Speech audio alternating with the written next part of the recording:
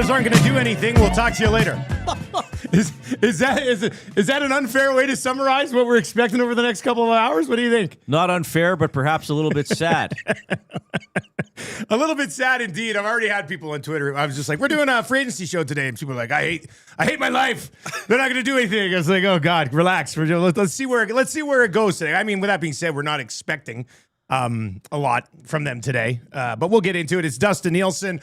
It is Reid Wilkins, who's on the tail end of a 21-hour split shift, and we've got Benny Thomson with us as well. He's going to be with us all day long, and we got some extensions, yes, because those were allowed to be announced.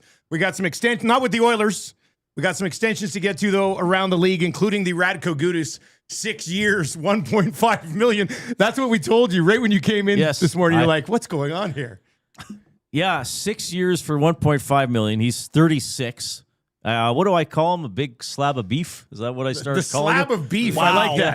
I like that. But I mean, he's an effective player. Like, I remember when he first started, was he with Anaheim? And you first kind of started to notice him.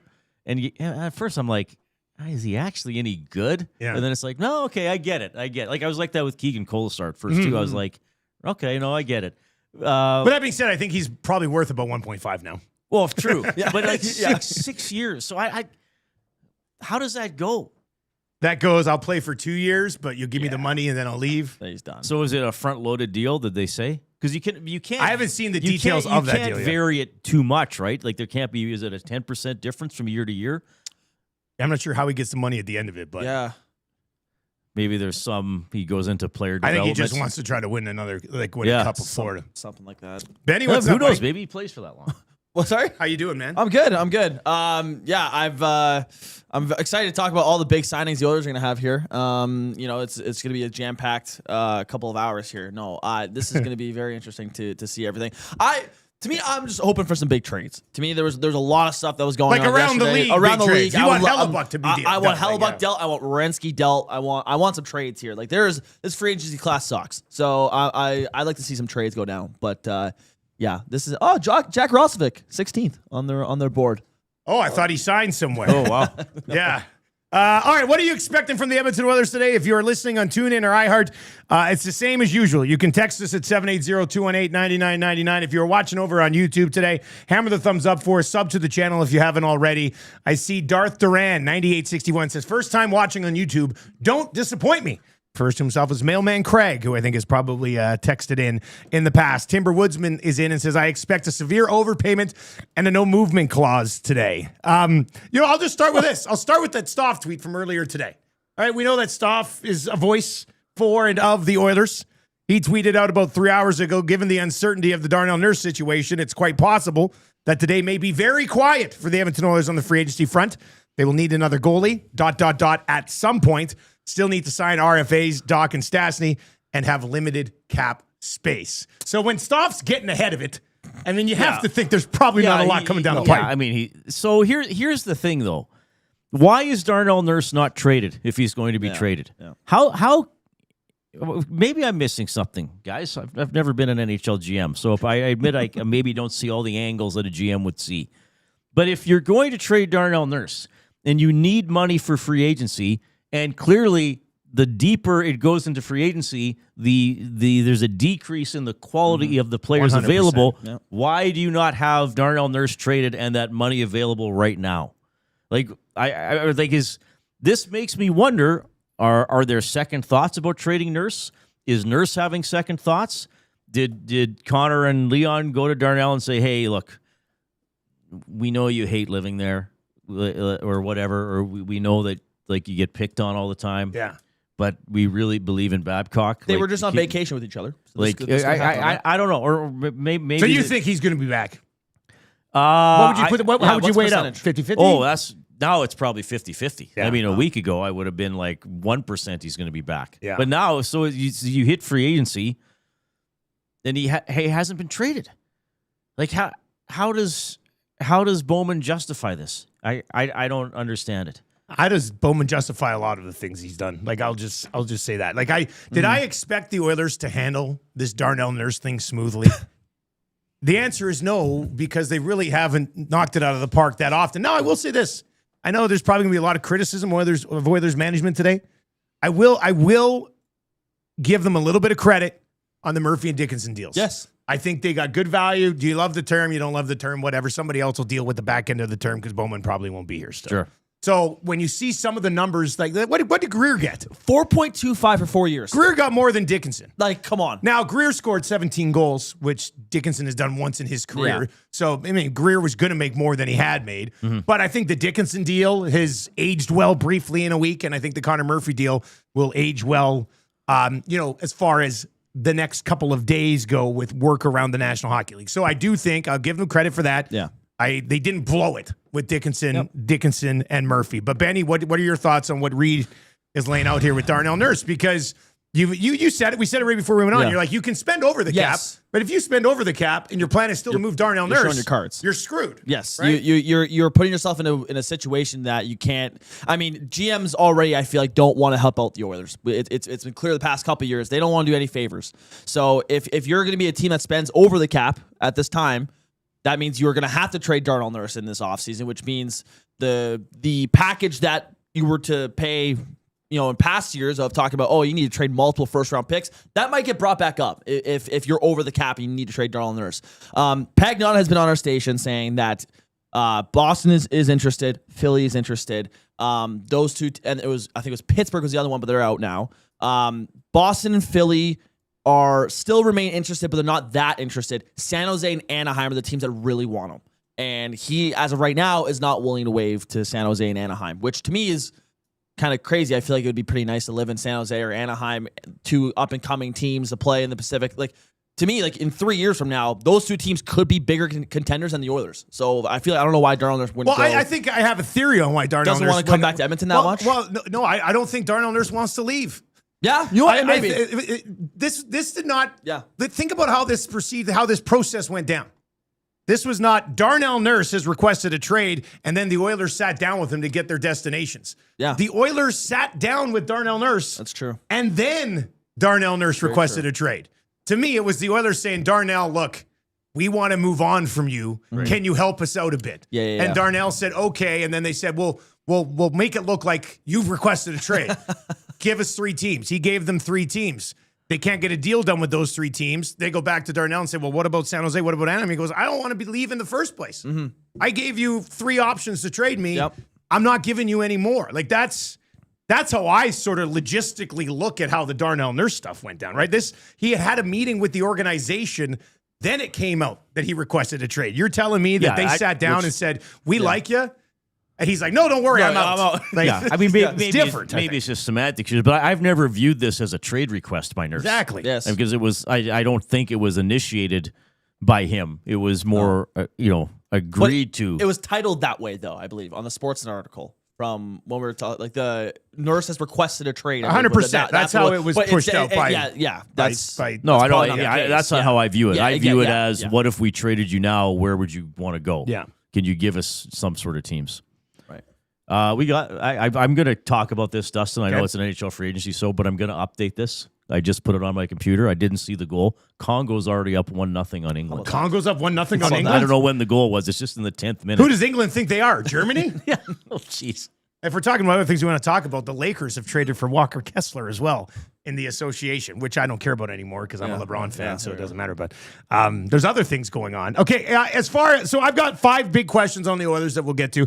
Of course, you can text us 780-218-9999. You can hit us up over on YouTube as well. Hammer the thumbs up if you would like to join us there. But a couple of extensions have already been done today. Let's hit on these. We mentioned briefly Gudas. Yep. Florida just gets him at $1.5 million for basically as long as he wants to keep playing. The Demidov one's very interesting. 8 years, $9.125. Having watched the Habs very closely this past year, he's a very exciting player. Reid your thoughts on them getting him locked in for 8 years at 9.1. Yeah, 62 points last season, 19 goals. Was part of a great playoff run. Like I was pretty impressed with him. He's got a decent shot. I mean, he can forecheck. That team was pretty resilient, and as we often talk about during the playoffs, like just part of a kind of that wave of a forward core. I thought when Montreal was playing well, you didn't know who was on the first or fourth line, so he was part of that. Montreal is going to be an interesting team to watch. and maybe bigger picture, I'll put Anaheim in this category as well, is now it's like, can they do it again? Like, it looks like they've taken a step. Maybe for Montreal, it's a little more, because they were in the playoffs the previous year too, right? Yes, first round exit to Washington. Right, they played Washington. So kind of got bullied by Washington a bit. Yeah, so like they're interesting to watch, right? Like, can they now take another step forward? Because now they're going to have the target on them a little bit, right?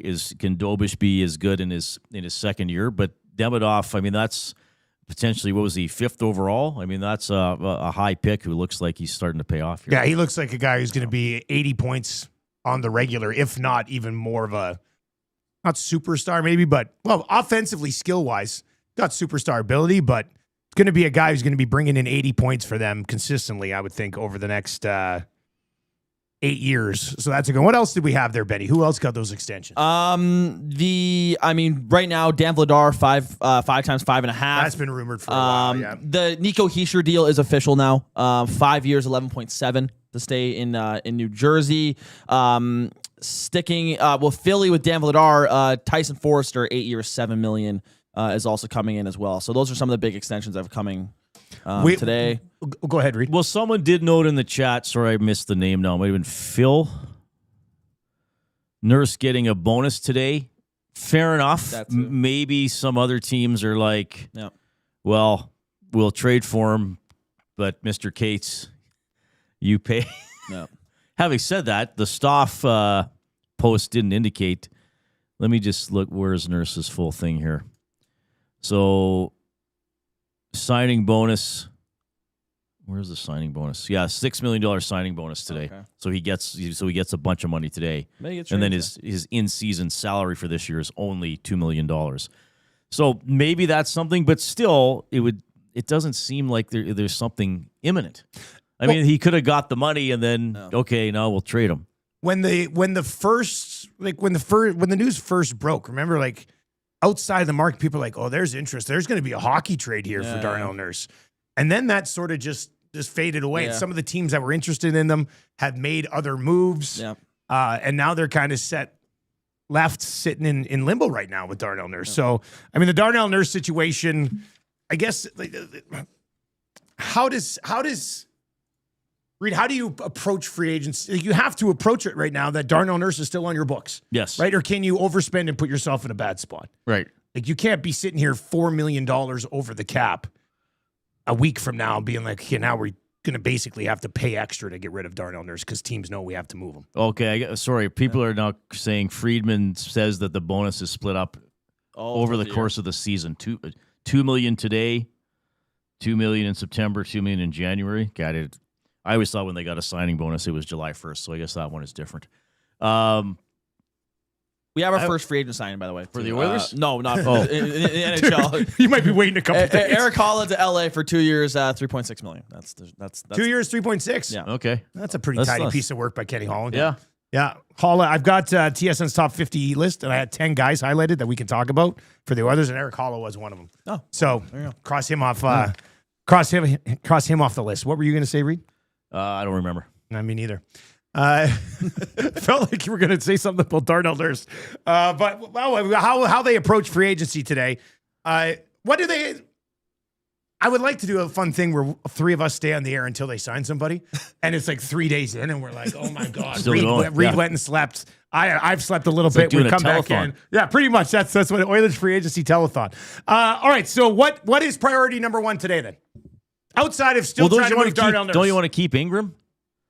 Okay, let's start there. Then. At this point, I mean, you need two goaltenders. Now, of course, we can debate the quality of the goaltenders, but you need two on the roster that can play in the NHL.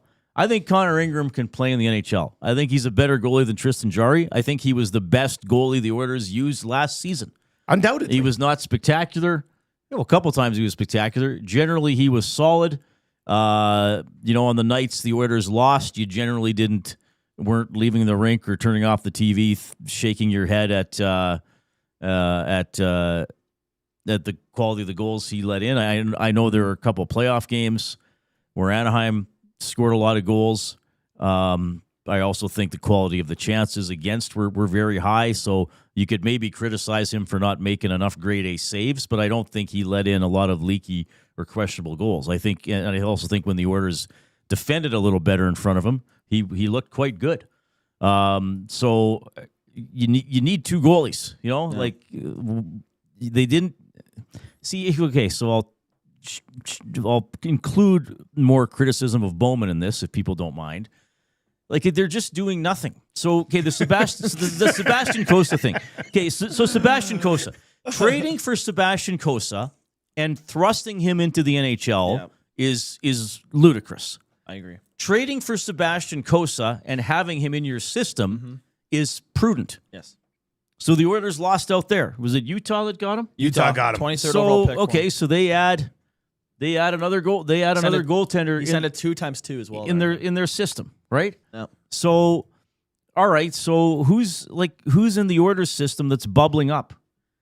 Okay, maybe Connor Unger. Maybe I'd still say that's a maybe. I mean, he was still in the ECHL a lot last year, so I don't think he's on the verge of jumping into the NHL. So, what goaltender are you getting? Now, maybe something's happening with Ingram. Maybe it's not going to happen today. Maybe it'll be announced later on. Yeah. But to me, that's still a priority because Tristan Jarry, I can't see him as a number one goaltender. If they believe Babcock's going to make him a number one goaltender because of how he plays, okay, good for them. That's going to require a lot of evidence to see that happen. So I think with the way Ingram played last year, with his attitude, I think with his, he seems like a hardworking guy that embraced the opportunity. I don't think there's anything there that would suggest he's going to drop dramatically off the map in terms of his ability. Yeah. And there was 1 year with was it Arizona still? I think it was Arizona. He played like 48 he played over 50 games in one season, yeah. All-star. Yeah. Spectre tweeted out earlier today that negotiations for the Oilers were not fruitful. Would have liked to remain in Oilers. Tells us the Oilers have settled elsewhere on a netminder. Who's it? About Connor Ingram. Yeah. Oh. So who are you getting? Is Bobrovsky coming here? I don't think so. I don't know. He's been rumored to Toronto like crazy. Elliot really thinks he's going to Toronto. Bobrovsky to Toronto, yeah. He said in his article last night that the Oilers showed interest, but he really believes that he's going to Toronto. That's what Elliot said last night. So, yeah, I clipped something from that Elliot article last night too on the Oilers. Just quickly on theirs. Go ahead, Benny. Yeah, and so I mean this whole I'm still curious if I understand that they need a goalie here, but I wonder if they bury Jarry in the minors or have no goalie and sign two guys that are afraid and stay for cheap. Who knows? Right, he's that unplayable. I understand. You probably want to run it back with him next year. But most of his salary is still on the cap. It'd still be about $4 million on the cap, right? Yeah, you'd free up about 1.125 or something like that for it. It depends. I mean, we'll see how they truly feel about him this offseason. To me, the whole Jarry thing is, if you're bringing Sebastian Cossa and you're going to thrust him into an NHL backup role right away, Tristan Jarry is a complete wild card. Yeah, you can't do that. You cannot bet on him to be a solid goalie next year. So if if the wheels fall off Tristan Jarry next year, you're going to trust a rookie to save the season for you? To me, I think it's ridiculous. I think Connor Ingram's their perfect safe option to me. He's not going to cost you a whole bunch. You saw what he was for you last year. If Jarry's not if Jarry was like he was last year, then you have Connor Ingram who's at least decent. That's to me, I think it's a safe option to go with What was the conversation like? If Specs, tweet is negotiations with the Oilers weren't fruitful. We said it on our show over the last little while. If you're Connor Ingram, why would you ever accept less than Tristan Jarry? You outplayed him last year. They came out and said he's our guy, and then you're going to sign for $3.5 million when Tristan Jarry, who you clearly proved to be better than behind the same team, is making twice as much. I almost want to be well done, Ingram. You didn't give in because they're horrible at managing your cap. Like he's saying, if I'm going to take less than Tristan Jarry, I'll play for another team. Yeah, I always sort of thought they would just sort of circle around and get something done with Ingram. Right. And then you run back Ingram and Jarry, because if you look at unrestricted free agent goalies, the guy with the best goals saved above expected is Stuart Skinner. Number 2 on the list is Connor Ingram. Right. And I was like, okay, well then bring back Connor Ingram because he's the best guy not named Stuart Skinner. Yep. And then after that, man, it's a drop off. There's the giant Tarasov who's 6'7". There's some older guys. There's Big Save Dave. I mean, what's the solution between the pipes? Bring back Cam. Talbot? Yeah. Bring him back. Why what's not? he now? Is he like 30? Is he 38? He's got to be up there. I like Talbot when he was here, actually.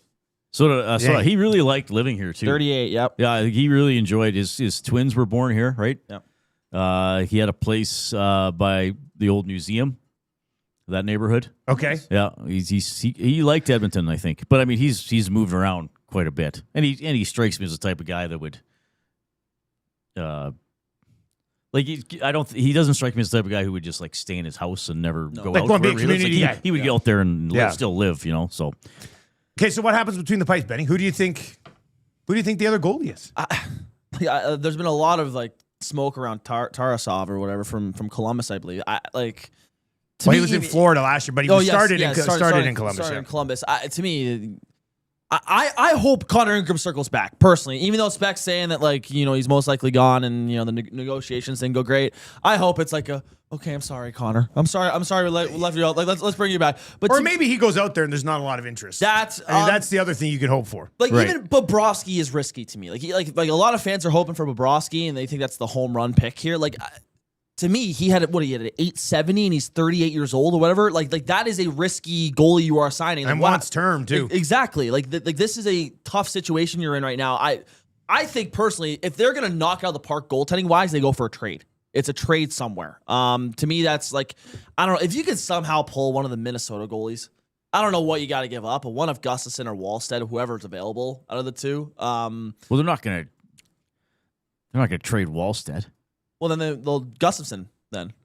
But Gustafson's been damn good as well. They've been trading. I mean, Wallstead played majority of the playoffs, but whoever's available between the two, I mean, that's a team that has two goalies that I imagine they'd probably want to trade one eventually.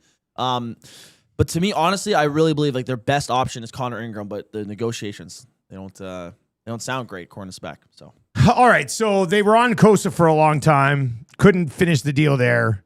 There has been some talk about Devin Levi in Buffalo, who's number 4 on the depth chart there, right? Because they've got 3 guys that they kept all year: Colton Ellis, UPL, and Lyon. Yeah. Right, we're all there, and they're going for Hellebuck. So. And they're certainly in the mix for Hellebuck. Yeah. Now, do they have to wait and see if? Well, I would assume UPL is moved in a Connor Hellebuck deal. Yeah, then they have Hellebuck and Lyon. I think Colton Ellis is a much better goaltender than Levi. That's the guy that I would be pushing for. Yeah. But Levi's a name that's been brought up. It was reported over the weekend that the Oilers were.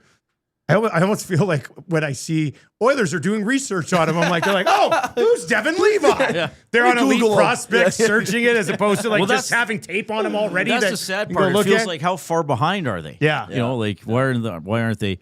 Okay, so Levi. Again, you're taking a swing. He's probably in the AHL. He not here. He would be on the Oilers. Yep, 100%. That's how they operate. They would do Jari, and they'd be like, Levi's the goalie of the future. Here's Levi's last 5 years or 4 years. He finished at Northeastern University, where he had insane numbers with Northeastern for 2 seasons. Played 7 games immediately for the Sabres, had a .905. Then the next year played 23 games for the Sabres. And you're thinking, oh, this is the guy. They're making him the guy. Right. Mm-hmm. Then the next year he was back. Well, part of that year he was in the American League. Yep. The next year he got 9 games with the Sabres, was an .872 and a .412 goals against average. And then was in the American League for 42 games last year and was in the American League all of this year. So to me, this seems like a guy who isn't necessarily trending in the right direction, at least in that organization. Yeah. So, I mean, he's 24, hasn't got there just yet. In the games he has played, he's played 40 of them. He's .329 and an .894 save percentage. This does not reek of guy who pushes Tristan Jarry, but that's just me. Okay, so the Canadians are going to trade Montembeault, are they not? They don't have to, because Fowler doesn't have to clear waivers yet. Okay. So they could run 3 goalies next year. That one is, they could still keep all 3 of those guys for now. And we talked about Montembeault with Noodles a couple weeks ago. Noodles actually really likes him. Okay. He goes, that would be a great get for the Oilers. He goes, but Montreal's not in a pressure point where they have to move him. Okay. Right? So, you know what ends up happening here, maybe, guys, is Jarry's the only goalie they really have up until teams have to start sneaking guys through before the season, and they waiver claim somebody. Oh, they take a third goalie that there's some teams trying to bury. That could Or be not it. bury, but like, That's interesting. but that's I such don't a know if that would huge surprise risk, me. Yeah. right? Like, Man. like Q Machine says, sign Pickard for another year. Are they going to be stuck doing that? I don't know if that's going to like. Is Calvin Pickard thrilled about coming? Like, I mean, he's a great attitude guy. Yeah. But is he maybe I don't know if thrilled he's about being thrilled. Oiler for another year? I don't know. Right. Yeah, I don't know. I don't think he was happy with how things went down last year. Like, in fact, I know he was. I know somebody who's a friend of his, and he was not happy with how things went down last year. So, but that being said, is there an NHL job somewhere else for Pickard? Or if the Oilers go, hey, man, we're not going to promise you you're going to be here all year, but I think you on the roster. I think if he gets signed, it's as a third goalie, which is originally why he was signed here. Yeah. And I mean, he kind of overachieved for what he was signed for. All right. You can text us anytime, 780-218-9999, 780-218-9999. We've had the goaltending conversation. Obviously, there's an ongoing Darnell Nurse conversation that we're not too sure how that sorts itself out. We'll get to some of your comments as well. The Ingram thing, though, I mean, of all the pieces to run it back with, you might want to run it back with the guy you started in net for the majority of your playoff games. Yeah. You know, that's a bit of a tough look. So here's the question I had. Here's one of the questions that I had for you. As of right now, and you have to include the coaching change in this conversation, because Reid and I were talking about it right before we went on the air today. You know, it does seem like Stan Bowman is a major believer of what Stan Bowman has built. Yes. Right? Yeah. And I'll have a whole rant on McDavid giving you all this cap space and you still haven't used it properly in a second. But as of right now, is this team better than the one that we saw last year? No. No. Well, because it's Unless more or you less believe exactly Babcock's the the same. man. Yeah. It's the Or same Dickinson's without gonna Roslovic score and without 20. Kapanen. Yeah, right now, no. Right? You're missing both of those guys. Not True. that you wanted them back, No. but like this is the same team, but minus those guys. And I think, And minus Ingram, who was your best goalie. yes. I mean, Jari at starting scares me. To me, what's nice about this though is that they've had a break now. They're gonna have an off season to rest and recover. They played a lot of hockey. I've been saying that. To me, I think a rested, hungry group will be better next year. That being said, roster on paper absolutely still is not is not as good. Spec was saying as well that Captain is still a possibility for the Oilers, that they are still talking. Like there could be a circle back around. So we'll see. If they bring back Kapanen, that's like the full roster. basically, Like they're basically running it back. If you bring back Kapanen, With a you're new running coach. back the forward group. think about that. Like we're coming away from this offseason, and the only thing that they're going like, yeah, we needed different was a coach. The coach was the difference. But that's what you said. That's what I wonder, if they're just patting themselves on the back. By they, I mean Bowman and whatever other people were involved in this decision are just being like, yeah, we look at the size of our stones. We did it. We brought Mike Babcock back to the NHL. You know, shame on these 65 coaching positions or whatever it was. That no other team had the for had 7 the years bravery. Babcock didn't. Yeah, didn't we get signed. we had the bravery to do it, and Connor and Leon are on board, and everything's fine. He's going to put us over the top. Yeah. I mean, That- he might make a difference, but Yeah. But that's what the perception is, right? Like when you haven't changed anything else, and when you come out at the end of the season and say, thought Frederick could have been used differently, and it makes me sound like, and this wouldn't surprise me, but Stan Bowman did a killer job on this roster last year. Yep. Kept Dickinson, kept Murphy, And it was the changed the coach, and that's it. clearly believes Trent Frederick is going to be an that actual guy NHL player. will be third line or higher all season because that's what Bowman's going to want. Wow. Like there's no way. Couple notes Okay. out of free agency. The details aren't out for Zuccarello, but he's going to Los Angeles. Los Angeles, Holla Yeah. and Zuccarello. Yeah. look at Holland go. I wonder what the Holland- number is on Zuccarello. Very curious. He's a to good see. player. I like Zuccarello. And then Mason Marchment, Marchment, okay. following his dad's footsteps, going to San Jose, 5 years, approximately $7 million AAV for Mason Marchment. 7 years, 5 years? 5 years, $7 million. Okay, so what he went Dallas, Seattle. He went Florida first. Florida. It was, Dallas. But since Dallas. Since Dallas, it was Seattle. And then he got traded during the season, didn't he? Right. To Columbus. Right. And now he's signing a long-term deal in San Jose. So, and then Elliot just had one more thing out there. It was small though. Don't mind it for San Jose, actually. No. Sam Ersson, in Ottawa. Yeah, 2 times 2.2. To Ottawa. Yeah. Okay. Ottawa's been looking for a goaltending. He was in some trade this offseason. I can't remember what it was off the top of my head, but he was in some deal. It was the Toronto deal for the goaltender, and then Toronto just And then Toronto flipped him. Right. So Marchment, big body, kind of what they don't have with that group in San Jose. Yeah. Like he's 6'4". His last 3 years, 22 goals, and had 19 goals this year between Seattle and Columbus. So they're getting a big body who scores 20 goals. I've kind of liked nice him. complimentary Bit of an piece. agitator too. Playing with like Misa Yep. or something, on an eventual second line that settles in nicely behind Celebrini and what they've got going on over there.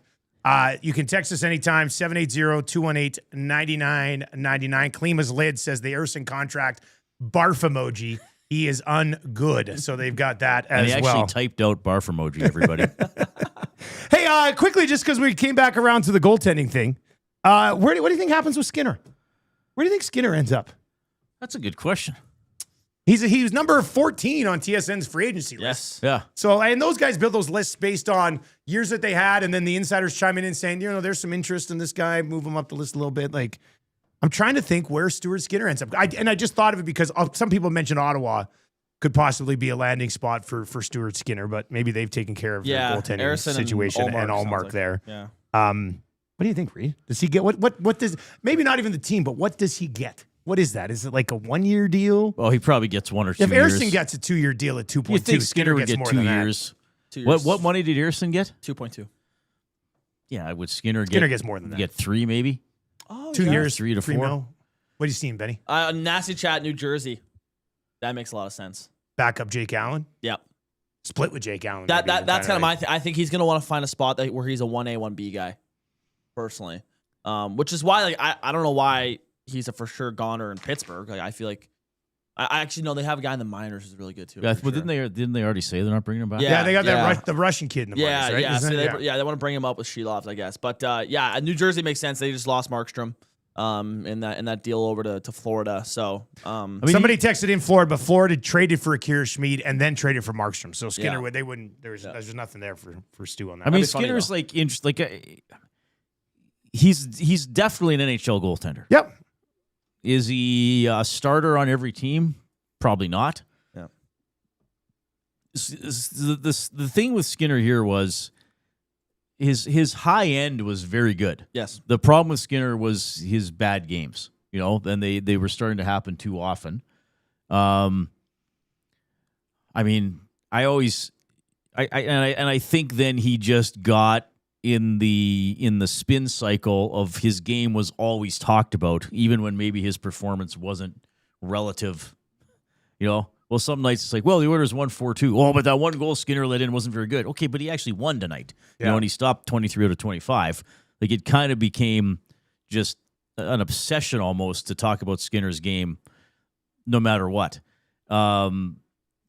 And I always think, it's like, well, if Skinner's not the goalie, they would have won the cup in 24.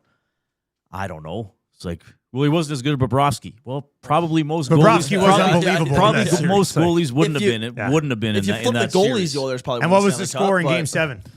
You won 2-1. How many goals did they score? But the game winner wasn't that great. It wasn't a great goal, but they also didn't do anything. You got the two best Yeah. offensive players on the planet who couldn't do anything. Yep. So, I mean, there's a lot of blame to go around. I mean, I for think reasons Skinner they will. win the cup. I think he'll play in the NHL for several more seasons. I mean, Yeah. But yeah, New Jersey's an interesting one. Elliot said last night in his article that if Hellebuck is traded out of Winnipeg, that Winnipeg would be very interested in Skinner. And Skinner as well. But you would think there would be a goalie coming back You would think in a trade. So it'd be a UPL Comrie's a UFA too. Comrie is UFA. Yeah. Yeah. So I'm curious. Peg said that the trade for Hellebuck was to Buffalo was for UPL, Jack Quinn, a first round pick and another prospect, and the Buffalo GM nixed it. And they were about to do it, and he said no. We're going to back out of this one. Yeah, which is crazy to me because what's the prospect? Hellenius, Constant Hellenius. Yeah, I think so. He's a pretty good prospect too. Yeah. This one's out there. 3 years, 3.25 AAV. Jaden Schwartz to Colorado. Oh, interesting. So Colorado getting their hands on Jaden Schwartz. I'd like to take just a second here. I mean, we've got like 350 people watching on YouTube, a bunch more listening on iHeart and TuneIn. And I do just want to say, good on you, Oilers fans, like for still chiming in here today, knowing that your team, despite your captain saying, I don't need a raise, spend this money wisely, had their media guy come out before the day today and say, don't expect them to do anything. Yeah. They're kind of up against it. And Darnell Nurse is holding them ransom. And Darnell, listen, you gave Darnell a no movement clause. None of your current issues are on Darnell Nurse. I'm sorry, that's just not the case. But if Connor McDavid doesn't give them a discount, they can't even run back what they have right now. And you still have put yourself in a spot where you've got all these teams that are already better than you, having money to properly spend. And you've also put yourself in a spot where your own fan base is, maybe it's good they don't have money on July 1st because they suck at spending it.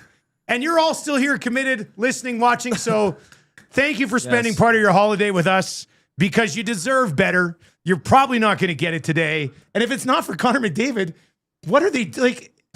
Connor saved them.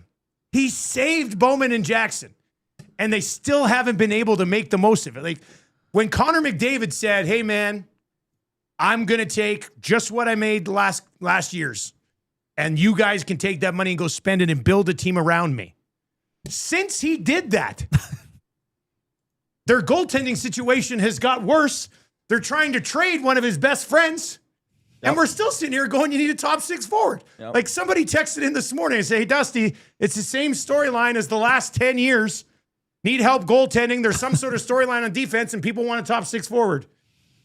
How are we still saying the same stuff and these guys are still allowed to do this job?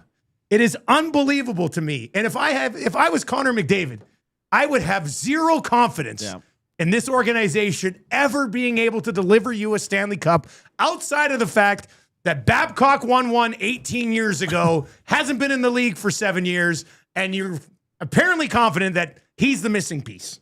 That's what they're saying. Yep. They're saying that he's the missing piece, that Babcock was the missing piece, that the rest of the roster is just fine. And now this was a roster that last year I thought was going to go to a conference finals. Yep. And yes, they were banged up, but Benny, you did all those post-game shows. Reid, you were at all the games. You did all the post-game shows. It wasn't just injuries that cost them that series, right, guys? No.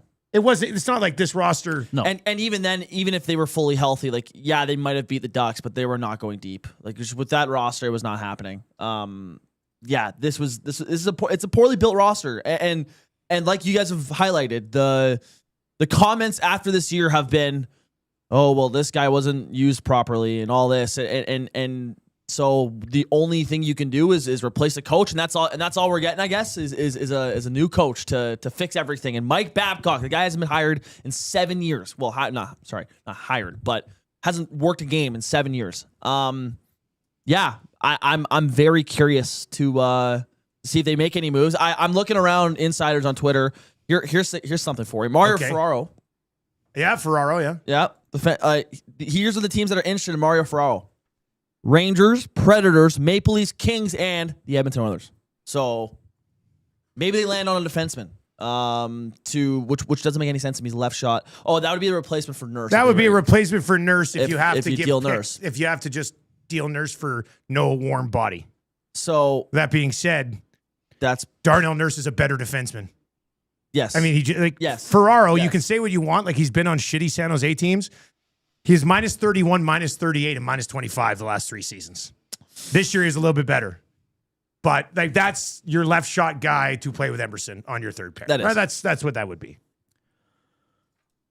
All right, so let's look at it. The Oilers, if were not a horrible team last season, they were a frustrating team, an inconsistent team. They won 41 games, so they won exactly half their games. they finished with, what was it, 93 points. Yeah. So here's the question. If you like you asked this, I'll ask it in a different way. I guess you have to ask yourself, I think I know what the listeners are going to say, but I guess the Oilers management thinks it's different. If you bring back the same team, more or less, how many points in the standings do you believe Mike Babcock is worth? Like, if you get 100 points in the NHL, even with the OT loss, you've got a pretty decent team. You've got a pretty decent team. You know, like when they got back into the playoffs in 2017, I think they got to 103. You know, I think they were 7th or 8th overall. You know, like that was pretty good. Like, you could at least say, okay, they're on the fringe of a top contender. So now I don't believe it, but it seems like I'll ask people this: how many points in the standings is Mike Babcock worth with the same roster? Okay, because I'll frame it to you this way, just for argument's sake. Okay, because a lot of people listening would have criticized Knobloch as well as I did with some things. So if it's the same roster and a new coach, for those of you who didn't like Knobloch, how much is Babcock going to make the team better? Because you must think Babcock's going to make the team better if you didn't like what Knobloch did. Mm-hmm. So if he elevates them, how much does he elevate them? Will he put in a better penalty kill? I don't know. Will they actually check better? I don't know. But I'm kind of saying this for argument's sake because I'm not that optimistic about the upcoming season. Mm-hmm. But if you want to put a numerical value on it, what do you actually think it could be? So they had 93 points. And I guess I'm asking this because we heard a lot of people, as much as Bowman is getting blasted today, and in a lot of cases fairly so, but we also, like Knobloch was, there. We had some people over the last couple years, like even when they were going to the Cup final, who didn't think he was a great coach, who didn't like his demeanor, who didn't think that he hit well enough. Mm-hmm. My criticism was often sort of the tactical approach. He seemed to be big on the psychology side of it and the confidence that I'll just keep moving guys around until they feel good. And then the shots Connor and Leon sort of took either intentionally or unintentionally about the quality of his coaching, or we're banging our head against the wall. Right. So if you actually believe, especially for the Knobloch detractors, if you actually believe Babcock is a better coach, even if you don't think he's a great coach, how much will that make a difference in the standings? Like if they go, it's a great question. If they go from 93 to 100 points, is that it's like, oh well, they actually did okay. Well, if you go from 93 to 100 points, you're still not a top tier team. I don't know. It's a really good question. Yep. But I'll also say I don't have an answer to it because he hasn't coached in 7 years. Like if he had it worse. If he had a track record over the last couple of years coming from another team, I'd be like, okay, well, look what he did there. I mean, he hasn't coached since 2019. Yeah. So I have a hard time answering that question. And then I also look at Knobloch prior to this year when they had 93 points. Coached a team to 104 points and 101 point seasons. So to me, if Knobloch is capable of doing that, was more of this season on roster construction. And if it was on roster construction and they're bringing back the same team, I'm not sure I can say Mike Babcock would be worth more points because I haven't seen him coach in 7 years. It's a really fair question. I know what you're asking. And I'm sure some people might have answers. Like I see Penner's Pancakes in the chat, I think said 8 to 10 points. Yeah. Ice256 says Babcock will get 15 more points just because he will use timeouts. There are those types of things. That's a funny one. Clean was lit if the PK improves. How many goals against could you save? Yeah, but I don't know. I don't know what the answer is because I haven't seen him coach in 7 years. Yeah. What do you think, Benny? He could be responsible for 10 more points, but he could also be responsible for 10 less points. To me, this can go either way. He's a polarizing coach, but the top guys chose him, and it's all going to be dependent on if the PK improves. If Stan Bowman is so hung up on the fact that Trent Frederick wasn't treated properly, wasn't given the proper role, okay, well, Babcock gave him the proper role, and if so, Does he become a productive bottom sixer for you? How does Matt Savoy progress? How does Ike Howard make it an impact next year? How is Tristan Jarry next year? Like all these things are all, to me, bigger issues than what Babcock is be able to do. I feel like we talked about this all summer. The Chris Knobloch, yeah, you can have your criticism for him, whatever. If you want to replace him, okay, fine. But the biggest issue is this roster construction. So Babcock could be the reason why they get 10 more points. Sure. Maybe he utilizes the guys better. Maybe he uses his depth players better.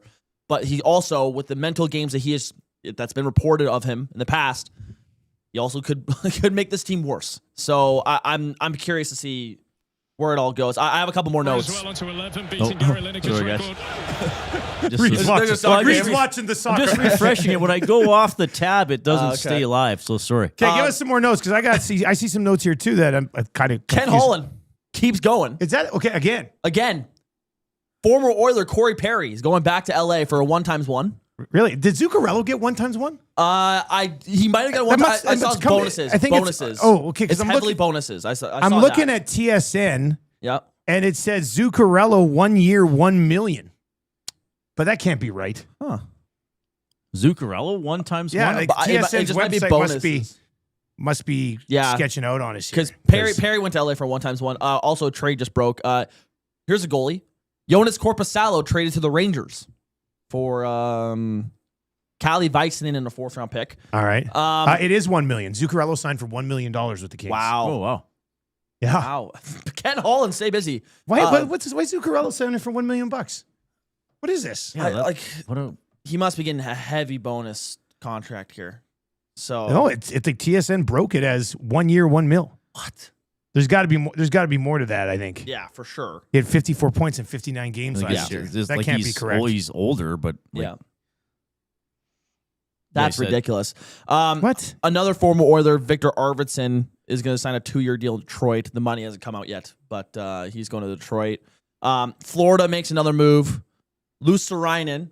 Oh, I saw that one. Yeah. 8 years, $5 million. Ian Cole going to Chicago, 1 year, $4.75 million. Ryan Lommer just signed in Columbus, 2 years, 1.3. So that's about everything I've seen over the past couple, 5 minutes-ish. So the Oilers have done nothing today, as we sort of expected. Kenny Holland's done a lot. I don't know if I describe him as cooking, but he's busy. He's busy. Yep. Like he's in the kitchen. He's doing something. And we'll see how that continues to sort itself out. So yeah, there will be bonuses, but the cap hit on Zuccarello is just $1 million, and he's a point per game guy last year. So that's ridiculous. I mean, in the division, San Jose has gotten better. They still need some stuff on the blue line. Mm-hmm. I think the Kings are different, maybe better, but they've been busy. Oh, no, your computer's making What was that? What was that? What was that? That definitely was not mine. That had to have been an ad on tsn.ca. Oh, okay. It must have been it. All right, so the Oilers keep their powder dry for now, and we'll see how it looks. Okay, how about this? So this is the TSN Top 50 list, and we've talked about some of these guys already. Some of them are already off the list. The day started with Bobrovsky, Trouba, Carlson. They're all still out there. Anders Lee still out there. Mason Marchment was number 5 on the list. He's gone to San Jose. Solid pickup. Mantha's still out there. Lawton's still out there. Bunting's still out there. Zuccarello was number 9 on the list, and he is signed with the Kings. Mario Ferraro, apparently the others are like 1 or 5 or 6 teams that are interested in him. Klingberg. Who'd you say? Where'd Arvidsson go? Arvidsson to Detroit. Okay, Arvidsson went to Detroit. He's coming off a 25-goal campaign. Stuart Skinner, 13th on their list. Nothing on Skinner yet. Schwartz was 14th on the list. He signed in Colorado. Rasmus Anderson got done in Vegas, right? So he's off the list. The next up on the list, and let's start here, was one of the guys that I highlighted just from a conversation piece. What do you think happens with Roslovic? Former Edmonton Oiler. Had a goal scoring wise, had a productive season with the Oilers. Never seemed like they were really remotely interested in keeping him around. I think that's probably one of the reasons that nobody really wanted him at the price he was asking for last offseason. Right. So what do you think happens with Roslovic? Well, he's not coming back. He's an interesting player. He scores, which is really hard to do and really important. He's one of those players, if he doesn't score, you don't notice him in the game. Now, when he scores it, I mean, goals are very important. But in the non-goal games, it was there's not really noticeable there, in the playoffs to me. I think he probably winds up with another mediocre team that needs a sniper. Mm-hmm. You know, is he the player that puts a team close to the cup over the top? I don't think so. If he has a strong playoff, I can see there being a spot here for him, right? Yeah. Then they're not sitting here going they need a top 6 forward. They got this tweener in Rosovic who had what did he finish with this year? Just shy of 20? I think he got to 19. 19, yeah, he got just shy of 20. It's pretty good. And if he has a good playoff, then you're like, okay, fits in, serves a purpose. Let's do it. What do you think happens with Rosovic, Benny? I think he goes to a team that lacks depth scoring. I could totally see him going back to where he started his career, I believe, in Winnipeg.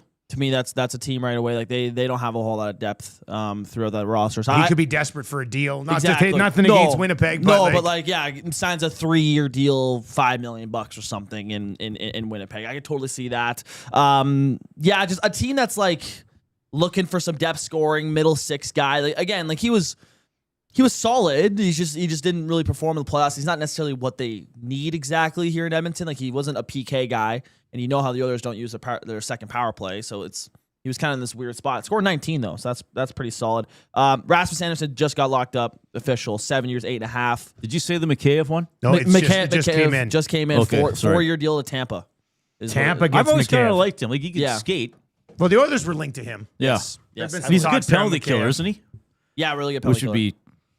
I mean, He was an interesting one because he was in Vancouver and they paid to get rid of him. Mm-hmm. Like they gave up him, Sam Lafferty, and a second for a 4th. oh yeah, that's So right. like they were like, we're done with him. Kind of figured things out a little bit in Chicago. And now, do we know what it was 4 years? Do we know how much? I haven't seen the number yet. That was one guy that he was actually the very next guy on this list that I had that we were going to talk about. Because Mikheyev had been linked to the Oilers a little bit. He was number 22 on this free agency list. Had 18 goals last year. Did he have 20 the year before? He might have banged out 20 the year before. It was close to it if it wasn't. Anyway, so he's off the board to Tampa. Here's a guy that I said on our show on Tuesday, I think, that I've got a little free agency crush on this guy. Who? Eli Tolvanen. Yeah. Oh, yeah. Now, I'm biased from a Finnish perspective. I love Finnish hockey players, but he was a guy who I remember I was being criticized on Twitter, and deservedly so. I mean, when I screw up, I'll own it. But when Seattle got him, I was like, he's had 5 years in Nashville, and he's proven nothing. I just don't think this is a good deal. But then he goes to Seattle, and I know some people back then were like, the Oilers got to take a chance on Tolvanen in Nashville, and that's when I was just like, I don't agree. And then Oilers Twitter they'll hop all over you. But he goes to Seattle, 16 goals, 23 goals. This last year, he had 36 points, 12 goals in 78 games. What did Jaden Schwartz get? Jaden Schwartz got like 3.25 or something like that? Yeah. Like, you don't think Tolvanen could probably come in around that number? Something around there. I'd imagine. They do it. Like, the Oilers do have a little bit of cap space to spend today. Right? They have $7 million. Yeah, $1 million of that each will go to Stastny and yeah. Doc, and they want those because they got like $5 million. Yeah. Right. You could give Tolvanen $3.5 million. That's your forward. Yep. Then you have $1.5 million left to spend on a goalie, and then whatever you get cap space wise or player return wise in a Darnell Nurse trade. So, any thoughts on Tolvanen? I like Tolvanen. Yeah, I think he's a decent player for sure. I think a good team will sign Tolvanen today. Yeah. Yeah. I think we're halftime. Congo's still leading England 1-0. I actually have not been watching a lot of it because of this. My stream's not keeping up. Congo upsetting England would be. That'd be a pretty big upset. That would be. I don't know what the number was on England as a like favorite. how many? Imagine if it got to like the no European teams made the semis. Well, that'd be nuts. But I mean, France is looking pretty good. Germany's out, right? Canada eventually has to go through France, right? Like if Canada beats Morocco, they play the winner of France and whoever. Paraguay? Yeah. Is that who it is? Yeah. Right.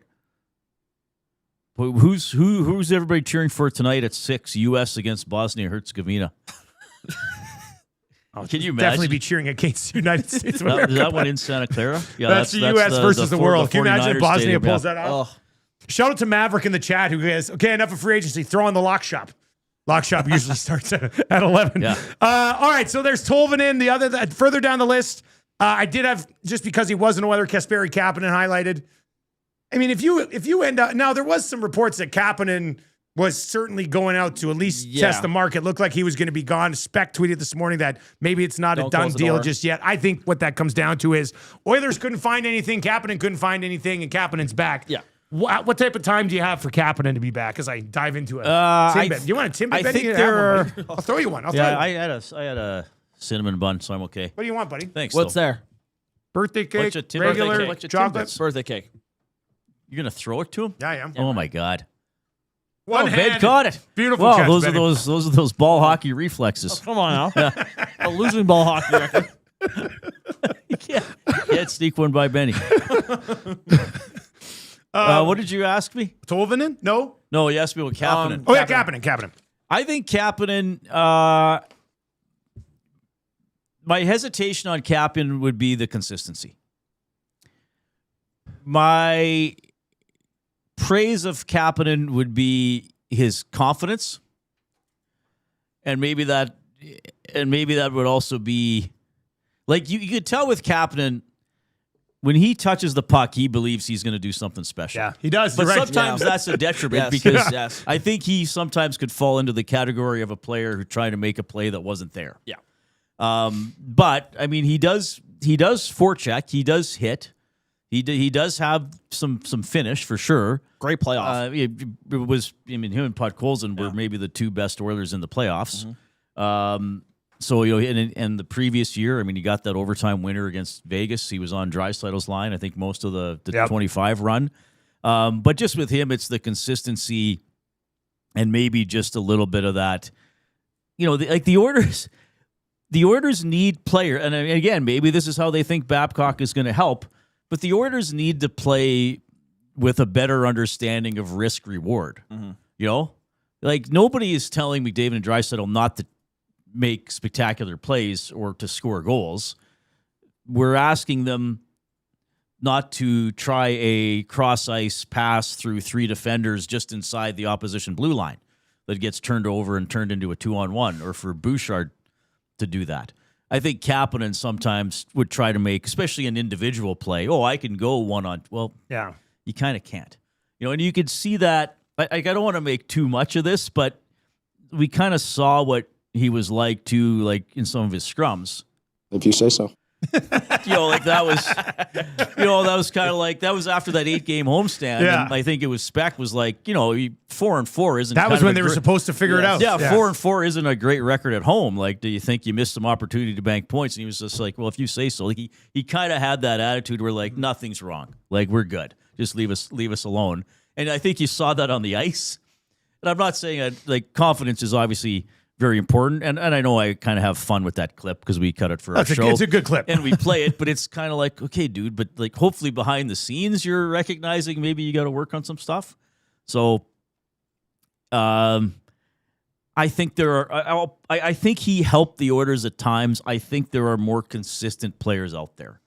If he's back, I don't think it's like a huge detriment. But then we're asking ourselves, okay, well, how did you actually get better? And then we're asking ourselves, okay, is Babcock going to make him that much better along with everybody else? He played for Babcock and had his best season with Babcock. That's right. He did have his best season with Babcock. Now, he was younger then. Yes. But he has experience with Babcock. Benny, thoughts on Kapanen?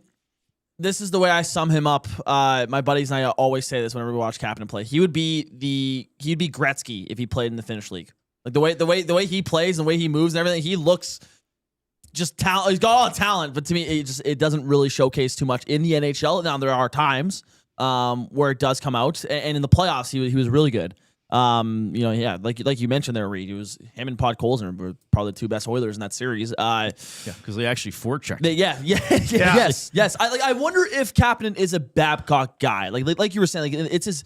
That was his best year in the NHL is with Babcock. The way I think Babcock would want to coach, that's the type of guy that Kapanen would, thrive with.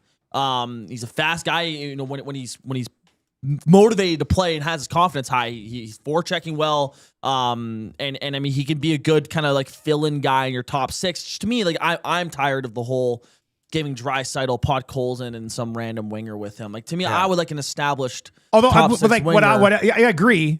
But I liked Kapanen best when he was with Leon. 100%. That was by far when he was best. That's when he was at his best, was when he was 100%. playing with Leon Draisaitl, right? So yeah.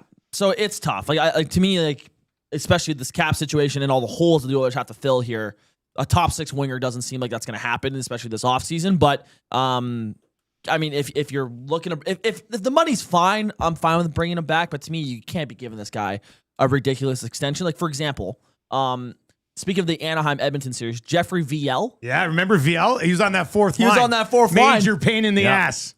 That got him a 5-year deal in Tampa for $2.5 million AAV. Oh, 2.5. Wow, That's not much. But But 5 years. 5 years. No one knew who he was. But still. Who does he think he is? Radko Gudas? Yeah.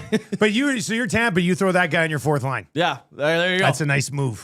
Right. And again, that's another thing the Oilers are missing.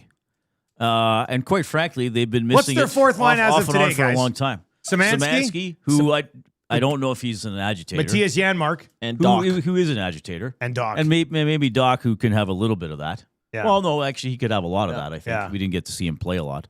Did he? No, he didn't play in the playoffs at all. Did he, He play did. one? Did he play one He game? got a I game? think he got a game. Let me check. I think play he got one I game? think he got one game in the playoffs. Yeah. But he was hindered as well, right? Yeah, he was dealing with something. I mean, he played I think 2 games here, and then no, he played 5 games. He in played playoffs. that He was in many every games? game? He was in every game but one. Oh, it wasn't as noticeable as I remember. Roslovic That. to the Leafs, people are saying, is this true? Or sometimes people troll us in there with false things, but There's a lot of them, so I'd say it's true. That's right. Mike Benning to Calgary, is that the younger Benning? Or no, he's younger than Matt. What's Yeah. the woe? I thought Mike Benning was an RFA. Did they not qualify? That's in the Florida? I think that's no, the, he- I that's think- the I think- local family, right? I'm Yes. pretty sure he was one of the guys who didn't get qualified. Oh, interesting. Oh, I think. okay. I think. I saw- he was I saw- on that list. I saw him Elliot last says, weekend. Elliot says Roslovic to Toronto, Yeah. but working on terms. So we'll keep an eye on that. All right, so Roslovic's going to find a spot with Chaika in Toronto. Okay, so here's another thing about the Oilers, right? They for a lot of the last 20 years, more often than not, they've lacked, jam, competitiveness, truculence, if you want to use the Brian Burke term. Yeah. I mean, they've had it at times. Let me throw this out there. Has it been a problem for the Oilers? Is that their skilled players have also had to be the gritty players, which there isn't anything wrong with that. But sometimes don't you need it taken off Leon's plate? So Perry had it for a couple years, but Perry also became one of their best offensive players. You know, He did. so how often and people will tell me if I'm missing somebody over the years because my memory fades from watching so many games, or from years and years ago. But how often have the Oilers had a fourth line where it's like, oh my God, that line shifted. They played 7 minutes, but they shifted the momentum of the game. When was that? Those guys. Somebody are give us that answer. This is why I call the Golden Knights the miserable bastards. Like Kolasar's a good, and I think didn't he get We scratched just in saw the cup? Anaheim do that. Like Kolasar, yeah. I mean, he's not the perfect player. I always talk about him, but yes, we saw Anaheim do that. And those guys actually wound up scoring a couple goals, didn't they? VL, who was the other guy that was annoying? They had another really pesky guy on that line. On Vegas? On Anaheim in the first round. It was Ian Moore, VL, and Washi. Tim Washi. Tim Washi. It was Right. Washy. Right. So, and then this goes to a larger criticism I've had of the way the Oilers sign and bring in players. Like, do they actually sit down and talk to the guy and get a sense of his competitiveness, his intelligence, his communication? Like, I'm a believer too that it's, of course, you have to look at a player's talent on the ice. That sort of trumps everything. But what does this guy like to talk to? Like, can he communicate his thoughts? Is he clear? Is he confident? Like, is he the type of guy you could trust on the bench to say, "Hey, Dustin, you got to get that puck 5 feet deeper. Then I can help you forecheck." Like, can a guy communicate on the bench as opposed to be like, "Hey, I don't know what happened on this." You know what I mean? Like, all these little things like this. Like, did they have these guys with that spark? Like, why has Vegas been good? Because they have that spark. Yeah. When Vegas has good teams, this is why I started calling them the miserable bastards 3 or 4 years ago, and they kind of got back to that level. Yes, Mark Stone can do it, but it's the whole other lines teams. can do it too. Yeah, the third, fourth lines can go out there and grind and agitate, and then Mark Stone's coming off the ice, and the Kolasars of the world go like, "Hey, I just body checked you and cross checked you. Now Stone's going to come on the ice and do that and same. score. Yeah. You know? Yeah, exactly. Right. You know, like the follow-ups there. Yeah, whereas like because I feel like now Leon is, if you look at everything that Leon has in his skill set, did not have a good season by his standards because he didn't play with that edge. Yes. But sometimes it's like, well, Leon has gone through 2-month stretches in seasons where he's been the best Oiler and the most aggressive Oiler. Like he's cross-checking guys. like we didn't see that edge from him. So again, I guess Babcock's supposed to bring that out. But how often have the Oilers have had it? And they probably have had it. People will tell me what they think. But how often have the Oilers had guys who can play the agitator, take on the physical load, play with aggression, so that wears down the team for McDavid and Draisaitl, or the puck is already in the other team's end, and Leon and Connor don't have to always get it there themselves. Sustained offensive zone pressure from lines not featuring Leon and Connor is very rare. Yep. I mean, that's very rare. Like Kane brought that, but he was also a primary usually offensive with player those for his guys, first like year and a half or Cassian so. Yeah, was a guy that popped in my head when you mentioned that, like Cass, but there wasn't. he had some of that. Who was the fourth line in 2017? Everybody loved that team. Cassian was out there banging around. Letestu was he higher up in the lineup? Your buddy Letestu got it. There's news like with him job. too. Yeah, Yes, that's good. yes. Good for him. Congratulations. He's going to the Golden Knights Yes. as an assistant. He's now a bastard. Yes, he is. You gotta text him that, That's a great. I'm happy for him. Yeah. I mean, only 1 year as a head coach, and he was an assistant in the AHL for several years. Yeah. Just 1 year as an AHL head coach. Colorado went to the Western Conference Final, lost, I believe, to the Chicago Wolves in 7 games, and now he jumps onto an NHL. He'll be an NHL head coach. I'm just going to make the prediction now. When the Oilers fire Babcock, Letestu gets interviewed. Yeah. That's my prediction. Yeah. Well, if it's in 2 or 3 years, exactly. 100%. Yeah. Roslovic? Yeah, Roslovic, 2 years, $4 million. The money came in $4 million per. $4 million per. Okay. And then Arvidsson's money came in $5 million per year. Okay. On And Mikheyev's less than 4. And Mikheyev is, I guess so. Mikheyev came in at 3.85, I think. Wow. But you know where he's going? He's going to Tampa. Where so- there's more take home for him there than a guy making 5 or 4 somewhere else. So they get Mikheyev on a little bit of a better deal, I think, than many people were expecting. I saw people in the chat saying they thought Mikheyev might come in around 5, and Florida gets him for less than 4. All right, who else did I have on this list? We've worked our way down. Mikheyev, Kapanen, Haula, he's already signed. Oliver Bjorkstrand. What do we think about Bjorkstrand for a team that's like not going to be able to? They want a top 6 forward. They're not going to be able to afford a legitimate top 6 forward. But Bjorkstrand's a guy who's got a little bit of skill. I think he could be a guy who complements people offensively, which is really all they're looking for. They're not going to need anybody to drive anything offensively, I don't think. Bjorkstrand, Yeah, he's okay. Career high, 59 points. 5 20-goal seasons in his career, but he's But it's 31 been now. a while. Yeah. Had 21 2 years ago. Oh, And yeah, then that's right. The year he was traded, yeah. just didn't have a great year this year in Tampa. But prior to that, and the 1 year he didn't score 20 in Columbus, he only played 56 games. That was a short year. He buried 18, so that would have been like a 25-goal pace. So he's a 20-goal guy. Yeah. Outside of this year he had 12. Prior to that, he basically scored 20 or at a 20-goal pace for 7 straight years. When I'm looking at some of the money that's being tossed around out there, I mean, this guy seems like he'll come in somewhere between like 3.25 and 4.5 Right. type of thing. To me, this is Jack Roslovic 2.0. Yeah, that's not a bad comparison. Like it's a similar guy. You're hoping for When 20 he goals. scores, he scores. When Yeah. he doesn't, you don't see, Yeah. you don't notice much. Because I don't know if he's a PK guy either. Like that to me is the biggest thing is like Reid's You want bringing up. somebody to kill penalties? Yeah, like if you're going to be a bottom 6 player on this team, I think it's just been clear. And Stuart Skinner to the Winnipeg Jets, according to Dreger. look at that. 2 years, 3.75 per year. Skinner. One more time. What was the money? 2 years, 3.75 per season. That would make sense. Sorry So- for interrupting So he'll you. I back, just- he'll back up It's okay. Hellebuck. So he will back for up now. Hellebuck for now. Yeah. And if they trade Hellebuck and bring back UPL, you're running UPL and Skinner as your 2 goaltenders. And I think between the two of them, they'd make about as much as Hellebuck makes right now. So Huss and the guys are going to deal with with Skinner. I have to send him the Skinner's a Winner song. yes, You know? yes. There you So, go. well, good for Stu. So he gets a call. I know some people yesterday were like, Dustin, you realize Stu's going to be in the KHL after this, but he gets 2 years in Winnipeg. at 3 points. Sorry, what was it again? 3.75. 3.75. All right, so Stuart Skinner off the board as well. And a lot of these guys are getting eaten up pretty quickly, boys. And the Edmonton Oilers, as predicted by the Prophet Stoff, quiet day so far. Yep. You can't say I'm surprised. Yep. Were we overrating this, Reid, by saying that this was the most important offseason in Connor McDavid history? Or is it? I don't know. I think they're all important. I guess they get more important. Like everyone gets a little more he gets older and they haven't won a Stanley He's a Cup, year away right? from deciding whether he's going to stay or go, right? Like that's when that conversation starts. Like if they finish out of the not out of the playoffs, they're going to be a playoff team. But if they get knocked out, what? Come on, man. You can't. I can't be sure they're a playoff. I don't think team. Mike Babcock leads them to the playoffs. Mike Babcock can do anything. Mike Babcock doesn't miss the playoffs. He doesn't. Okay, so let's.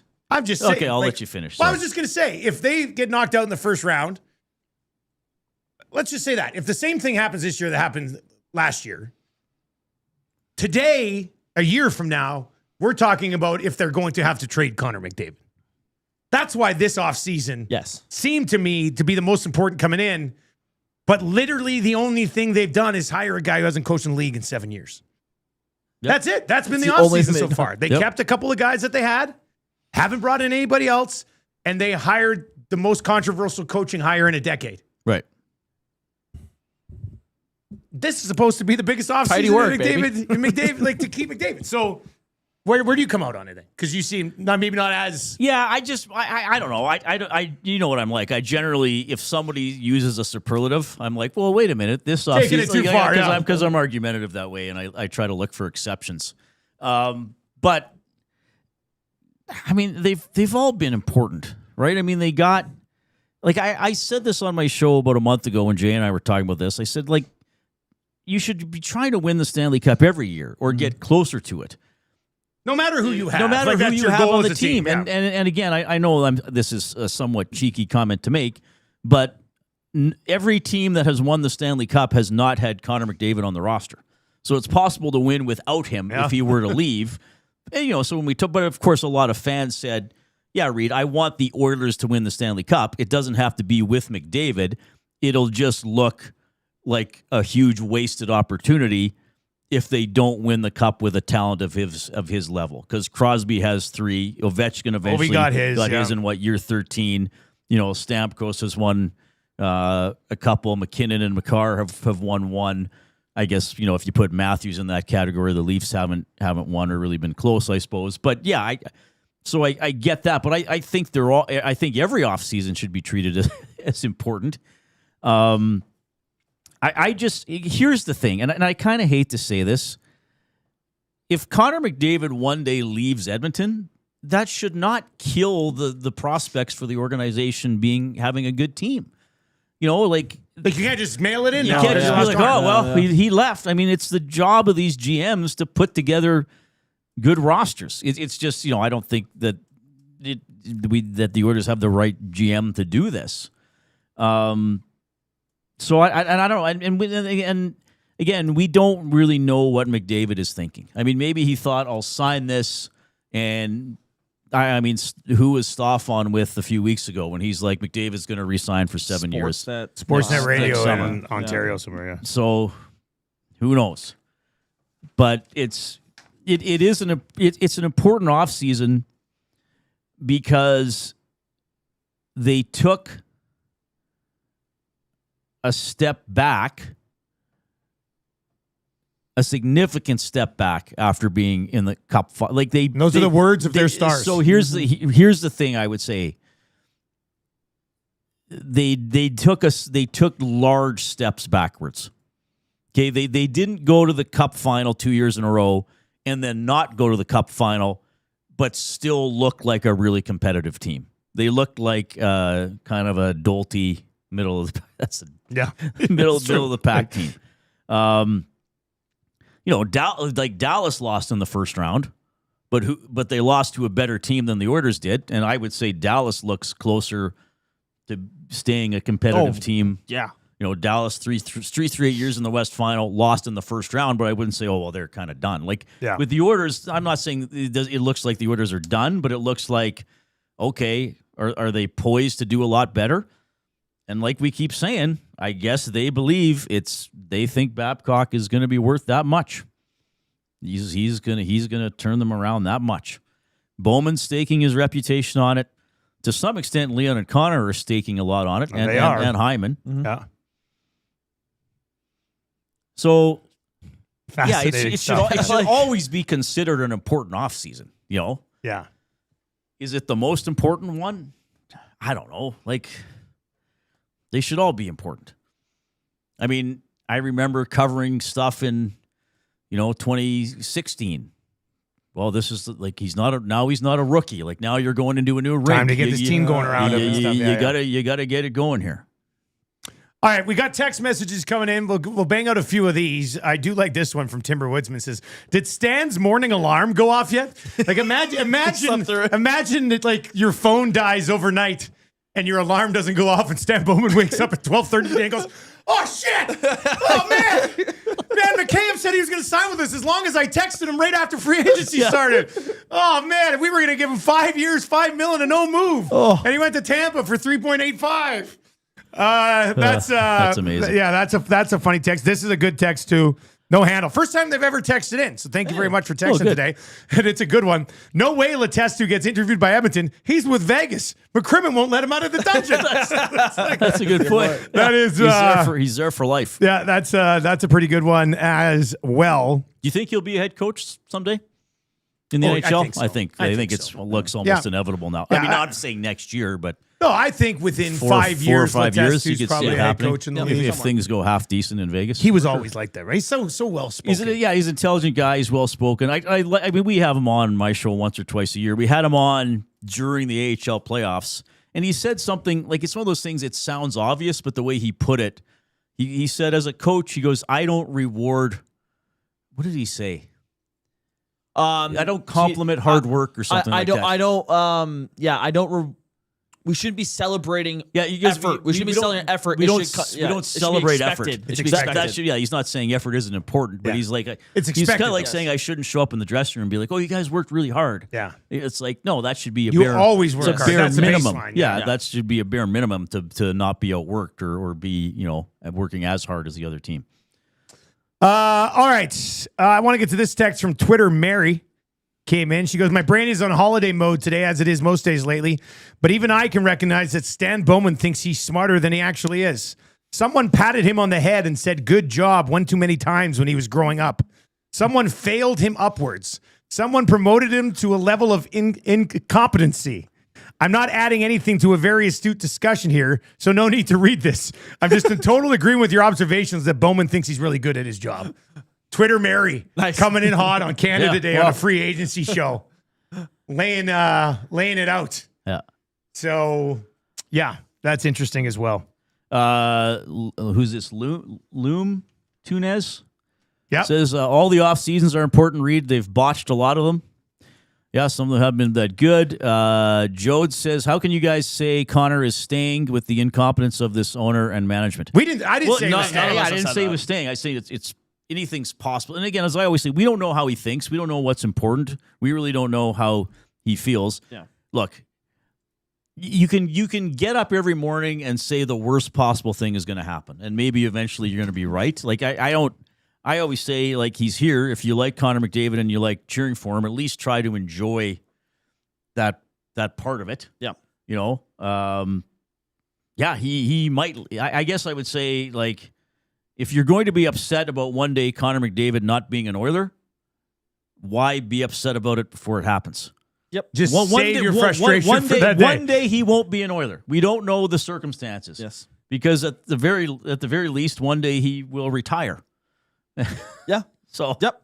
It's not an Oiler. And again, what if Connor McDavid leaves and the team is way better the first year he's not here? What if they get a package? You don't know what's going to happen. Yeah, so exactly. And I'm to the comment there about the Oilers have botched a lot of off seasons. I mean, I don't know about you guys. I remember the off season where Jeff Jackson first stepped in, and I believe it was before Bowman got hired. And that was and they signed Arvidsson Skinner, and then they make the trade for Savoy and all this stuff. And I remember Twitter around that time going, "Jeff Jackson's cooking. This is awesome. What an off season."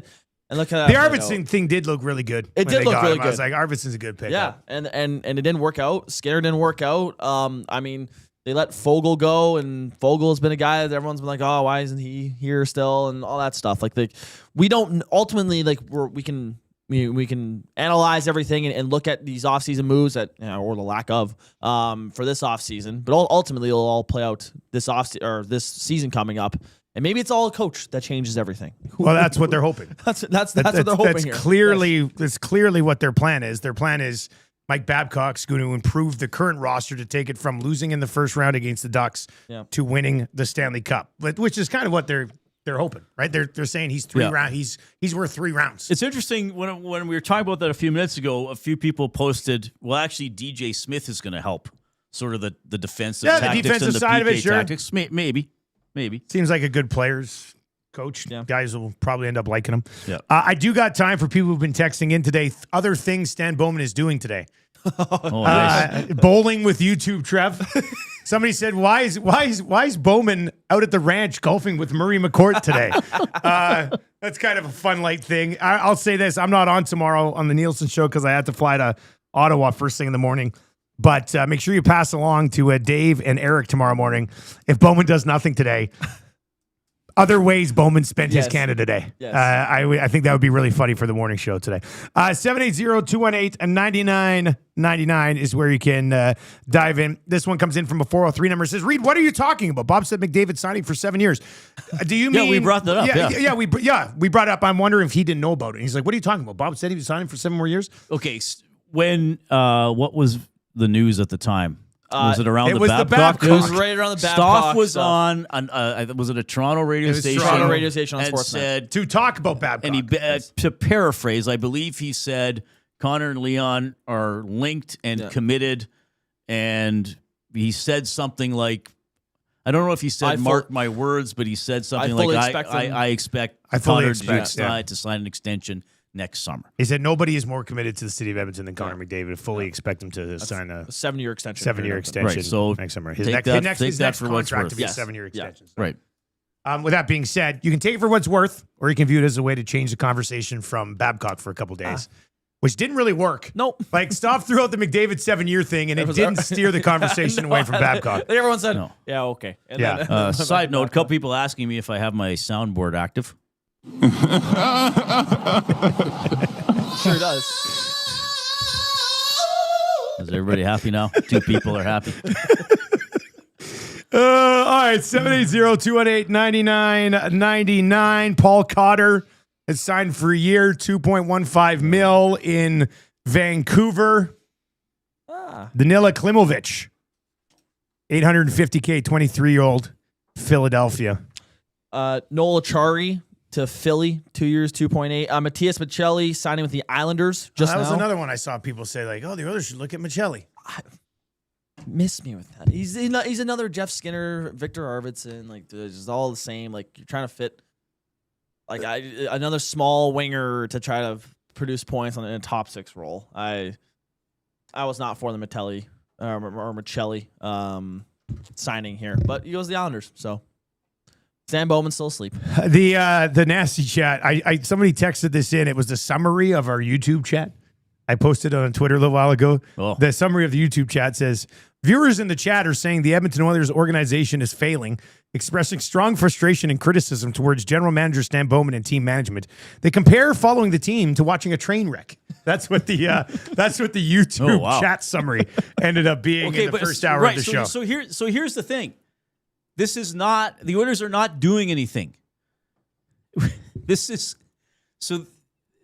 why I'm trying to explain here. Like, it's not all about McDavid being on the team.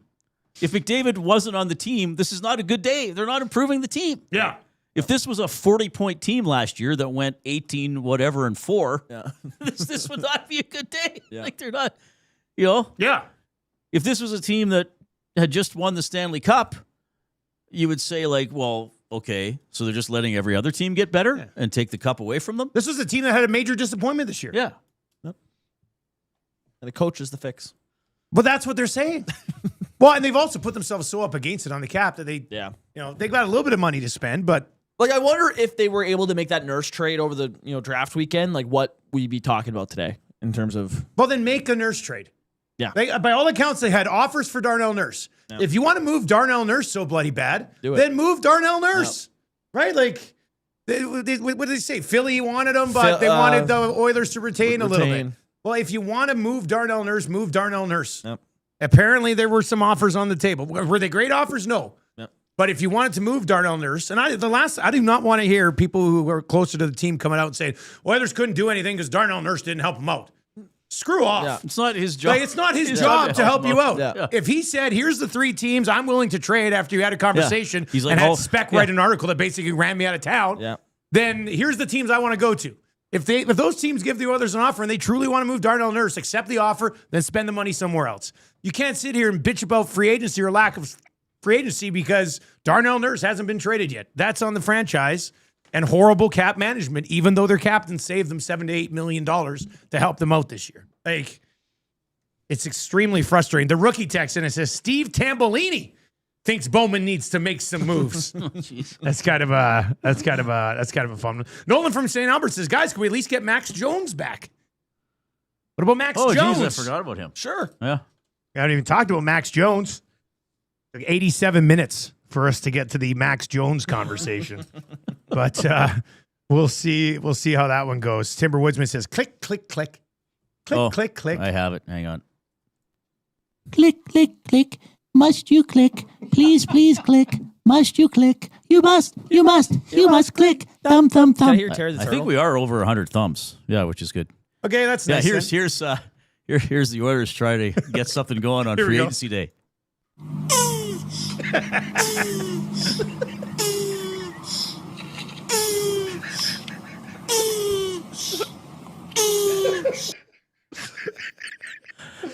Oh, God. I've never been in the studio with you when you played that. Oh. I've been listening to it, obviously, but that's even funnier when you're here. Oh, that's good. Yeah, Leon's body language text says, guys, does Bowman actually believe the roster is good enough? Or is he just the current yes man that Cates is paying? Not sure if that thought that he legitimately thinks Frederick and Jari are taking you to a cup is more scary.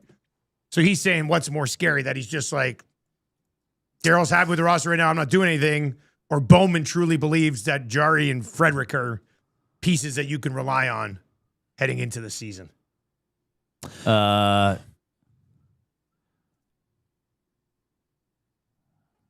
don't know. Like, I know. I'm not personally not frightened. well, I just, yeah. Islanders signed Vitek Vanacek between the pipes. Was a Jerry Johansson client. Got $1 million for 1 year. 1 times 1? 1 times 1. I don't know if there's like Zuccarello bonuses in there or not. But the Islanders brought in Vanacek and Michelli at 3.25 combined between the two of them. I wonder about like the whole Cates and because to me, for all the reports are saying like Cates was a huge factor in the reason why Babcock is the coach. But at the same time, Bowman's been saying like, oh, the coach hasn't been able to give the proper roles to players. So I wonder if like Bowman even had a choice to hire Babcock. I wonder if this was fully ownership driven. And now Bowman's gonna have to trust Cates' word that Babcock's gonna play the guys he hopes that he will play. Like, yeah, like that's an interesting point on who had the final say on Babcock. Well, okay. So what did Bowman say? We wanted an experienced coach, and we had a list of guys, and we contacted those guys, or tried to contact those guys. So I think that I don't know. I mean, Cates clearly had to sign off on them pursuing Babcock because of Babcock's situation. Yeah. Right. I don't know if Cates would have said you absolutely have to hire Mike Babcock, but he probably would have said I'm fine with him being on a very short list. Yeah. And then didn't somebody say at some point there was a conversation that involved ownership? Yes. Along the way between Babcock and Cates. And Harrison. Clearly is that right. So clearly as it progressed, he emerged. I don't think the season, or when they fired Knobloch, I don't think Cates said you have to hire Mike Babcock. But I think he clearly greenlit him being on a list and then grew more and more comfortable as they pared that list down. Yeah, I'm curious to see. I would love to know the story on how that all developed. I was told by somebody, can't remember where I was. I was out on the road doing CFL stuff, and I bumped into some of the hockey crew. And they said that McDavid happened to be on the same flight as Babcock somewhere. Oh, really? And had a brief conversation with him. Interesting. And then a lot of stuff took off from there. It seems like crazy. Wow. But that's somebody on the TSN hockey side of things. What a love story. Told me that they were just like happened to be on the same flight, had a quick conversation, and then obviously some things took off from there. I mean, take that for what it's worth, but that was something that I heard a couple of weeks ago. 780-218-9999. 780-218-9999. Tango over on the Nasty Chat says, let's see Bowman, GM, Babcock is a coach, and we wonder why they can't sign free agents. Do you think it's a quiet day because nobody wants to play for Babcock? I hadn't even thought it. Like I totally glossed over that idea because I just sort of assumed Bowman wasn't doing his job and they don't have a ton of money. But I guess that's a player to player. Yeah. Like some guys will want to play here regardless of him, but other guys won't. So I don't know. Well, and if you're a free agent, you do need a job. So if the Oilers are the only team after you or offering you the most money to continue your career in the NHL, I don't know if Mike Babcock specifically would steer you away. When you're trying to get millions of dollars and continue. I mean, let's face it. I mean, Dickinson and Murphy could have said no, not for this coach. Like they knew he was the day. I think before. they did like they the term knew it was happening. that they were getting though too, right? Yeah, like they got both of them. AAV pretty good from an Oilers perspective, mind you. There's been some deals signed today that have changed my right off the top. I said I think they did really good work. Yes, I think a lot of the deals that were signed before today. Players did really well on. Now today, but I think teams are doing a little bit better. Yeah, a little bit better today. I think some of the guys were holding out and hoping that they would be getting similar deals to what we were seeing before free agency, and it's not happening. Because I remember, the talk about Jack Roslovic. He was shutting down a 4x4 here in Edmonton, so then he goes and signs a 2x4 in Toronto. Yeah, so then I think for him, like that must have meant that. I would also say that who was throwing around the 4x4. Bob, I believe. For which? For Roslovic. Remember, there's a 4x4 conversation. It was a long time ago. Yeah, it was Bob. And at the time, I was like, that's ridiculous. Yeah. Why would you even contemplate that when you haven't seen him play in the playoffs yet? Yeah. That was midway through the season. They're like, Roslovic's talking 4x4 with the Oilers. It would have been a horrible deal for the Oilers to sign. Yep. And it was Roslovic who apparently wasn't signing. He said, no, yeah. The Oilers were like 4x4. Yeah. Can I update the footy? Yes, of course. As England tied it. 72nd minute. I have to look on my app because my computer's not streaming it very well. 72nd minute, Congo's still up 1-0 on England. Wow. So I just double-checked the world rankings. Now, it's interesting. FIFA has these live rankings that change throughout the tournament. But I like looking at the pre-tournament rankings. Yeah. Pre-tournament. They update the FIFA world rankings game to game? Right. So you go into the FIFA page and it shows like daily movement, but then at the top there's a link that says click here for the rankings on June 11th, so I like to look at those, right? As opposed to before the tournament, England 4, Congo 46. Oh boy. Wow. This is a massive upset. And we had I remember we had before the tournament we had a Edmonton guy with English heritage, Anthony Bent, on the show. Did he have an awesome accent? So his three priorities for the tournament were Canada to do okay, Scotland to suck, and I think Scotland didn't make it, right? Yeah. Out past the groups. And then he thought England, he goes, we should be able to make the semifinals. Because, ranked top 4. Imagine that nation right now watching this match.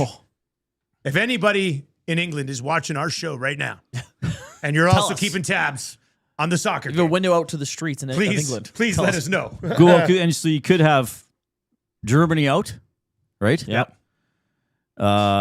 Maybe England. I mean, there's still time. I mean, Brazil was trailing Japan in the second half. This does reek of like late goal. Yeah, Harry Kane. Suddenly, or they draw a penalty because they got so much pressure on. But I mean, this is the fun of this tournament. And let's face it, Canada got, by their standards, a favorable matchup for sure. Yeah, because the pre-tournament was 30 against 60. Yeah. And then sometimes, then it's sort of the luck of the draw. What was the Paraguay-Germany upset ranking? You have where Paraguay was rated there? Yeah, I can scan it here. So where was Germany? Germany was 10. By the way, this is on you, Oilers. The soccer talk right Yeah, now. well, we got to talk about do this. something. This is still a story of the day, right? Do something. Yeah, well, it's kind of the biggest story of the day, yeah. Where it was Paraguay was 41. Germany was, what did I say, 10? 10. So, similar. Yeah. Well, actually, that's a bigger gap between Canada and South Africa. So that was 30 and 60, wasn't it? Again, I'm going pre-tournament. But then it's the luck of the draw. Like, who do you get in the first round? I'm sure Austria's thrilled they drew Spain. Oh, great, we made it through. Oh. All right, so we'll keep to what did you say? It's in which minute? Now it's in the 74th minute. All right, 74th minute. So a little bit of time left there. And for then England the winner to of this salvage game their event. plays Mexico in Mexico City. Oh, does Mexico get another one at home? Yes. Oh, I thought last night in the broadcast they're like, it's a shame they'll have to go to the United States now.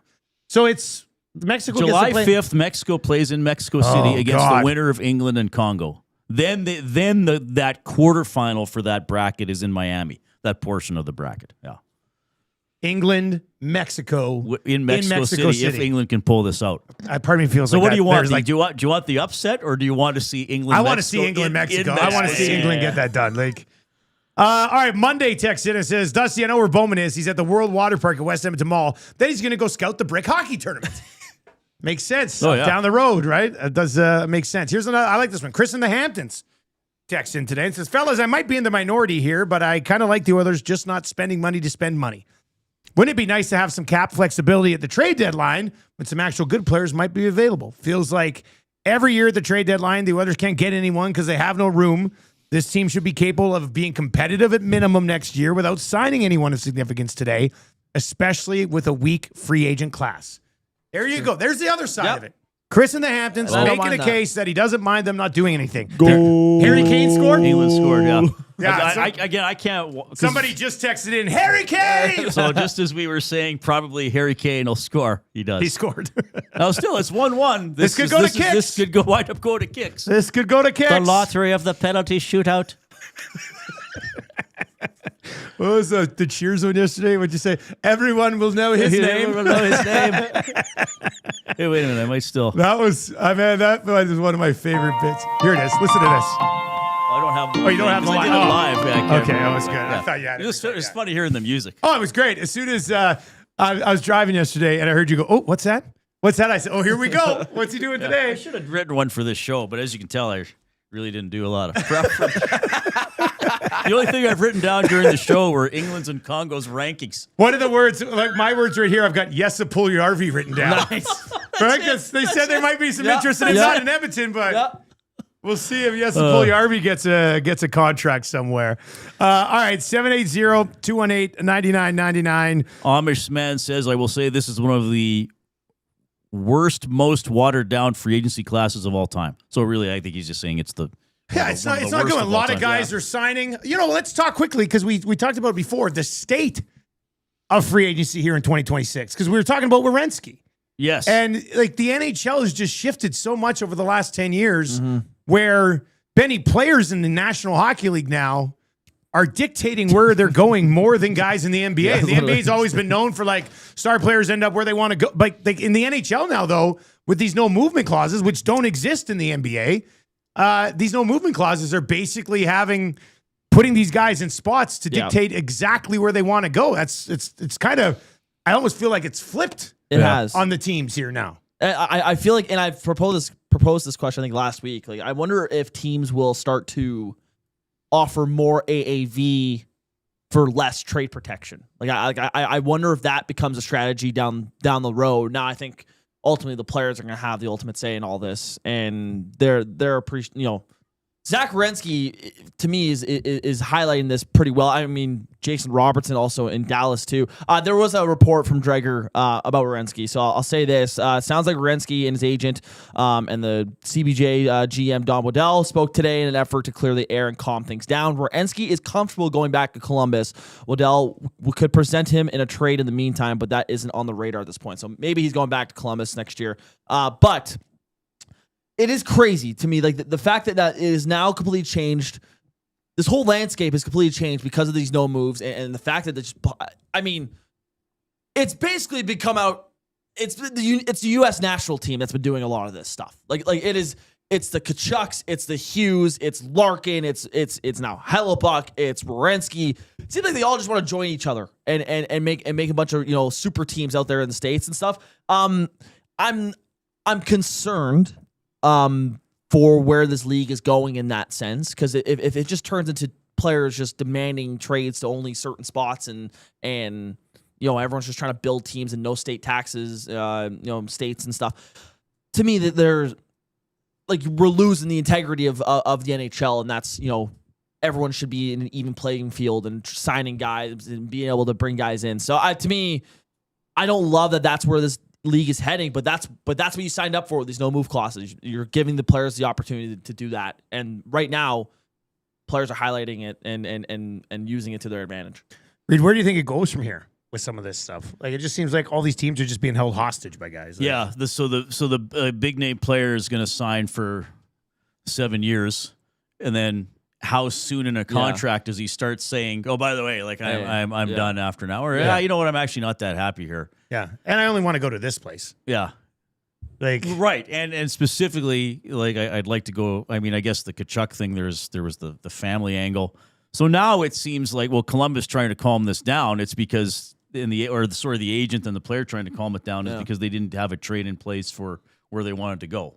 Yeah, well, right? a trade last night was next to Dallas for Harley, right? For Harley. So I mean, and that's shocking to me too, because Dallas is one of the sought after teams to go play for. Yeah, if you don't want to go to Dallas, why not?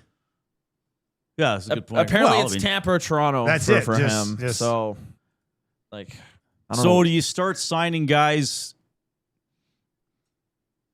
or will players start getting shorter term? I don't know. Maybe. Well, what has to happen here is who knows? Maybe it's CBA'd out at some point, but true. The players will die on that hill. Oh, I mean, that's good. That would lead to probably some. Because they still want the guaranteed They still money. want that. Yeah. So for me, teams either need to basically collude and say, let's stop offering all these guys no movement clauses, but you need everybody to be on board. Or when these guys come to you and say, hey, I'm not happy, I want out, say, who cares? You're under contract to us. If we're Werenski, I don't care if you want to go to Toronto or Tampa. Yeah. You're our best player. Yep. You received Hart Trophy votes for us this year. Yes. Yeah. Suck it up. We're paying you millions and millions and millions and millions of dollars. Yep. You're a Columbus Blue Jacket until that contract's up. Yep. But it seems like every time this comes out, teams are like, oh, well, let's go listen to what these guys have to say. Just say, screw you. Yeah. You're our property. True. Continue on. Yeah. And I wonder if there's been cases like that. That just don't get out? That don't get out. Everything seems to get out. Yes. So True. I always have a hard time with that, right? And it's also tough. Like if you're not going to sign a guy to a no move, teams like Florida and Tampa and Vegas will sign them to no moves because they know that if they ever wanted out, it's probably to a team like Vegas, like Florida. So to me, those are the teams that have no problem sending out those no trade clauses and stuff because it's like, oh yeah, well they'd want to come here anyway. So teams like in Canadian markets or smaller. I look at Seattle. I feel so bad for Seattle. like the fact that like Jason Robertson won't go there for $15 million a year. It just shows that like there's a lot of players right now are looking for those highly sought after teams, and that's about it. So. Mike Honcho texts in and says, I've said it before and I'll say it again. In the next CBA, they need to add protection that if a player demands a trade, that means they void their no movement clause. Yeah. Right? You have a no movement clause. Yeah. This team cannot trade you, but if you say, I'm ready to go, opens no up more no you movement can't clause. list you can't say you but only to St. Louis. Yeah. That would be smart. That's a good It's kind of balance. common sense. That's a good balance to it. It's like, hey, if you want to no move, okay, your team can't trade you without you willing to be moved. But yeah, if you're requesting a trade, you're open to all the 31 other teams. I like that actually. I like that a lot. But players will never go for that. No, they won't go for that either. Let's see here. Over on YouTube, you can chime in. This one from NASCAR Nolan says, hey, Dustin Nielson, is that a Harry Kane in your pocket? Or are you just happy to see me? That's a great bit too. Yeah. That's a funny bit off the Reid Wilkins show. If you're not yet checked out the Reid Wilkins show yet, every single day from 3 to 6 on TuneIn, on iHeart, and obviously over here on YouTube, where you can listen on EdmontonSportsTalks.com audio player, or of course just subscribe to the podcast after the fact. All right, so here's guys who have not signed yet. Bobrovsky's still out there. Yep. Not coming here. They can't spend Leafs? $12 million on goalies.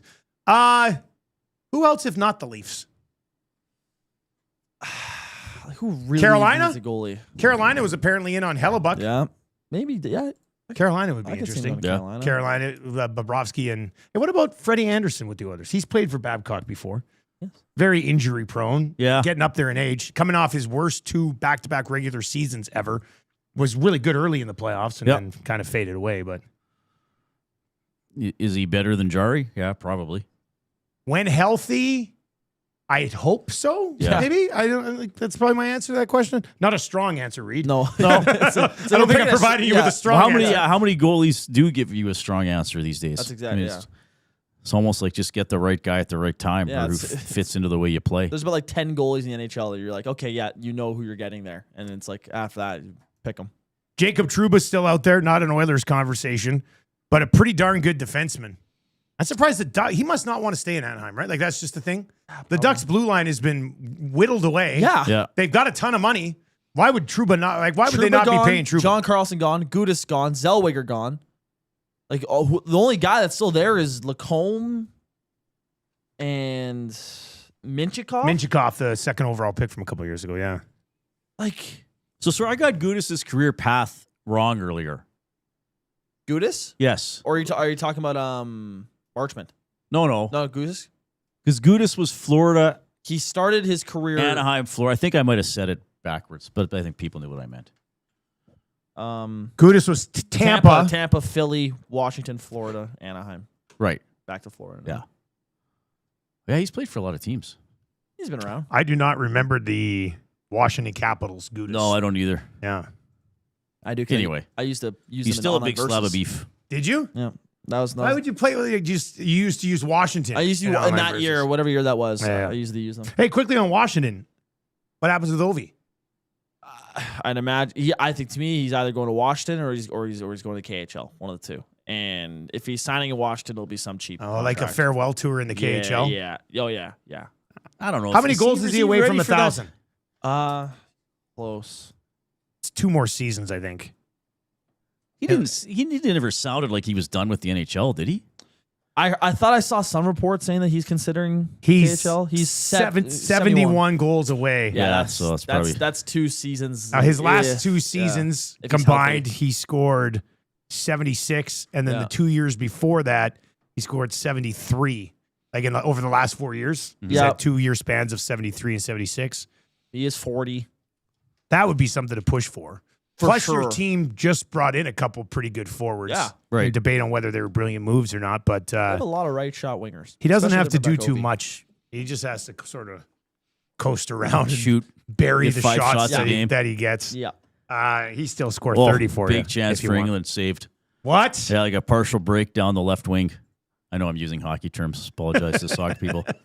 Oh, they scored. Top Kane. corner. Oh, Harry Kane just Harry Kane again. 86th minute, just blasted one top corner. So 2-1 England. A double from Harry Kane. What is it? And England survives. A brace. 2 Oh, goals. yeah, that's a brace. 2 goals is a brace. Yeah, why do they call it a brace? I've been watching some of I the looked breakdown it up. on it. I'm like, Yeah. I'm not opposed to the term brace. That's what the call would have been. Yeah. A Harry Kane brace. I'm starting using that in hockey now. You brace. Why is it? It's Is some, it the way some it older looks on the term that score thing or something? means, let me see. We gotta get to the bottom of this. Why here. is 2 goals a brace? I let us know. Googled this a couple weeks ago. I want to. Why is 2 goals called a brace? The term originates from an Old English and French hunting term meaning a pair or 2 of a kind, usually used to describe a pair of hunted animals. So I guess a brace. I got a brace of foxes.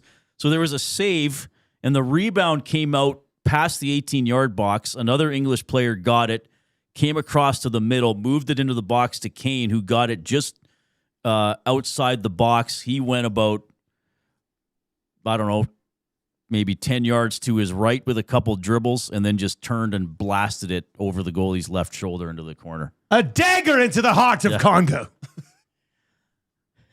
The heart of darkness. I don't even know what that means. You sound like Bond villain again. Well, I really only have one voice, as people know. I just use it in different You situations. use it with a little bit of different, Just slightly different. fluctuations and stuff. That's Oh, there's Truba. okay. Let us guess. We've not seen it yet. Don't look. Yeah, I got the England game on. East or West? West. Los Angeles Kings. No. Calgary. No. Blues. I know. No. I took Vancouver out of the mix because they just signed Luke Shen. They did. Utah. No. Oh, we're running. I've said half the teams already. This is a team. Dallas. No. I'll give you a hint in a second. Jets. In the Oilers division? He's going back to the Oilers Jets. division. Oilers division. Sharks. Sharks. Team that was interested in Darnell Man, Nurse. we should have guessed that way Yeah, earlier. I should have guessed that. Damn. For a second. Can you guess the term? 3 years. I'll say 6 years, 11 per. What's your money, 3 times 7. 4 times 8.25. Oh, okay. Jacob Truba. Oh, that's not bad, actually. No. It's 4 and 8.25 is pretty decent. Yeah, But somebody it's- would say that's $1 million less than Nurse. that is $1 million less than Nurse. That probably means I would imagine Seattle's out, or sorry, San Jose's out on Nurse. If you're bringing in Truba at that, maybe not. They have a lot of cap space. They do have a lot of cap space. I had their cap space coming in here. What did they have? I think they had 38 million or something. 39 million. And how much did he just go for? 8.25. So, man, San Jose wins the draft. And then today they land Truba and Marchman, who were 2 of the top 6 free agents. my And what did career. Marchman get earlier, you said? Because Truba $7 at million. 8 is pretty $7 million. good. And Marchman at 7, he scored 20 in 4 straight seasons. Yes. Was just short of it this year. Yeah. Like, that's a pretty tidy work again. And they would still have, according to these numbers, like over $20 million in cap space. And they signed local product Zach Ostapchuk. 4 years, 2.35. Oh, yeah. You know him, eh? There you go. Yeah. Almost Isn't he that. on your ball hockey team? He is on our ball. He's allowed to play. There's no thing in What's the it like playing contract. ball hockey with a millionaire? Well, yeah, he was a millionaire this year. We were trying to get him to pay for our jerseys. He wouldn't do it. Are you serious? No, we're We can't just, throw money away. yeah. I mean, come on. I would say, how long has he been on your No, team no, for? he's an affiliate. He's an affiliate. Oh, he only okay, comes okay, up that's with fair. yeah, He's an affiliate we were joking wow, with him. jeez. I was going to say, if he'd been on your team for 5 years, Yeah, I think he could buy the team this jerseys. is his second team affiliating, second year affiliating with us. He plays a couple games. He'll play. I don't know if he'll play Thursday now that he signed his deal. I mean, it's funny. He was. I talked to him like 2 weeks ago. I'm like, yeah, so what's the contract situation? He goes, I'm just hoping for a one-way, man. I just want to stay. so that worked out well for him. And, 4 years, 2.35. Okay, so just quickly, people will think, oh, Dusty, that's a stupid question. Maybe it's not. I used to play ball hockey a lot in my early 20s with some good players. Is he the best player on your team when he plays? No. See, that's what I want to That's ask. like so. That's the thing. he's Like ball se- hockey's he's second His different. best. hands must be. His hands are not like he's trying to figure out how to shoot the ball. Oh, Like, okay. so, If that's different, you gotta- it's yeah. Right. different than a puck. He was, but I mean, he can still rip it. Obviously, he's ridiculously quick and everything. But his first game playing with us, he was like, this is ridiculous. Like the conditioning on this is insane. I'm like, that's an NHL player saying that. Yeah, see, Yeah. I'm not. It's not that bad. But yeah, Marc Lajoie is our best player. He plays at the University of Omaha. Yeah, he was a gold bear for a couple years. He was wasn't Golden Bear. Sorry, as who was well. that? Marc Lajoie. Was he? Oh, Yeah, he was Lajoie, on the Oil yeah. Kings for a year. Yeah, he was with the Oil Kings. Right. Maybe more than a year. Yeah. Does he play defense in ball hockey? Yeah, he plays defense, but he's basically a forward. Yeah. He roams everywhere. But yeah, it's actually it's different than regular ice hockey. But Zach is still obviously like I he's still probably think second best. if I had $1 million like on this new deal, I might get to the boys' jerseys. Yeah, but you can't throw Well, your he was money on away. League Min. He was on Remember League Min the- before. Now he's got the extension. Yeah, I know but he's got some like a little bit of. I know there's a lot lost in taxes and everything, Yeah, but I think it's a nice thing to do. oh yeah. Well, jerseys are kind of expensive. They're Not that expensive. we get decent. What's it going to cost them for jerseys? A couple $100, like for the whole team. Like I don't know, man. You can't start throwing your money away. He Like we is- saw the ESPN 30 for 30. He is like one of the cheapest guys I know. Apparently, like Mark tells me all the time. He's like he just like doesn't like spending his money at all. He drives like the same car and stuff. And Yeah, he's like, prudent. He is. What's wrong with being prudent? He was saying like he went to Sport Check for our first ball hockey game, bought the cheapest shin pads and the cheapest runners are on sale. Makes sense. Like he's one of those guys. So good for him. He's good with his money. So. Why do you guys need new jerseys? What's wrong with the current jerseys? Well, our current jerseys are fine. We bought alternates for this year. Alternates? Oh, jeez. yeah, we did. Black jerseys. It's like the Dallas Stars star ones. We made the black and purple. They came out burgundy red though instead of purple, so Oh. that's not great. So yeah, we might get white jerseys. I don't know. It was funny, but yeah, good for him. He signed an extension. He's staying in San Jose. He's had a lot of fun there. So Timber Woodsman says the Sharks are going to finish ahead of the Oilers this season. Book it. Yeah, it could happen. Wouldn't shock me. Who's their goalie again? Askarov. Oh yeah. Let's see what The Sharks Sharks look did drop off pretty dramatically in the last 20 games. but they were pretty good for a good but stretch. they there, were yeah. up. They were up there for a long time. Like they're like, I mean, it'll come down to what Askarov does. They had Ned, in net as well. So Is he still under contract? Must be, because he's not on that UFA list. Elliot Freeman, I do believe Sergei Bobrovsky to Toronto arrival is upon us. Okay, so Bobrovsky will go to Toronto, and the others are still saving their money for a deadline. For whatever. Yeah. For the trade deadline. Sure. Good pickup for Trouba. So their blue line right now in San Jose, they've got Muka Madulin, who's a bit of a younger guy, but they've got Sam Dickinson, who has some upside but is a younger guy. Orlov's still there. They just signed Kesselring. Not today, but they traded for Kesselring and they got him signed. What his career has become. Yeah, and then they've got Trouba now added to that mix as well. With Verhoff and Ryan Lynn coming. Yeah. So that's they're doing pretty damn good over there. And it was so smart to trade Eklund and then take Stenberg at 2 and do the whole deal. They'll throw Stenberg and Marchman into the lineup up Yeah. front this year. Yeah. Celebrini will probably only get better. Yeah. So yeah, another nice day for San Jose. This text comes in. Somebody's texting in for the first time. Not sure they know how it works. He says Oilers nurse will cancel the contract, then re-sign with the Oilers $7 million for 7 No, years. you can't do that. That's not allowed. That's No, thank you for instruction, listening yeah. today, but that's good. Steven texted in. First time Steven's texted in. Thanks to all you first timers who are texting in. Just so you know, we've got great sports coverage all day long, every single day here on Edmonton Sports Talk. Find us on TuneIn and iHeart or on YouTube all day as well. Hey, fellas, talking about trade protection, the Oilers are unique in that they give out so many to bottom role players. We have 4 defensemen with no trades, none of which are Bouchard, plus Frederick, Janmark, and Dickinson. I get giving your stars the stability, but why do you have so many role players treated the same way? Well, Bouchard can't have one till you're of UFA age, right? So his Kicks in, starts yeah. in a couple years. Yeah. Yeah, I agree. Now, if you look on other rosters, there are some other. Like, didn't Connor Sheary have one? And he wanted. But I he wanted I from the agree minors, with the but- general perception. I but don't think that's- bottom 6 guys should have any trade protection. Yeah. Like, Yeah, I get it. I mean, yeah, it's almost becoming. Well, maybe it's becoming more common in a lot of contracts as players get older. But yeah, I agree. The Frederick one was shocking because it's like, yeah, we're going to give you 8 years plus.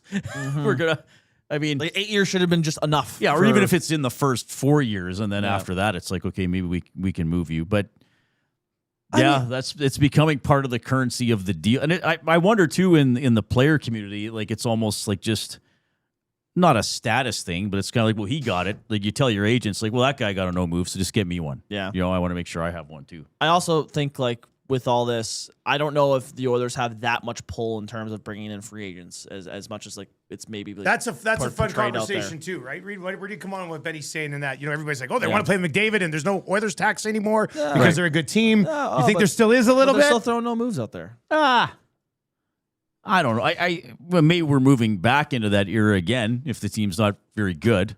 I mean, they have made some pretty significant signings over the years, and guys have come here and then wanted to stay here. Mm-hmm. That's true. But now I wonder if they start to be not as good again. Well, when was the last time the Oilers actually took on a rental and then didn't sign him? Yeah, they brought in Frederick, Well, kept him. Henrique, Murphy Dickinson. kept him. Murphy, they kept Green him. and Athasio. Athanasiou I was and going to Mike say, Green. did you say Green? Yeah, Green was the one that came to my mind as well. I was just looking. The only players on the Oilers roster right now that aren't on an entry-level contract that don't have some form of trade protection. Bouch hasn't kicked in yet, but he's got it coming. Emberson. Podkolzin. That's it. Oh, wow. That's literally it. That's it. And Pod Colson's guy you'd want to have no move. Like Stastny and Doc are RFAs. They've been qualified. And then the other guys, Szymanski, Savoy, Howard, they're on entry-level deals. Right. So the others haven't had a chance to give them one yet. Podkolzin, Emberson, and Bush for this season are the only guys that don't have some form of trade protection. Oh, my God. On the team. Oh, my God. Oilers. Uh-oh. We finally got something. Devin Levi. Oh, my Edmonton goodness. Oilers Okay. for a 7th-round selection in exchange for, and a 7, for a 3rd-round pick in 2028. All right, so Levi and a 7th Bowman's awake. for a 3rd-round pick. All right, Okay, we so you talked about Levi earlier. So you're taking a swing. This is this is a what kind of a solution is it? This is a hopeful solution. So yeah, it's okay. Let's take a hope, right? Now I don't mind acquiring him. What did they give up, a 7th? No, they got a 3rd. 7th, gave up a 3rd. Oh, okay. All right. So you're getting it for a guy who maybe can help in the NHL. Unlikely immediately. He's going to be their backup to start the season, man. You think so? 100%. Yeah. 100%. Okay. So that's a total wild card. So he did, again, I want to stress this. He did not play in the NHL last season. No. He did not play in the And NHL. he played more games in the AHL last year than the NHL the year before. Like 42 and 9, yeah. Yeah, I mean, he had that year in Buffalo. It was like, okay, maybe he's coming on. So I don't oppose the move. It's the higher up he starts the season, the riskier it is. Even if he has a good preseason, well, the preseason's only 4 games. Mm-hmm. So we really don't know how significant this is going to be. The Oilers announcement, the Edmonton Oilers have acquired Devin Levi and a 7th rounder in 28 from the Sabres in exchange for Edmonton's 3rd round selection in the 28 draft. Can we find out what picks they got left in 28? Just curious. Levi, 6 feet tall, 192 pounds. He's 24 years old. Spent last season with the Sabres AHL affiliate, compiling a record of 23, 20, and 9 with a 2.83 goals against average and a 904 save percentage. Had 3 shutouts. His 23 wins were 8th most among AHL goalies this past season. In 36 career starts with the Sabres, he's won 17 while posting a 3.29 goals against average and a .894 save percentage. Over 120 career AHL games with the Americans spanning past 3 seasons, 64, 39, and 17, 2.52 goals against average, 914 save percentage, 10 shutouts, while earning an all-star game odd in the 24-25 season. So here, there you go. They've brought in Devin Levi from Buffalo. So that was a 2028 3rd. Yeah. So I believe if they didn't trade the St. Louis one and they trade their own, the only pick they're missing in 2028 is a 2nd rounder. Okay. So they're missing a 2nd and they would still have a 3rd because they had 2 thirds. It would be St. Louis. Okay. Yeah. All right. So that'll give them something to deal with come trade deadline. But so Ingram's gone. Gone. Yeep says in the Nasty Chat, Oilers go into the season somehow with an even bigger question mark in net than they had at the end of last year. I can't argue with that. That is true. That is true. Right. Yes. Yeah, there's no debating that. Bobrovsky, 3 years, $7 million. With Toronto? Yep. All right, so the Maple Leafs get Bobrovsky, 3 years, $7 million. The Oilers trade for Devin Levi. I still would have rather traded for Colton Ellis, but Buffalo obviously didn't want to move Colton, or the Oilers just Devin Levi so they got the 4th goaltender from another franchise. Yes, Reid. So this is a problem. Yeah.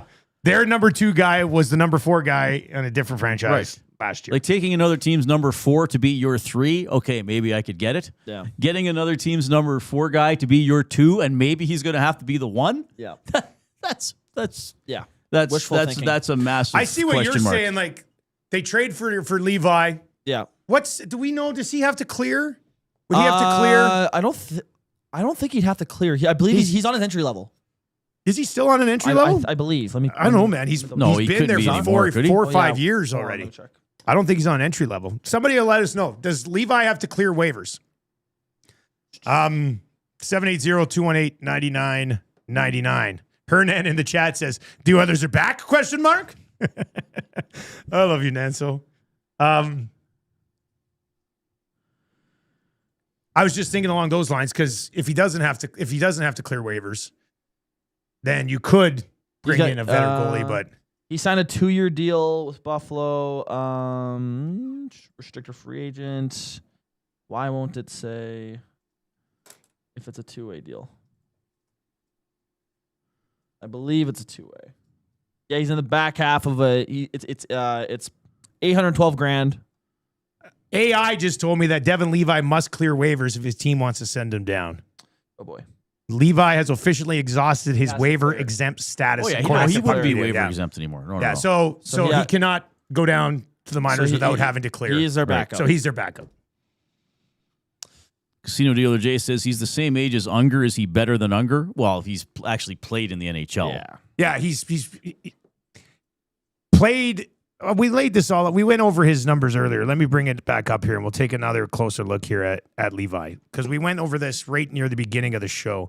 So he was drafted in 2020, played 2 seasons, 2 really good seasons at Northeastern University for 21-22, 22-23.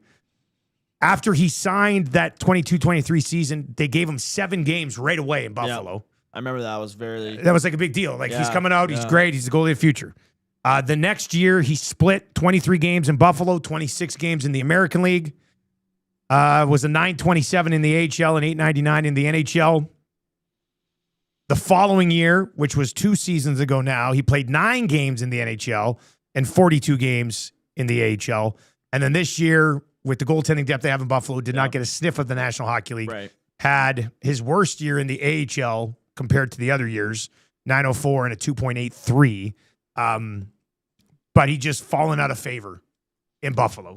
He was not going to be a goalie in Buffalo anymore. That was pretty much identified. Bow Valley Hockey brought up a really good point. That's why Buffalo didn't bring him up this season. They would have lost him. They would have had to clear him on waivers. When if they sent him back Well, down. and they claimed Colton Ellis off waivers from St. Louis at the beginning of the year. So Buffalo was already running 3 goalies. Yes. And Levi spent the entire year in the American Hockey League. So I don't hate this move. No, I don't. fine. You're just- taking a flyer on a guy that, like, who knows? Like, the move it's itself better is than having okay. nobody. Yeah. It's all right. It's a 3rd round pick for a guy who's been seasoned in the American Hockey League. Yeah.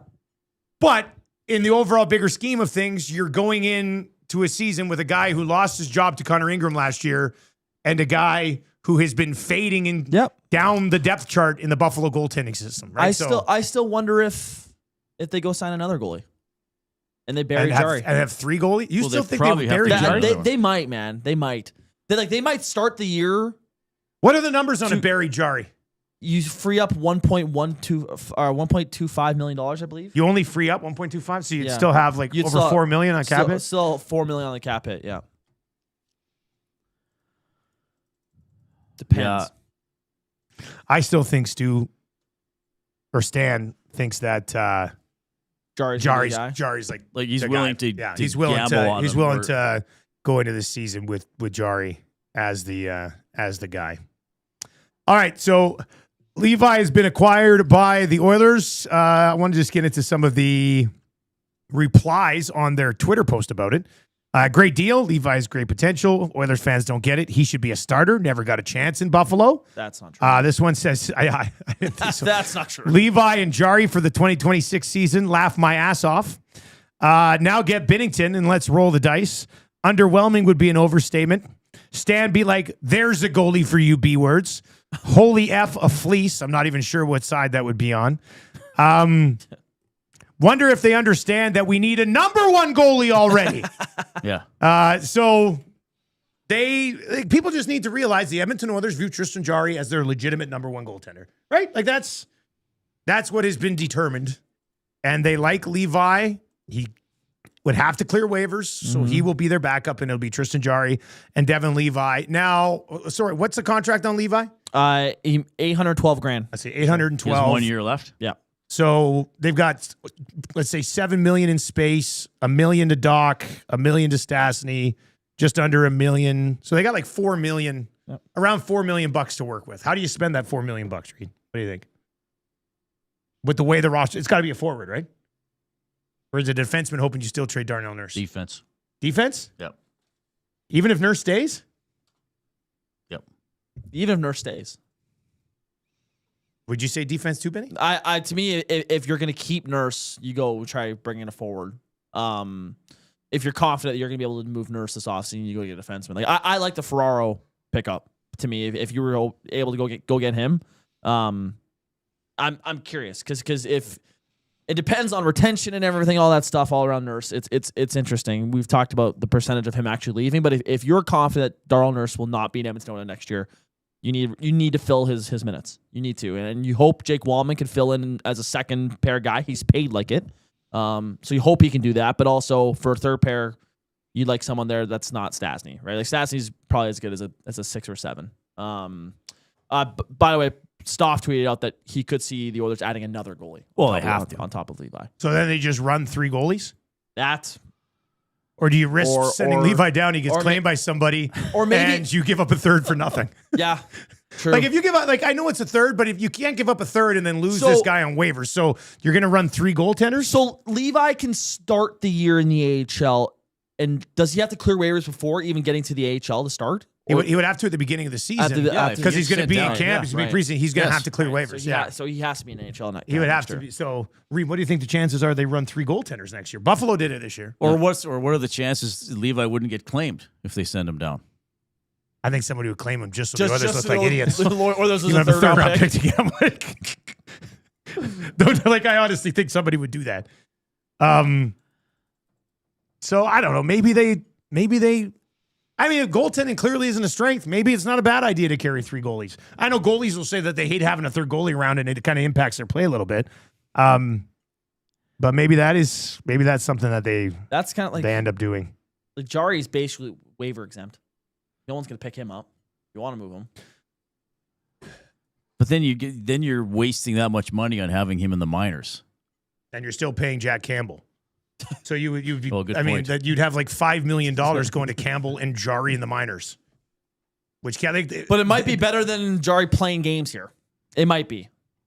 He's that bad. Somebody said Gazdick said something on Sportsnet. Was that about who was it? Maverick. I didn't see what you were talking about earlier. The chat's moving pretty quickly. Find it. Yeah, I don't know. I think it was maybe that Bowman absolutely loves Tristan Jarry. Stan loves Jarry. Yeah, so I think it's Jarry, and I think they're going to give Levi a shot and say he's an NHL goaltender, but he didn't have a chance to do it in Buffalo. Does he love Jarry, or it's just that who he's stuck with? Great question. Like if and that's who he's stuck with because that was the guy he brought. If you got $1,000 to go to Avon's Furniture to get a new couch, and you pick a couch, and then you bring it home, and it's not the most comfortable couch, you got to still sit on that couch. Are you going to say you love it? $1,000 is gone. But do you love it? But you might not love it. You sit on the couch and hate you gotta hate keep your life every day. You can sit in your grandma's place, though. You got to find a comfortable position on the couch. Gazdick said Oilers fans have to accept the fact that Jarry is their number 1. Yeah, it's probably that's kind of how I look at it. Yeah, that's true. Like, yeah, this is interesting. To me, I think they're looking at Levi as a replacement for Connor Ingram in terms of just like money wise. Like Connor Ingram's gonna probably go make $3.5. Well, we'll see where Connor Ingram ends up here. Yeah, goalie so carousel's getting filled up a little bit. I'm thinking Bowman is going okay. Let's find a replacement for him at a much cheaper price. So they get that in Levi, but I would be willing to bet that Connor Ingram is a more safe goaltender for next year. Like you have no clue. Again, like Devin Levi is not a for sure thing. He's a question mark. Just like Tristan Jarry is a question mark next year. So like the Nash chats I'm saying, somehow the Oilers have a bigger question mark in net after the talk all season about how it's like. And best of luck to Levi. Hopefully he is more of a real young. deal. He's young in goalie terms. He's 24 years old. Like that. Like he has not hit his prime years in terms of a goalie yet. Like who knows? He could turn in and bring back all the hype that he had around him because there was a lot of hype of him coming out of college and you know like there was talk about he was the next Canadian goalie and for the Olympics teams and stuff. I remember all the talk around that, and obviously that's fallen off. But I don't know. Maybe he brings that back, but I don't mind the deal. I don't mind it. Whatever. Was he?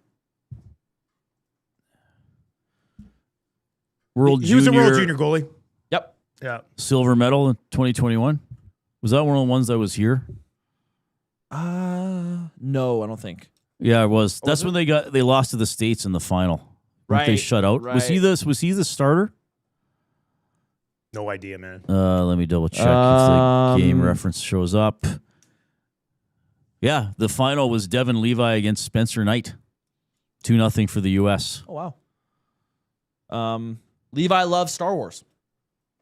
How did you know that so quickly? Because I remember when he had all this hype, he went on Chicklets, and I was listening to Chicklets. Okay. He shut out the Czech Republic in the quarters and then shut out Russia in the semis. Right. And then Canada was shut out 2-0 by Spencer Knight in the final. At commercial breaks, he will go and he'll sit in front of his, like, right outside of his crease, and he'll, like, do this. I can't remember what exact, because I'm not a Star Wars guy, but, like, he, like, does this, like weird stance and stuff on his knees, and it's a reference to Star Wars or something. Oh, really? Really? I did not know that. Yeah.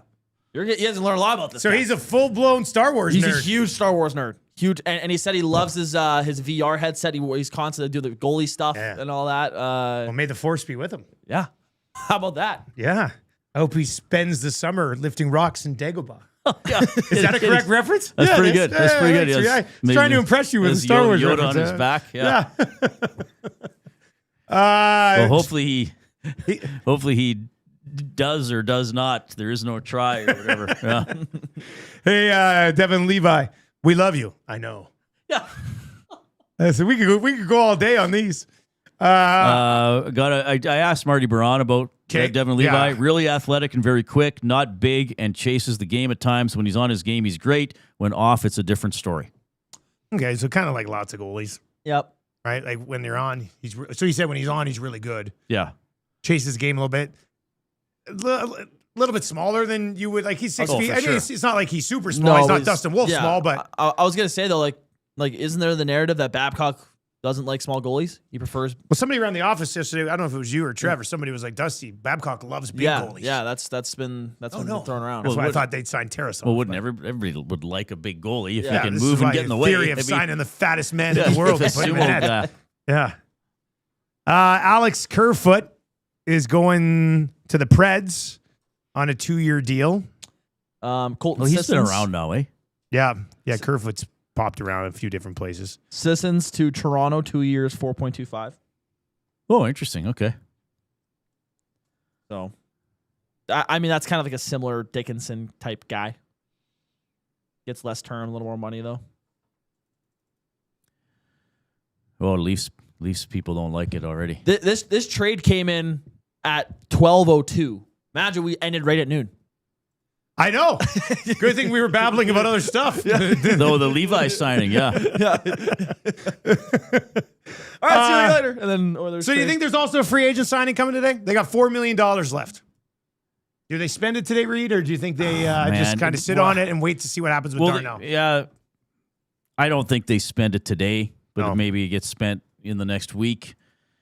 No, I don't know what's going to happen with Nurse. I wish I could tell you. I mean, does he wind up staying?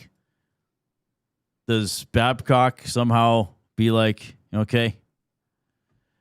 Or the Am I wrong to think that every day that goes by, his value goes down in a trade?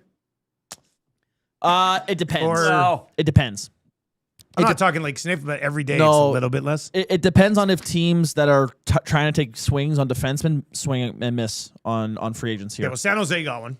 Yeah, San Jose got their guy, but Anaheim doesn't yet. yeah, like Anaheim has, and when Pags is on, Anaheim doesn't need to doesn't want the Oilers to retain salary. Like that's not a part of the deal apparently. If Nurse is willing to waive to Anaheim, it'll be the full 925 going. So that would be ideal, obviously, for the Oilers. It just depends what they'd be having to do to send them there. But I mean, I would also say this about Darnell Nurse, and don't get me wrong, Darnell Nurse is a mess at times, okay? Yeah.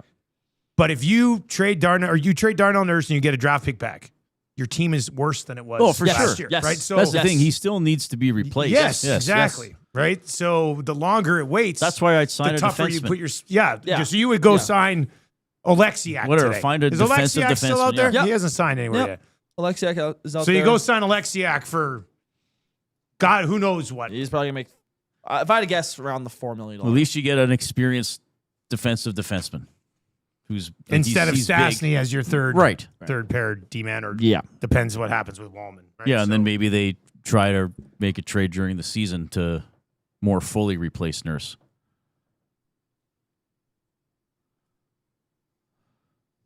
But this is okay. So they got Levi, fine.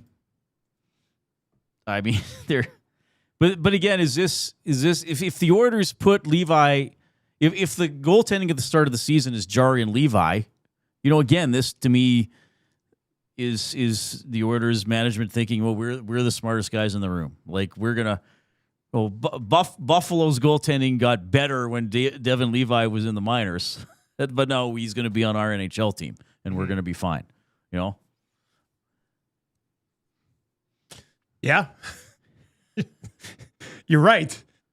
So what they've accomplished today is that they've got a goalie. Yes. Right? They acquired a warm body. Yeah, getting Levi. Yeah, that in itself is not terrible by any means. The trade itself was fine. Yeah. Getting Levi and adding to the organization is fine. Going into your season with Jari and Levi as your two goaltenders, I can see why Oilers fans would not be happy with the end result, I guess, right, of this today. Unless you are a big Levi believer. Chester in the Nasty Chat says, I would say that Nurse's value doesn't go down, but the value of the return cap space diminishes as the current free agents get signed, leaving less options on where to spend that extra space. Yeah, that's fair. That's what we were talking about off the top of the show. Like if you're moving Darnell to have more money, don't you want that money as of 10 a.m. on July 1st so you could possibly get the best possible guys? But we've also had a couple people saying, hey, guys, this is not a great free agent class, so I don't want Bowman throwing money away at players who really aren't that great, perhaps. Somebody's saying, Dusty, where are you getting the $4 million from? Oh, they've got Doc and Stastny even qualified, and they're going to be about $1 million a piece. Right. So you got to knock a couple more million off what you're seeing on like Puckpedia right now, right? As far as what they're able to probably go out and spend. Now they haven't put themselves in a bad position before with RFAs and the cap in the summer at all. Right. And it's never come back to bite it before. I mean, Never. these guys are different level. I don't see anybody offer sheeting Doc as opposed to when they drove a hard bargain on Broberg and Holloway. So. John says, I would be okay with Jari and Levi. Let's go Oilers. Does everything have to be doom and gloom in oil country? Let's go Oilers. That's good. He's happy. John's happy with it. Brandon texts in and says, I heard Lawton is a big DJ Smith guy. Thought we would have seen him sign with the Oilers by now. Sorry. Scott Lawton? Scott Lawton? Sorry, I thought Brian Lawton initially. No. He'll eventually get a job with the Oilers too. Yeah, probably. Library Pat says, could the Oilers be in on Vincent Desharnais? He is available. Probably not. They've got their right side. Great story. They got their right side. He's a taken great care of. story. He was great to deal with. He's bounced around. He's one of those guys he'll get a job for the next few years as a 6'7", because he works hard. You know what's interesting too? Just side note. I mean, it seems to me limited sample size, as we like to say. Seems to me a lot of Oilers fans are at least somewhat optimistic about DJ Smith on the staff. Would people have preferred DJ Smith just be the head coach? That's a good question. Like, what if they would just come up I mean, and be like, he did win the press conference. He did. Now, I think it was mostly because Babcock certainly didn't, and nobody will let Stan win anything. But DJ Smith won the press conference. It's a good point. I mean, if they would have just announced DJ What if Smith as they the head just coach, hired I think a DJ lot of Smith? people might have been like, Yeah, give him a this chance. guy's a gamer. Yeah, give him a chance. Yeah. Yeah. Like this guy. The full Jaunty's in and says, this is the big question. What's the news on Matthias Janmark? Yeah, what is the news on Matthias Janmark? Should be healthy. He'll be healthy and back, and Healthy, probably back, ready to go. fourth line winger. Now people are saying, hold on, Reid, DJ was going to be the head coach pretty soon. Well, that's Yes. guess we can't. Yeah. I want to get to this text. It's the first time they've ever texted in and they're trying to pull a funny joke. My dad is watching you right now. Can you freak him out by saying, Kenny, please? I don't know if his dad's name's Kenny and he's watching. And I don't know. What's going on? I don't know. Lots of good texts for first time from people today. That's So nice. thank you for finding us and hopping into the conversation. And we'll see what the Edmonton Oilers continue to do. It's probably enough for us, eh? What do you think? Want to stick around for a little bit We'll longer? go to 12:30. Okay, 12:30. I've got a Zoom meeting with the Ottawa Redblacks right at 12:30. Oh, there you so go. we can go to 12:30. England won, by the way. 2-1 the final. 2-1. Belgium, Senegal at 2. U.S., Bosnia, Herzegovina at 6. Hurricane brace. Yeah. Wow. That's been fun. Is that wow on the Harry Kane brace? Yes. Yeah, I thought it was something else, Benny. You got to stop saying Yeah, wow sorry, about sorry. soccer Okay. things. I can't It's just have them. like, I mean, like this free agency NHL, of course, Oilers, that's always number one in this market. But Yeah, of course. we're gonna remember this week for Canada's win and then Canada, Morocco, whatever happens. Like this is Canada beating South Africa, unless they then beat Morocco, is the Canadian sports story of the year. Like something incredible. I mean, a Canadian team didn't win the Stanley Cup. It's it was a Winter Olympic year. I don't know if there was any we didn't get the hockey golds. Was there an individual story from the Winter Olympics? Nothing's going to trump the Canadian soccer team as the Canadian it's sports the biggest story of the year. year. Yeah, biggest story of the year. I mean, Devin Levi's pretty big, but I would say that. Yeah, like Lord Byron says, imagine Canada beats Morocco and then France. He puts in an LOL. Well, if Canada beats France, it's even if they beat Morocco to make the final 8, it's like Might as yeah, well go them win the getting whole thing. into the final 8 of the World Cup of Soccer would be Ridiculous. absolutely insane. Let's go win the whole thing after that. Why not? Benny, if you had to predict one more move by the Oilers today, who would it be? Go get Tolvin in, you cowards. Yeah, sure. Tolvanen's still out there. He's still out there. I will say they are going to bring in a tweener fourth line center. Sorry, sorry to be boring, but can we have a conversation about this? Szymanski's a fourth line center right now. So why are you saying I think another they're, fourth line I center? think they're going to bring another guy to compete with him. They're going to make Szymanski earn his job. Like Curtis Lazar. Kind of, the Lazar guy. like that. I think Lazar would like to come back, but I don't know if that's going to happen. Mike Harrington, who covers the Sabres, has posted this. In the end, Devin Levi was not good enough for the Sabres. That 7-game run at the end of 22-23 raised hopes that were never fulfilled. Last game was an awful loss in Seattle in January of 2025. Team was lousy. He gave up 5. The team flew him across the country for his first game in a month. Weird.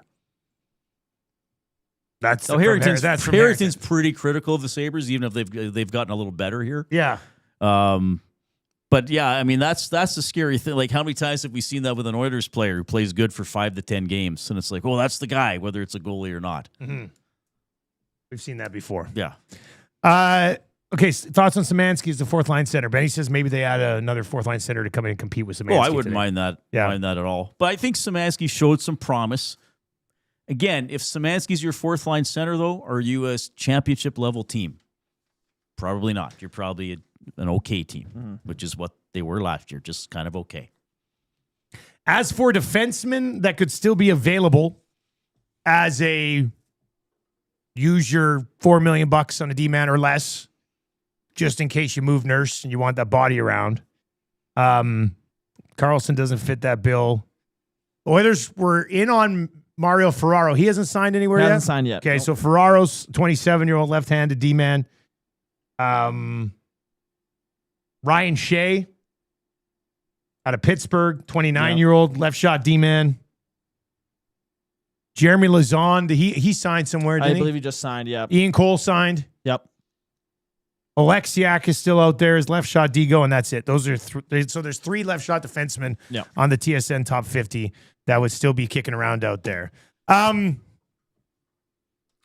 Is there something here about Mantha? Mantha signing here? Oh, is that the case? Where'd you see that? 2 times 2. Somebody put it in the chat, but again, sometimes people do misleading things, so I don't know if that... Don't scare us like that. I don't want Mantha here, personally. That would be... I think he's benefiting off of the situation in Pittsburgh, and some teams can pay him a ridiculous amount. And nobody's signed Jesse Puljujarvi yet. Dang it. We'll continue to wait. I'm going to go home and just keep refreshing everything the rest of the day. Klima's laid over in the chat. Says, sounds like Nurse will take a few more days. Watch Philly. Does that just end up being the others say, okay, we'll retain, give us Nick Seeler, and then that's the end of it? That's probably it. Yeah. That's what it feels like, right? Yeah. Maybe there's something else in the mix there as well. All right. Do you guys want to keep going? I got to hop on this other call. You're the boss. I can actually tell. If you guys want to keep going, just keep going. I'll be right back. We can go for a little while. I'll be right back. Or whatever you want, yeah. Bison King Watch, Diesel in the chat. So so do they just, is Nurse still going to get traded? I mean, of course he could. I'm just wondering if I have belief he will. did the Babcock situation change anything for Nurse? Or did the Babcock situation change anything for McDavid and Draisaitl and their conversations with Nurse? Like, this came up with Jay, and I can't remember if you were working that day. People are like, well, how do Connor and Leon, what do they talk about with Darnell? They probably don't talk about it as much as people think, or in the way that people think. Yes. Like, I don't think Connor and Leon are texting him and saying, yeah, buddy, it's time for you to get out of town. We give you permission to get traded.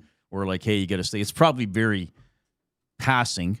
So I don't know if it would really have an impact. I don't know if Nurse would now turn around and say, hold on a second. I'm good. My I'm buddies good here. approved this coach, so erase my trade request. I don't even know if that would factor in. To me, I think DJ Smith has a role in this as well with Nurse, and I believe DJ Smith coached him at the World Championships this year.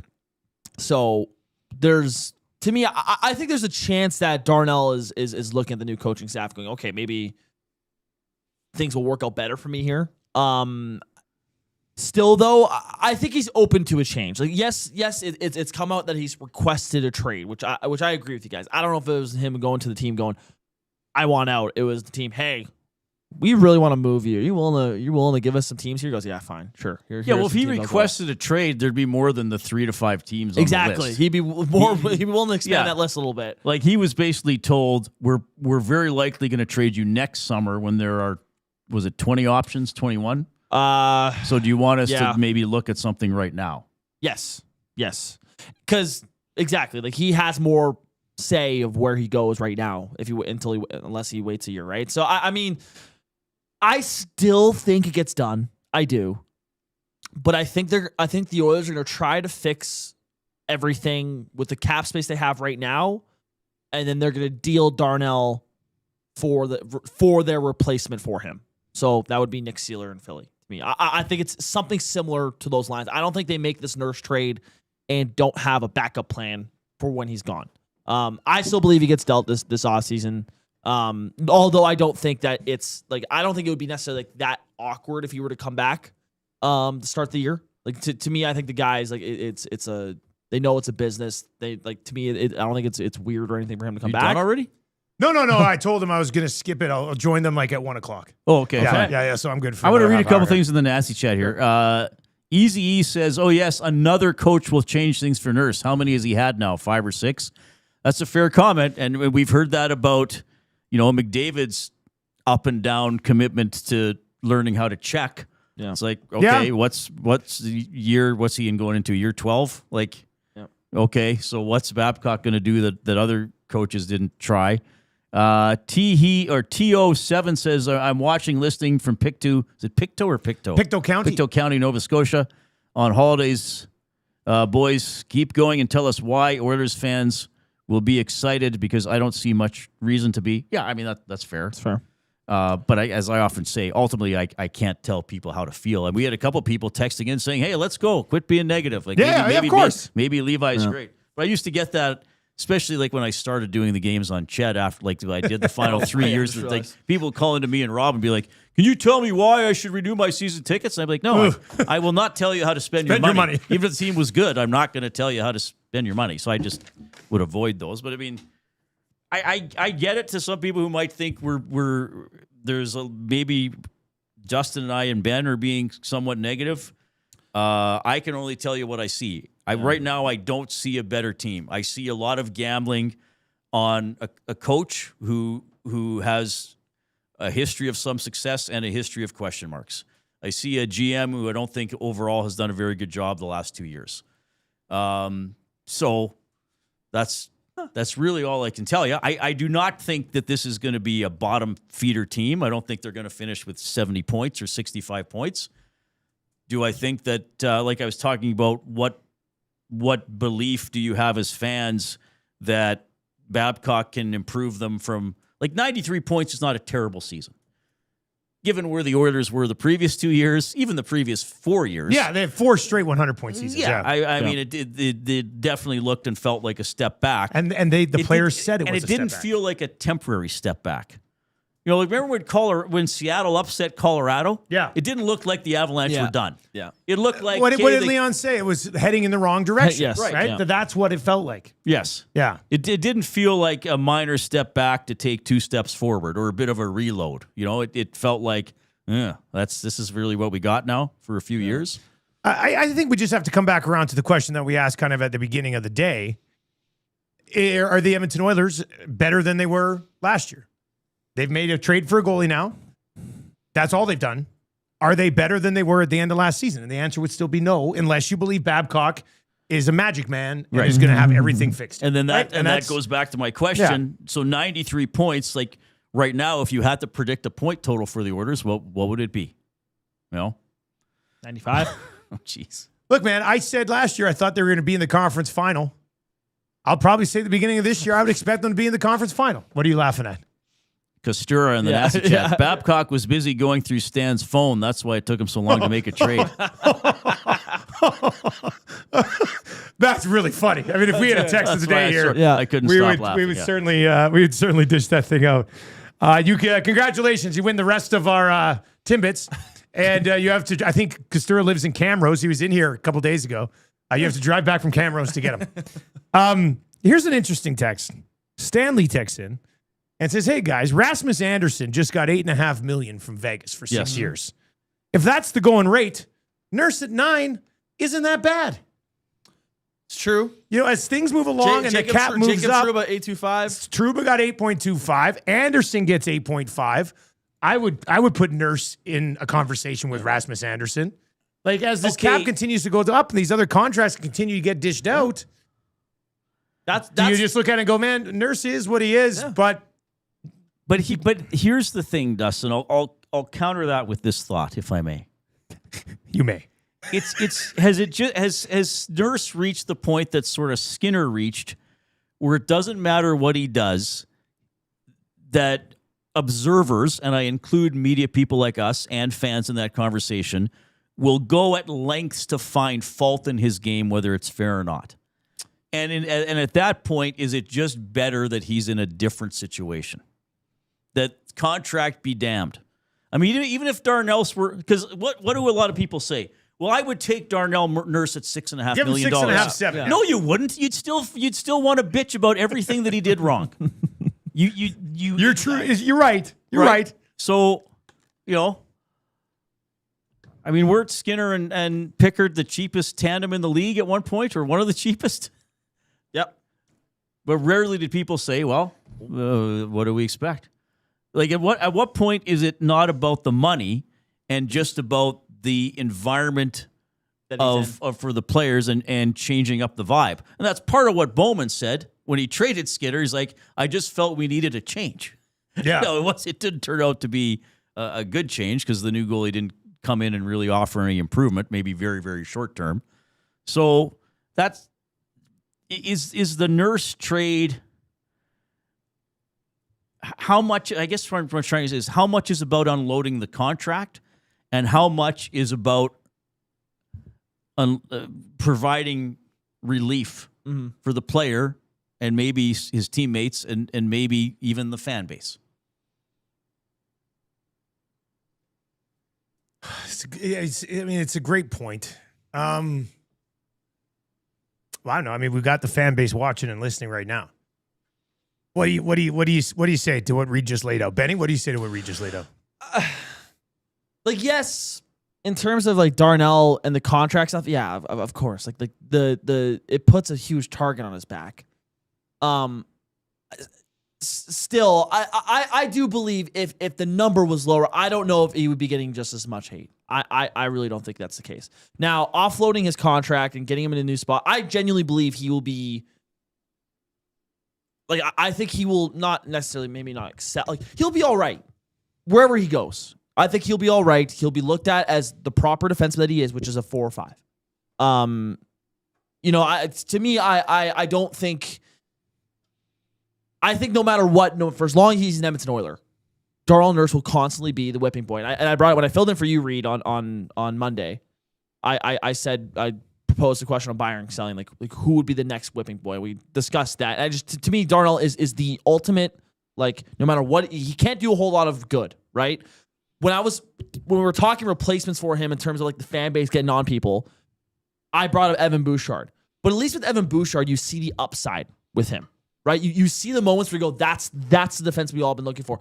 There has been a whole lot of moments where Darnell Nurse has gone, oh, that's $9.25 million worth, which I think has led to the reason why he gets as much criticism as he does.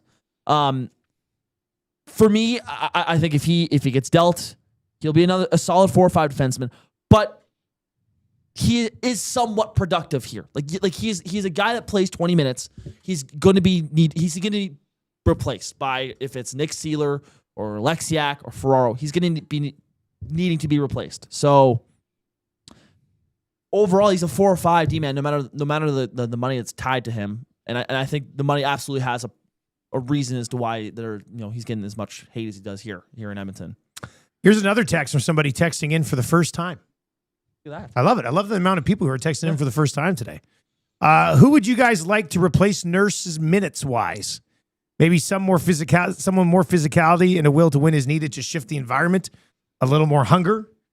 I don't think Wallman fits what that guy is describing.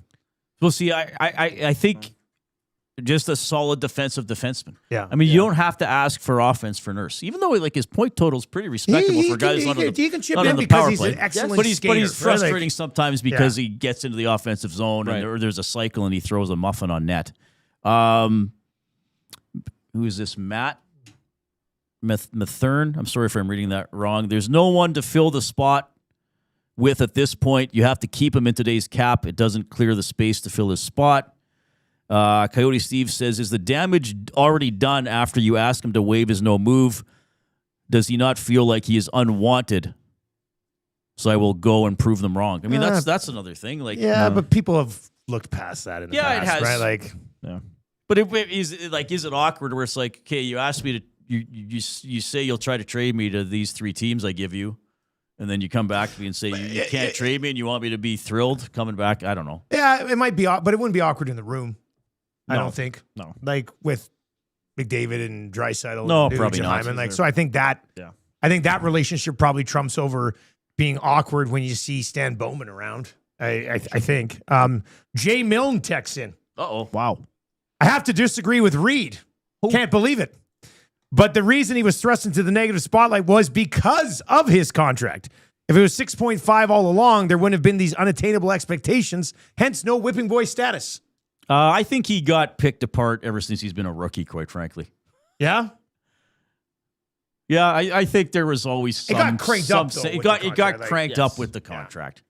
But there's always what's he supposed to say? Don't give me that? Yeah, don't give me that? Yeah. I don't want to get ripped? I understand what Jay's saying. My experience is that there's always been some people who weren't fans of how he played and didn't see a lot of potential in him. Doug Tiffin. I don't know how people want their handles said. Like they might be going for jokes or cadence. Nurse is a liability in front of the net. All he is good for is cycle breaking. Are the Oilers good enough in front of their own net in general? There's a question for you. That's an area that you would hope Babcock and DJ Smith can improve. Yep. But it's also like, do you think the other coaching staff didn't see that? You think they're just like, hey, guys, just keep being completely... Like they get out of the way. Maybe Bush was taught to get out of the way of everything that comes towards the net and don't pick up the open guy who's standing right next to you. I don't know. Maybe it just wasn't stressed with the other coaching staff. It seemed like what they could do with the puck was stretched, or was stressed. I mean, what defenseman do you trust the most in front of the net, defensive net? Ekholm? Yeah, probably. Murphy now. Oh, yeah, Murphy. I think Murphy. Yeah, fair. Ekholm would have been the answer before. Yep. Question, do you think we get a new goalie today? Well, if maybe this person missed it. They did get a new goalie. Devin Levi counts. Traded for Devin Levi. I don't know if there's another one. Would have to clear waivers, so it's either a 3-goalie system or it's Jari and Levi, unless they crank something else up. See, here's an interesting comment from Calvin CMC. The true expectation was Nurse was going to be a franchise D-man. Was Nurse expected to be Pronger-esque? Like, Not like at that level. esque. Like, Like a step down the tree, but still kind of like just in control back there, mean, I think the closest you would have that conversation to with Darnell Nurse is when he had that year before he signed the contract, the all Canadian year, where he scored 25 goal pace feasted on Ottawa goaltending. Yes. I think that's the closest we've seen the talk of Darnell Nurse being, is this guy a franchise level defenseman? Like, is this going to be the guy that runs the ship here? And who knows? See, this is the thing. Like, just Daryl says, why doesn't Nurse add more physicality to his game? Throw a few big hits, drop the gloves. Fans will love him. He's a big dude. I understand that to some extent. I mean, I don't know if that would be worth 9.25. But I still think he does that more than some of the other guys. Yeah. They're not overly a blue line that does that a lot anyway. Like, he's still the D-man who's most likely to drop the gloves. Who is the leading fights guy for the Oilers right now? Frederick? But that was because he kind of was forced to. Genuinely, who fights the most on the Oilers? Nurse is probably top 3. Oh, he's definitely top 3.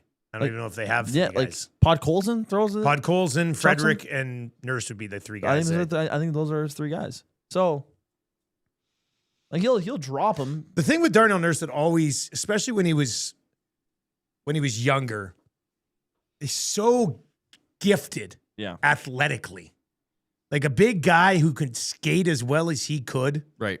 You're like, oh man, you should be doing so much more. But the one thing I always circle back to is we're talking decade of darkness times. Right. But he'd get the puck, he'd skate it all the way up the ice, past everybody, and just circle around the zone and not know what to do with it. And I was always like, I just don't know if he thinks the game. Well, I know he doesn't think the game at a level that matches his athleticism. Because if he did, he'd be an absolute monster. Yeah, like Doug wrote back in here, Nurse thinks he's too good to be mean. The money went to his head. I don't know if that's the case. I understand why he would say that. But I think that opens up a door to a bigger picture question. Did Knobloch stress that type of hockey enough? Because you probably heard, I heard a lot on my show. Knobloch doesn't stress body checking. He doesn't want. I don't know. Like, Dallas Aikens once said, the perfect game is 0 body because checks. You have the puck the entire time. But so this is what we're talking about. Do the Oilers lack players who can play with enough jam and tenacity? You brought this up earlier. Or have they lacked a leader, a coach who has sort of given them the green light to, mix it up? Like, okay, Vegas and Florida, 2 very skilled teams that also play like jerks. Mm-hmm. Yeah. Like, and I'm not saying a coach goes into a dressing room and says, don't get into a scrum, but there is sort of that body language or reaction to it when it happens. Like if a guy started a scrum, even if he took if a guy takes an extra minor in a scrum defending a goalie or a teammate and they give up a power play and get scored on, what does the coach say in the dressing room? Like, did Tortorella go into the dressing room and say, you don't do that. Yeah. You got scored on. Or does he say, hey, good job getting in there for little Billy, for little Mark Stone. You can't get little Mark Stone and get picked on. Hey, we're guys, hey, kill that off next time. Okay? We got Jablonski in the box because he stood up for little Mark Stone. That's how we play. I don't know. You know what I'm getting at. Yeah, no, I understand what you're like. Let's just say there's a world where something doesn't get done with Philly or whatever, and you go through the awkwardness of bringing him back. Benny, if Babcock and DJ Smith sit him down and go, listen, man, we're going to play you a little less. Yeah. When you're out there, you got to be a killer.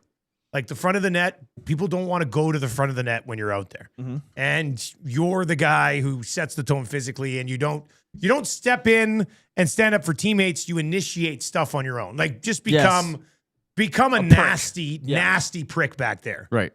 Which I think Darnell certainly has the ability to do. How do you think that changes the way they view him? If they're playing Ekholm and Wallman, yep. I like money, like the money thing, I get it. It sucks. The cap continues to go up. It's less of a percentage of the cap. Not ideal, but whatever. I'm just talking if he's back and you have to deal with the money no matter what. To find the most effective and fan-pleasing Darnell Nurse, is that what you need to see from him? You go, Wallman and Ekholm will handle moving the puck up. You get it out when you get it out, but nobody wants to go into a corner or go to the front of the net when Darnell Nurse is on the ice. The guy you're describing to me right now is the guy that just signed for $8.25. Trouba. Yeah. Right? Like to me, Darnell Nurse is making $1 more million than Trouba, and Trouba's going to San Jose to do exactly what you just said. Like Trouba's not going to be their top pair guy, even though he might get thrust into that role. He probably will be. He probably will be, but he's more of a 4 or 5, like second pair guy that's going to be a prick, hits guys, is rough in front of the net, all that stuff. I think there's a world where Nurse can excel at that. There is a game, I often refer to this game. I went to it. It was 2024 playoff run. Dallas Stars Western Conference Final, Game 4 in Rogers Place. Oilers are down 2-1 in the series, and the Oilers go down 3-0, I believe. And before that game, Nurse did like the whole like no talking to media stuff, like the one-word answers and stuff. Yep. He showed up that game. I think he had like 12 hits or something ridiculous. And I remember being in the arena for that game. And obviously, I don't go to a ton of games. But I remember sitting there going like, am I crazy or is Darnell Nurse having like the game of his life right now? Like what's happening? And then I listened to, Reid after the show or after the game. I'm going, oh yeah, okay. The media caught what I saw too. And it was, Darnell Nurse like was clearly pissed off, clearly wanted to prove something. And he goes out and he plays one of his best games. He's physical. I don't think he scored or had any points or anything. He was just a physical, defenseman that's like, oh, like that's a guy that they've been looking for. So if you can get some of those games out of him in a bottom pair role this year. 9.25 probably isn't the proper number for him, but that's a whole lot more productive than anything he's been doing before that. I think DJ Smith, if there's any coaching staff that's going to be able to do that for Darnell Nurse, it's probably going to be Mike Babcock. Like the press conference and everything he's been saying, he's not going to fall in the same trap that all the other coaches have done and all this stuff. And every coach has said that at their press conference. I will highlight that. They have. And they've all kind of lied about that. If there's any coach to me that will stick to his guns on what he believes in and not play McDavid and Draisaitl together and play all these minutes and not, put, Nurse in the proper situation, it'll be Mike Babcock. So to me, if they bring him back, I don't hate it. They need to give him that right role, which I believe DJ Smith and Mike Babcock will attempt to. I can't confirm that it's going to work out, but I think there's a chance it could. All right, what say you? 780-218-9999. Stanley says, agree, get more out of Nurse. Don't just trade him. This one comes in. First time they've ever texted and says, hey, guys, name's Omar. Oiler fan texting in from Virginia. If we have to retain salary to get rid of him, there's no point to trade him. I agree. Unless the return is a stud for the difference or an actual NHL player. Yeah. Yes. Yeah. Yes. You don't throw away a defenseman like him. You don't. This one comes in, another first-time texter. I guess maybe I shouldn't be surprised, but there's like many first-time texters. We keep on growing, man. Yeah, no, this is great. This guy says, if Nurse was a free agent today, what would the number be on the AAV? Would he get the Trouba? Would he get the Trouba deal? I would say it's Nurse right around there. was an unrestricted free agent today. High 7s, low 8s. Nurse has had, I was looking at it, prior to this year, he's had 33 points or more for like 7 straight years. Right. I think it's more points what Trouba's putting up. Yeah. I mean, I didn't look at Trouba, but I don't think Trouba's much higher than that if he is. Is he an $8 million UFA today, Reid? Probably. I mean, where was he in defense? Do we really need to freak out about an extra 1.25 mil? That's what I'm saying. 35 points for Trouba last year. What did he have before? What was his stretch before? 8 points in 53 games, 6 points in 24 games, 22 points in 69 games, 30 points in 82 games, 39 in 81. So Nurse has been a more consistent offensive provider than Jacob Trouba. Yes. I would say Trouba is better defensively and certainly plays the game in a meaner fashion. Headline. And he got 8.25. And Darnell Nurse is probably somewhere between 7.5 and 8.2 today. What was Nurse's point total again last season? Last season he was 24. But like the 3 or he only had 24 points. He had 24 points last year. Before tied for that, 89th in scoring. 33, 32, 43, 35, 36, 33, 41. Like he's consistently on the plus side of 30 for points. This was the first year that he didn't get there. He would have probably gotten at least $7.5 million to $8 million today. Which is why, to me, this trade that they would be making isn't a throwaway. This isn't there's genuine interest for this player, and I think they would be getting there's a good chance that they'd be getting their replacement for him in that same deal. It would be a hockey trade, I'd imagine. The rookie says, Dusty, or he's asking us, who's the best D-man that the fans have ran out of town? Brewer or Petrie? Brewer was better, wasn't he, at his prime? I think when Brewer was moved, he was at a higher peak than. I mean, Brewer was on the Petrie would have 02 Canadian Olympic team, wasn't he? He was on that 02 team as like the young defenseman. Right. It was a stacked team, but Did Brewer get run out of town though? he was part of a. Well, I don't know. That was before my time. Yeah, I can't. Brewer I was was moved working before in I Lloyd. got here, so yeah, neither of us were in the city then. Yeah. Petrie.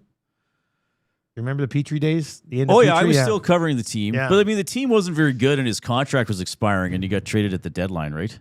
I think so. Oliver Bjorkstrand, New York. 1 year, Oh, there we go. Okay. 4.5 mil. New York Rangers. Almost came in right around Roslovic. Roslovic was 2 years for $4 million as well. Zulu on the chat says, unless Nurse opens up his 3-team list, he's not going anywhere. Well, that'll probably come back around to the discussion that we had early in the show on Nurse of if Darnell Nurse really, truly has requested a trade and wants out, he would open it up to San Jose and Anaheim.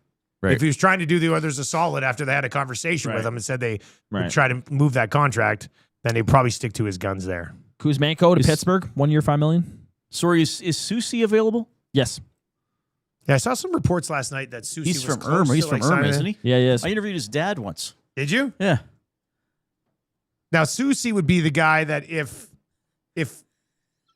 you move Nurse, he's your third pair left shot demon. Sure. Right? Like that's Falls under the same category as Sealer if you were to get traded. 31 years old, Alexiak. zero offense. Yes. Yep. Like just take up just space, third get in the way. pair, Yeah. 6'4" defenseman. How was his dad? He was very interesting to talk to. Like, Did you interview him about Carson? I think they were in the playoffs, and Stoff had some story about scoring on his dad in Pee Wee. Of course. Yeah. Of course he did. Sorry for randomly bringing that up. I should keep my mouth shut. Like, I always remember interviews. People are asking for fantasy football advice in a dynasty league. Not today. Nolan from St. Albert. Take Nathan Rourke. We can't do it today. Oh, we might get Nathan Rourke might get shut down this weekend. I would also say I would definitely do that deal with Nolan from St. Albert. Did you say Nathan Rourke might get shut down? Well, against the Elks might against the Elks. limit him. I better try to win a game in our league, eh? Are you winless still? I'm so bad. God, I think I'm 3-1. My team is so bad. Bowen Byram got $12.5 million, guys. Sorry, that is an overpay. Oh, yeah. Yeah, we briefly hit on that. The Byram one doesn't. I don't know what's going on there, to be honest with you. Kyle Davidson really thinks he's knocked out of the park with this defenseman that's kind of run the show there for them. Well, he is going to be thrown into every situation. He will be their guy and he hasn't now. necessarily had that opportunity yet. But don't you wait and see that, then give him the 12.5 That's exactly mil? like to me. They paid a 4th overall pick and a second round pick, I believe, on top of that as well for him. For like to me, like he's a guy that's like you scout, you see that he's available, and you pay what he's worth at that time with the bet of like knowing that hopefully he will pan out and be the guy for you. It's a guy that hasn't been shown the great opportunity. Okay, we're gonna pay the price for him now, and he's gonna grow. It's gonna turn into a steal later down the road. Instead, they paid him like they paid the 4th overall pick, and now they're paying the money like he's already been doing this, which he hasn't. Like he's been a solid number 3-4 defenseman for Buffalo and Colorado before that. Yeah, it was a lot to pay. Luciano, the Neff, texts in. Was that? Hernan's nephew. Right. Yeah. He's a beauty. He says, which goalie tandem is better, you guys? Jari and Levi or Skinner and Pickard? Is this another downgrade by Bowman? Oh, jeez. That's interesting. That is an interesting Going one. into last year with Skinner and Pickard, or this year With Connor Ingram in the minors. Yeah, with Connor Ingram on the depth chart. Still would have liked to have seen Ingram and Skinner run with it for a bit, but they moved too quickly. Or Jari and Levi this year. I'd sooner have Skinner Pickard last year. I guess with Levi, at least there's some potential. Yep. There's that. But I mean, Skinner Pickard, you've gotten the 2 finals with them. Yeah. Well, those days are behind us now, Benny. I think that's a great question, Neff. I I think at the beginning of last year, I might have been more pro Jari. But after he got here, he got a little bit banged up and then just never kind of got it back. Benny, would you go Skinner Pickard there too? I think so. Levi he's the true unknown. Like, I have an idea as to what Jari will be next year, and I don't like that. I don't like what I think Jari will be next year, but who knows? Maybe you prove me wrong. The rookie text in and says, God, I miss Koskinen and Smith. I got to tell you, Mike Smith's tenure as an Oiler was very good. Yep. I'm surprised when sometimes people are like, the Oilers have never had a good goalie. Yep. Mike Smith was pretty good. Wasn't he 919 one year? Yeah. He was. And talk about needing swagger and someone who brought it. Yes. You know, like. Well, and was probably one of the toughest dudes on the team. Yeah. His 3 years here, 902 in his first year, 923 He had a in his second year, and then 915 in his final year. Played 39, 32, and 28 games. Kind of. Man. What the Oilers would do for that now? Koskinen went 906, 917, 899, and 903, finishing with a 906 save percentage from 18 to 22 as well. He had some really good 7 or 8 game runs. He did. Koskinen, yeah, when you're like, man, this guy is. But then again, his low end was quite shocking. First shot goalie. Oh, man. Nick Hague with Nashville, 5.5 mil. That's a good deal. Could we get him? I don't think Nashville's been linked to the Oilers at all. Nick Hague and Darnell Nurse don't like each other very much. Oh, yeah, that's right. Yeah, there's that as well, I guess. All right, over on YouTube, if you've not yet subbed to the channel and you're watching today, please sub. You're going to have a full day of reaction to Levi, I guess, tomorrow. And then we'll see what ends up panning out. I have to think there's another move later this afternoon, right? Like they'll dip their feet into a forward or a D-man later. There has been today, the signings have slowed down a little bit. Yeah, sure. Somebody signed Tolvanen. I'm surprised Tolvanen hasn't signed yet. Lawrence over on the Nasty Chat says Vinny Desharnais. No, that can't be Vinny. Is that Vinny? 4.2? There's no way. For 4 years? There's no way. So where? In Washington. There's no way. Not per year. Yeah, that can't be. That's he'd maybe get $1 million per year, wouldn't he? Yeah, maybe is it 4.2 for the whole term? Nope. Holy what? The Capitals gave 30-year-old Vincent Desharnais 4 years, 16.8. You got to be kidding me. Holy smokes. Good for him. Good for Vincent Desharnais. Wow. Congratulations, yeah. Oh, man. Wow. That's a life changer for him. I can't believe he pulled 16 mil out of that. 17 mil almost. Wow. Jeez. Man, I thought... Trouba must be like, wait a minute. Yeah. Why didn't I... Trouba's like, I'm an $18 million player. Yeah. Darnell Nurse probably is worth 9.2. Yeah. Jeez. Wow. Man, I thought when Vinny was kind of done here, I was like, oh, he's going to toil around a little bit, and I'll see him at the Spengler in 3 years. Yeah. Yeah. Now he's got 16.8 mil coming to go to Washington. Well done. Congratulations, Vincent Desharnais. That's awesome. It's unbelievable, but it's awesome. Yeah. How am I missing something with Desharnais? Is he worth over like $4 million? Zach had great things to say about him. It was his best buddy there, apparently. But I don't know. Was he? I don't think his numbers were anything insane in San Jose. He played 53 games this year. 7 points plus 7. So, The Oilers have signed the Oilers traded for Devin Levi for Buffalo. I saw the some one guy people asking, just popping in. Yeah, probably some people still might have had work today or responsibilities. That's all that has happened so far for the Oilers. Pat texts in and says, when did Desharnais sign with Kirk Cousins' agent? Oh, jeez. The rookie says that's clearly the OVPP replacement. Right shot? Right. Yep.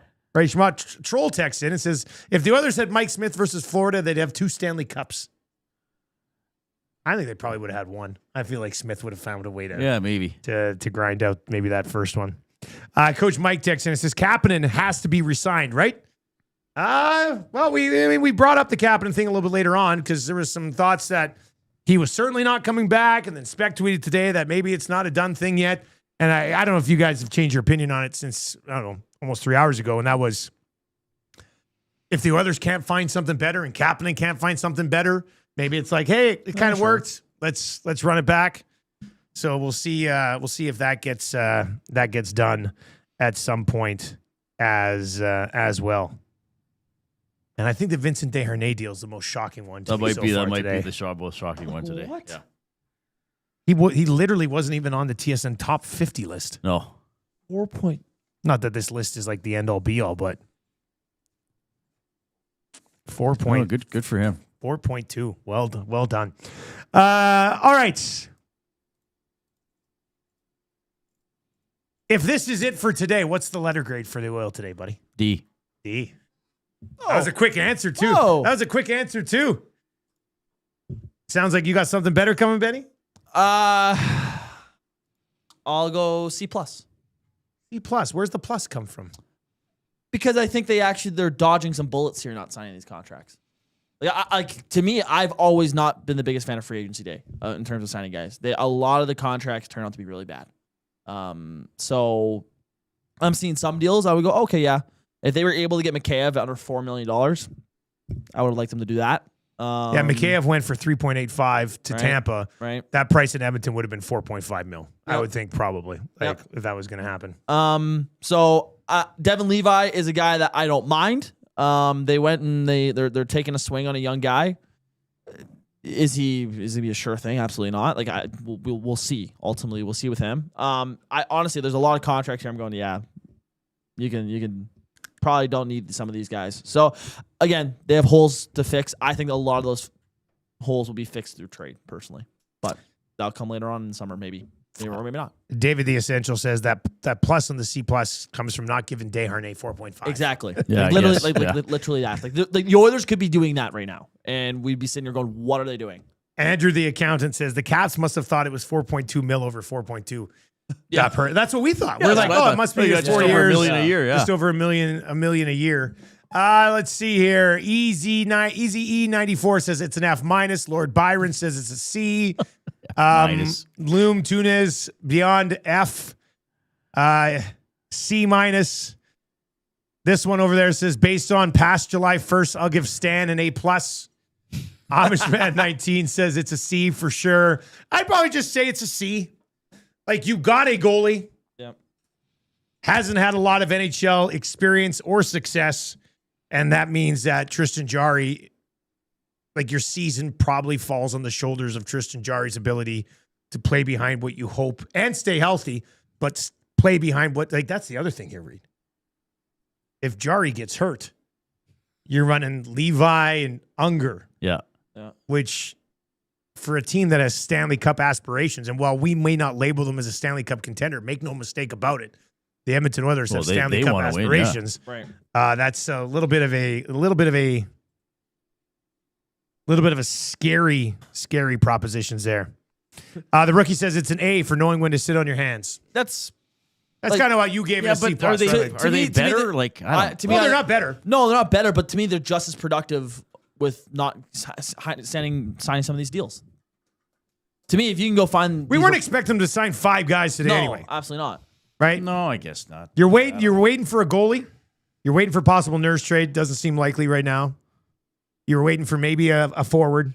Yep. People say top 6. I don't think they had the money to get a legitimate top 6 forward.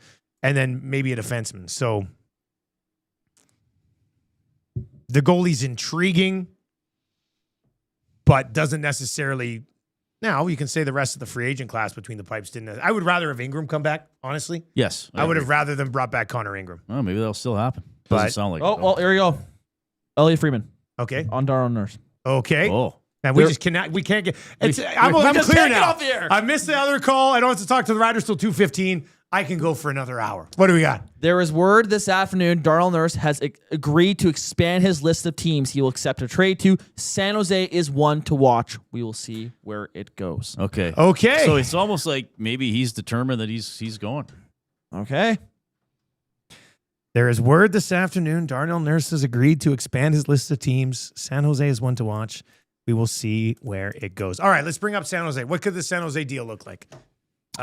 So they already got Trouba. Mm-hmm. They've got a couple of young guys on the left side, Dickinson and Shakir Mukamadulin, Spangler Cup alum.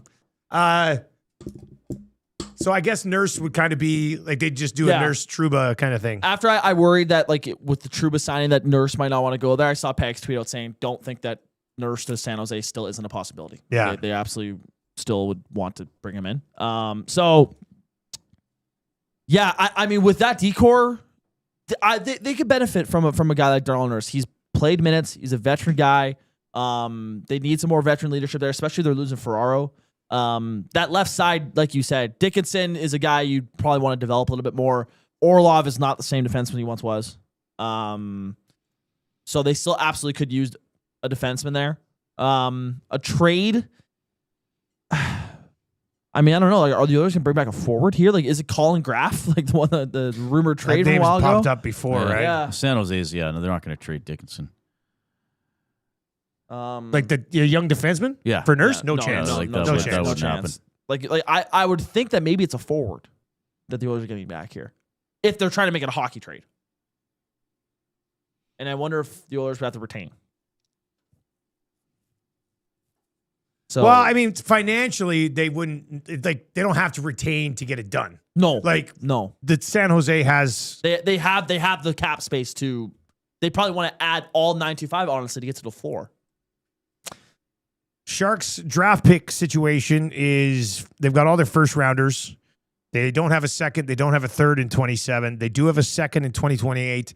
They don't have a third. They don't have a fourth. They don't have a fifth. But they've got a very, very deep pipeline already. And San Jose has been known for helping the Oilers out with contracts off the books, a.k.a. Cody Ceci. Yeah. So they brought in Mason Marchment. Toffoli has a no trade. Alexander Wenberg has a no trade. Kiefer Sherwood has a no trade. Barclay Goodrow has a 15-team no trade list. Colin Graff is an RFA. What's a Colin Graff come in at after a deal's done? Like in terms of money? Yeah, in terms of money. Like he's an RFA right now. He needs to sign a deal. Yeah, like he doesn't have a contract. He doesn't have a contract right now. So I'm just curious what that number would be. Because he had 20 goals this year. 21 goals, 25 points. 46 points. Goat Farmer says San Jose traded us Emberson for CC. Why are you so adamant they won't trade a young D-man again? Well, Dickinson was like 10th overall. Dickinson's a top 10 pick, man. Like let's just Emberson's not. Dickinson is. Yeah, that you can't compare Dickinson and Emberson. That particular player. I understand what you're saying, but Dickinson is. I don't know why they would move Dickinson in a Darnell Nurse trade. No. I mean, like Graff, I think would sign a 4-year deal at $4.5-5 million probably. Like if Rostovic's getting $4 million, maybe it's less term. Maybe he wants a bridge. It's 23, but a 20-goal guy. Right, that we're seeing that. This was essentially his first full season, right? So because you're banking on maybe he gets better, right? He's 23, so but he did play a lot of time with Celebrini this year, I believe. Do we know? Like Orlov's got a 15-team no trade list. The Oilers are probably on it. Probably, yeah. He strikes me as the guy that doesn't want to go to Edmonton, but he's got $6.5 million. They just said, we like Nurse, give us Nurse. You take Orlov for a year, that he's a UFA. You do that? You get off the rest of Darnell Nurse's contract for 1 year of Orlov at 6.5? I would not like that. You wouldn't do that? Oh, the Sharks probably want Orlov. Orlov's not a defensive. Yeah, they've got Trouba, they have Orlov, they've got Kesselring, they've got Dickinson. So right now, let's just say San Jose gave up a pick to get Darnell Nurse or something. Their blue line would be Nurse, Trouba, Orlov, Kesselring, Sam Dickinson, and Mukamadulin. He's an RFA. They'll sign him. So there's their 6 defensemen. There you go. Ferraro's a UFA. Certainly would be gone if they make a trade for Darnell Nurse. Klingberg's a UFA. Letty's a UFA. Like those guys are all gone. They've got Luca Cagnoni, who's another young piece on the left side. And then they drafted 2 right shot. Was it Lynn's a right. Is he a righty too? Ryan Lynn's a right shot. Yeah, Verhoff's a and, right and then shot. Verhoff's a right shot. So,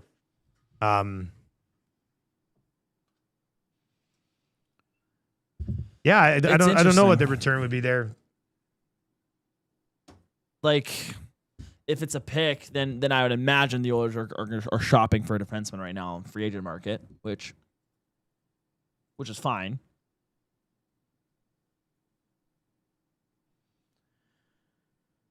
RCN text says Stoff just name dropped Shakir Mukhamadullin. He's a Dan Milstein client, and Dan Milstein said none of his clients have ever had an issue. Oh wow! With Babcock before. Okay. This one is in says McDavid probably told Nurse he'll meet him in San Jose next summer. Put him on the list. To me, like if they're getting Mukhamadullin, like that's just to me that's not what they need. Like I guess he's younger defenseman and all, but like this Big is guy. not- big guy, sure, but like I'd much rather them go for an actual veteran shutdown defenseman. But you have to think like Bowman. It's a great point. So you traded CC for Emberson to get younger. Now you're going to trade Nurse for Mukhamadullin to get younger I guess. and bring him along, I I guess. guess. Klima's list says expect an announcement in the next 2 hours from the Oilers. Is he doing this so we stay on the air for 2 hours? God. I mean, I guess we could mix in some guests. I already missed the Red Blacks call. I was supposed to do a Riders call at 2:15. I don't know if I can bail on that one. But Klima's lid, come on, man. Like, I'll say that. Like, I like Klima's lid. He's a nice guy. But if we were to be like, we're riding this thing out, Yeah. No, we're not. and then it didn't happen, Yeah. I'd be pissed. Yeah. I would be pissed. Look, if something happens with Darnell Nurse, I'll hop on from home or something, and we can do whatever. But Mukhamadullin, he's young, he's inexperienced. I think how I would view him coming in here would be he would probably be battling with Stastny for like third pair left shot because he's not going to jump Wallman, not going to jump back home. 12 points in 50 games. And then you got to year. do something. Does he only make $1 million? Mukhamadullin? Yeah. Yeah, he'd be on like a basic entry level deal. Well, he's an RFA. Oh, he's an RFA He's right an now. RFA right now, so you'd have to get him signed too. Right. Calvin Pickard. 1x1. Minnesota. Minnesota. Oh, good for him. Good for So there's the third goalie for them. oh yeah, so like you said, Pickard will probably end up somewhere as the third goalie. So he'll be the third guy Yep. in Minnesota. Then the others can claim him off of waivers when they send him down to the American League. Yes. So yeah, there's Bowman's playing chess again. Petrovic back to Florida. Oh, really? Yeah. Jeez, he's been kicking wow. around, eh? Yeah, two-year contract with the Florida Panthers.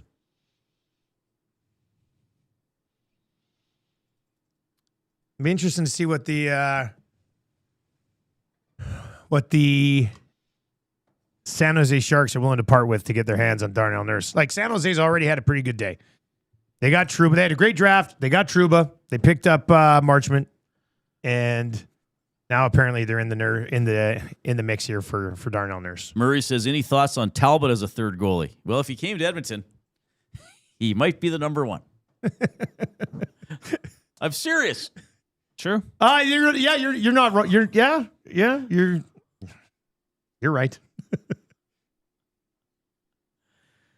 All right. What else are we doing, buddy? Well, I'm just trying to figure out. Well, I don't know. What do you think? I don't think anything will be moving on Nurse in like the next 30 minutes. I wouldn't think, right? So I doubt it. But I mean, yeah, they could trade him today and then use that money to sign somebody. Though I guess now, how many top free agents are left that they urgently need to spend money on immediately? And it's like, do you have to move Nurse immediately to get Alexiak before somebody else scoops him up? Like, is that right? Something that they would be looking at?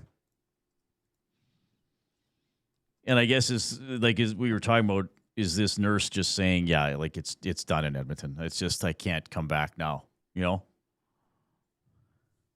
That would be the case. Mm-hmm. He obviously wants to move on. How about this? Travis texts in. First time he's texted in too. Says, hey, boys, what about this crazy scenario?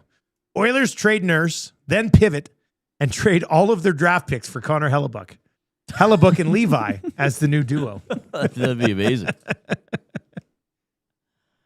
I would have expected Hellebuck would have been traded by now if he was going to be traded too. You think?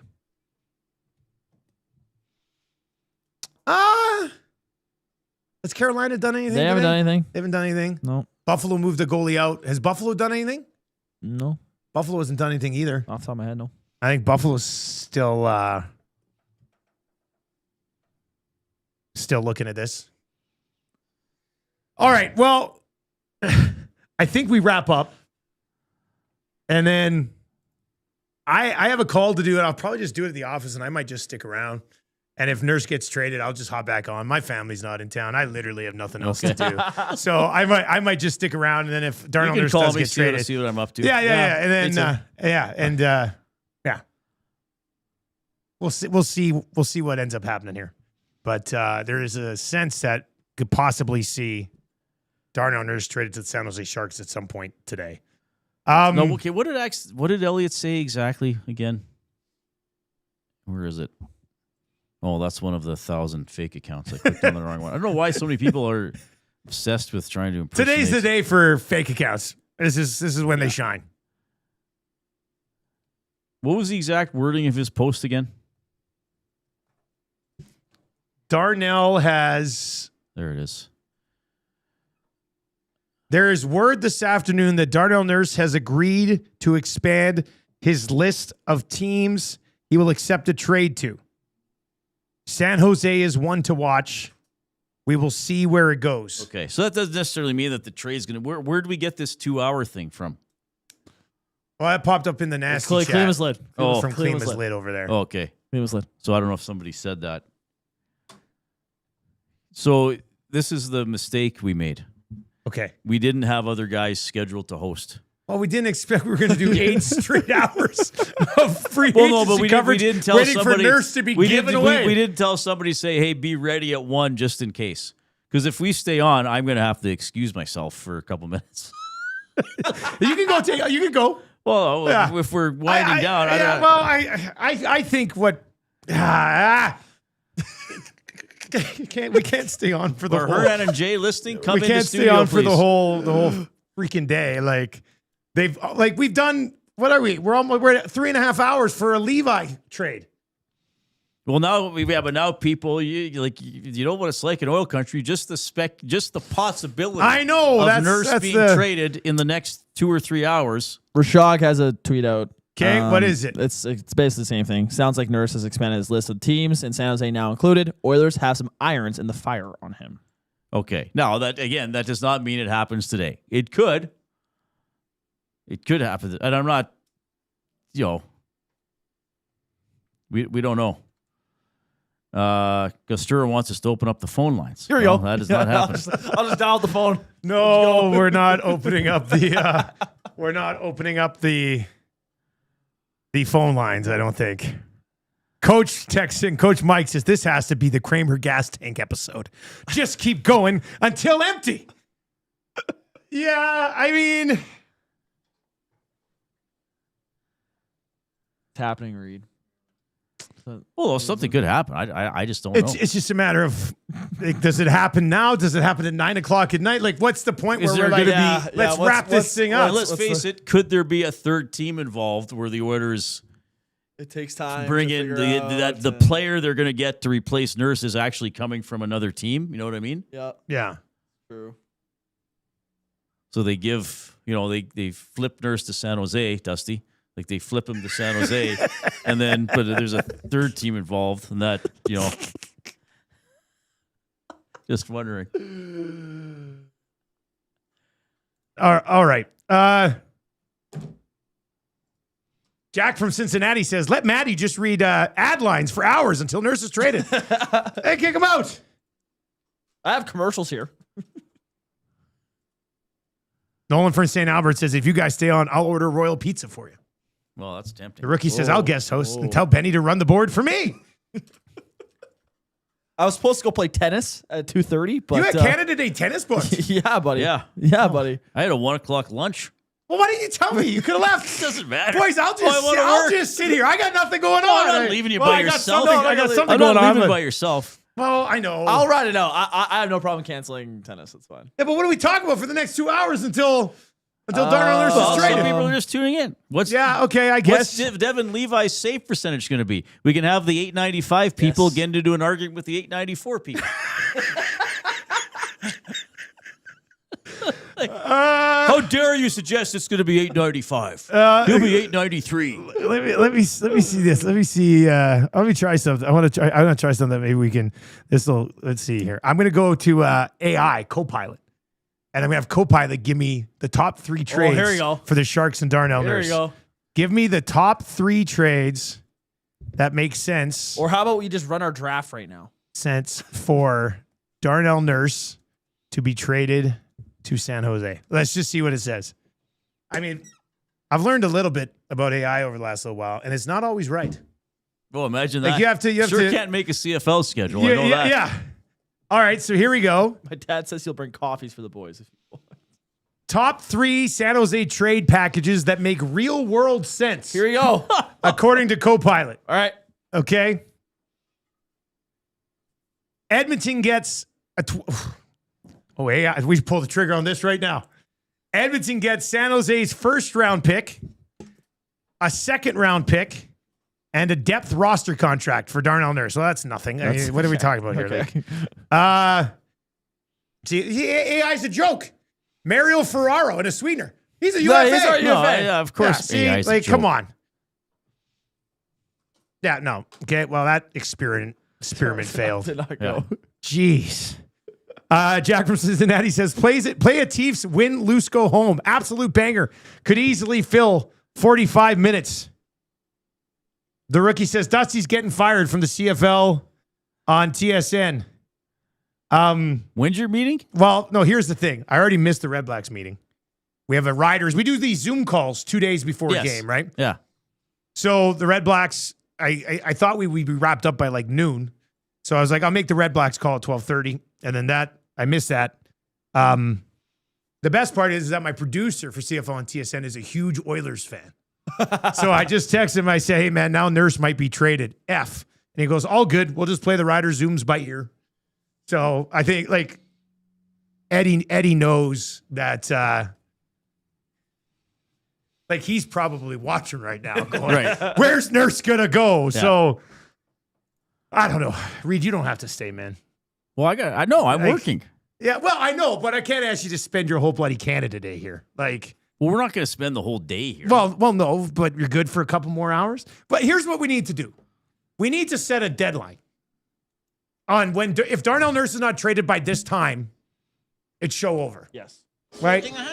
What's that deadline? What's the deadline? Right Well- now it's 1:30. Is my board up? Changing 200. It's not coming through. Oh, weird. Did you mute it because of the soccer? No, I unmuted it. That's not working. It's Something's wrong. your I thing's definitely up. unmuted. Yeah. Thing's up. Oh, I wanted to hear a funny clip. Over there? No, it's not. It's What's not. going No, on? it's not good over here. Oh, It's okay, over there. well, don't worry about it. Maybe unplug No, that thing and plug it back I want to in. know. No, it's not coming through. What? Oh well. It was just the turtle. Just thought it would make everybody laugh. That alone is good. All right. 780-218-9999. If we're gonna ride it out a little bit here, hit us up with questions. Okay, 780-218-9999. All right, I'm taking a 1 minute break. Yeah. No, Okay. you can take more than a 1 minute break. Benny and I got this. All right. We can all work around. Mac Lemick says, awfully nice of Reid and Benny to work for free on Canada Day. Real company man. That's not the case. I hadn't even thought, but I FaceTime my parents today because my kids are with them, and my dad's like, "Who's working overtime with you? Who am I giving overtime to?" I said, "Well, it's Reid and Benny." He's like, "Okay, good enough." Penner's Pancake says 4 p.m. is a fair time. Nurse deal at 3, and then an hour to discuss. I can't believe there's this many of you spending your Canada Day with us. This is awesome. Like, come on. Juan says the deadline is 9:25 p.m. No, No, it's not. Is Stan Bowman making a media avail today? Then you will know if something is going to happen or not. That's a good point. If we get a message from the Oilers saying Stan's going to hop on a Zoom call at 2:30 to talk about the Levi thing, then that might be it for the day. Colton and a loader text in. Another first-time texter. Can't remember the last time we did a show with this many first-time texters. Hey, boys, what do you think about Nurse for Zadorov? Colton and loader. This was one of YouTube Trev's traders of the day. Yeah. I think he has a lot of name recognition. Zadorov? Yeah. And I mean, I remember that Vancouver series. Vancouver versus Edmonton, and Zadorov was like, why was he like Gretzky in that series? I don't get it. But to me, I think he takes himself out of the play a lot. I think he takes a lot of stupid penalties. Like he's one of the most penalized players in the game. I've seen, not like I've watched every Bruins game or anything, but I've seen a lot of talk on Twitter from Bruins fans saying that he could be a negative asset to their team at times. He would be the tough guy though that the kind of the Oilers are looking for on defense. I would personally, especially with this contract, I would rather lean. To me, there's Mason Lohrei in Boston that I would want personally. I'm a Lohrei guy, but okay, why he's 25. Zadorov's 31. Has 4 more years left. Also has a 15-team no trade. So, what do you like about Lohrei? I know that's a name that has popped up a little bit. He's I mean, like kind of he's a little bit more of a puck mover, which again, like I don't like. I truly believe that can't be ignored when we're talking about Oilers defensemen here. Like they have Connor McDavid, they have Leon Draisaitl. Being able to move the puck is a very important thing with this decor. So I like him for that. I just every time I've watched Boston, man, he sticks out to me. And maybe I have a little bit of bias too because one of my best buddies played with him at Ohio State and just raves about him. So. I personally am for Mason Lohrei, but I believe he is kind of prone to some like defensive lapses and stuff. So, but to me, he's a younger defenseman. I think he could progress into a solid defenseman. So, I'm in on Lohrei. You can lose me on Zadorov. I'm a big fan of Ferraro, honestly. Like I think that would be the ideal.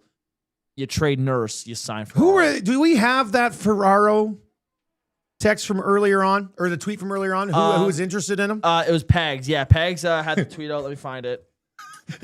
I don't know what you just brought in there, but hey, I was also going to say this. I've had somebody offer to bring us Popeyes for lunch. You want some Popeyes? Oh, my God. Reid, you like Popeyes, right? Yeah, what are we getting? I don't know. Whatever you want. Are we getting Royal Pizza? Well, let's go Popeyes. Do you want Popeyes? Yeah, you like Popeyes. Yeah, I like Popeyes. What do you want from Popeyes? Sure. Let me know what do you want. What are you thinking? Do they? I like the blackened cauliflower. They might not have that anymore. Blackened cauliflower. I just think for on air, like the nuggets would be easy to eat. Yeah, that's probably better than a nuggets sandwich. and fries. Yeah, okay. I'll just say snag us just a bunch of nuggets and fries. Thank you. Did you bring over a sports trivia book? I did. I do like the idea of us just passing time with random shit. Is it until this deal a goes colleague down. bringing us or? Aaron, you know Aaron. Yeah, of course. Yeah, Aaron. She's out and about. She's like, she goes, I'm out and about. I'll just grab it for you guys. Right. So she's supposed to bring me an acoustic guitar so I can start playing it in the morning show. Can you play guitar?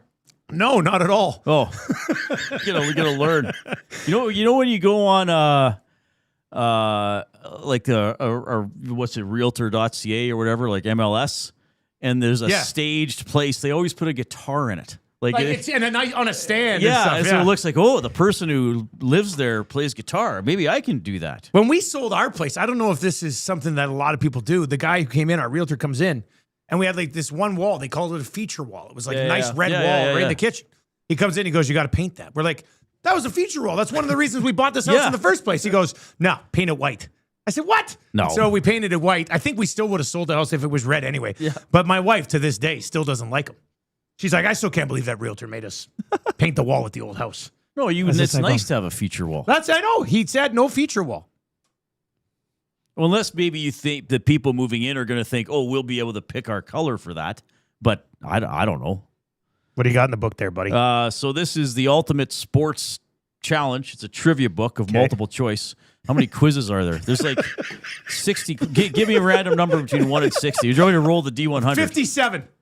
50. Wait, do you have the D100? D100's right Get over the there. D100. Did we find out the teams that were interested in? Yeah, it was the Leafs, the Kings, the Oilers, and the Rangers. We're talking about Ferraro. Yes. Okay, the Kings have been busy already. Yes. How much cap space do the Kings have left? It was Rangers, Predators, Maple Leafs, Oilers, Kings.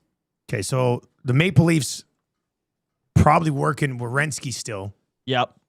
How much cap space do the Kings have left? Because they've spent some today. Let's go based on project 6.3 for Kings. Okay, you said Rangers. Rangers have 7.8. Yep. Preds. Well, Nashville will have lots still, won't they? Yeah. Oh, where's Nashville? Nashville's got 12.8 basically. And then Oilers. Ferraro could be a thing that gets done if the Nurse deal gets done. If a Nurse trade happens, I'd imagine the Oilers pivot and go get Ferraro to replace him. Like that to me would be ideal. That's the move I want to see happen today. Kostura says, thanks, boys, for making my emergency call into work excellent today. Yeah, no, you're welcome. Happy Canada Day, everybody. Welcome to Edmonton Sports Talk full-time, Benny. Thank you. Appreciate it. All right, did you roll the... Yeah, quiz 18. Okay, quiz 18. So they're multiple choice, but I won't... the first one... Now, this is an older book. It's 2010. But this first question is still true. Which is the only one of the 4 major North American team sports that may result in a tie game? Football. Correct. Yeah. And it's only the NFL. The CFL no longer has ties. Yes.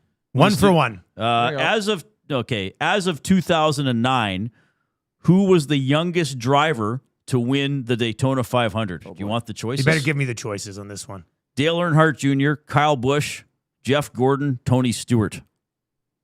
I'm going Kyle Busch. I was going to say Kyle Busch as well. We'll go Kyle Busch. Jeff Gordon was just over 25 and a half when he won the 1997 Daytona 500. All right, we'll do one more. Okay, give me... Oh, there we go. Not that. How come mine's not playing? It should have needed it for locked in for 2 more hours. Why did you shut me off? Your slider's up, man. It's right here. There's something over there, too. No, it's... What? Yeah. Oh!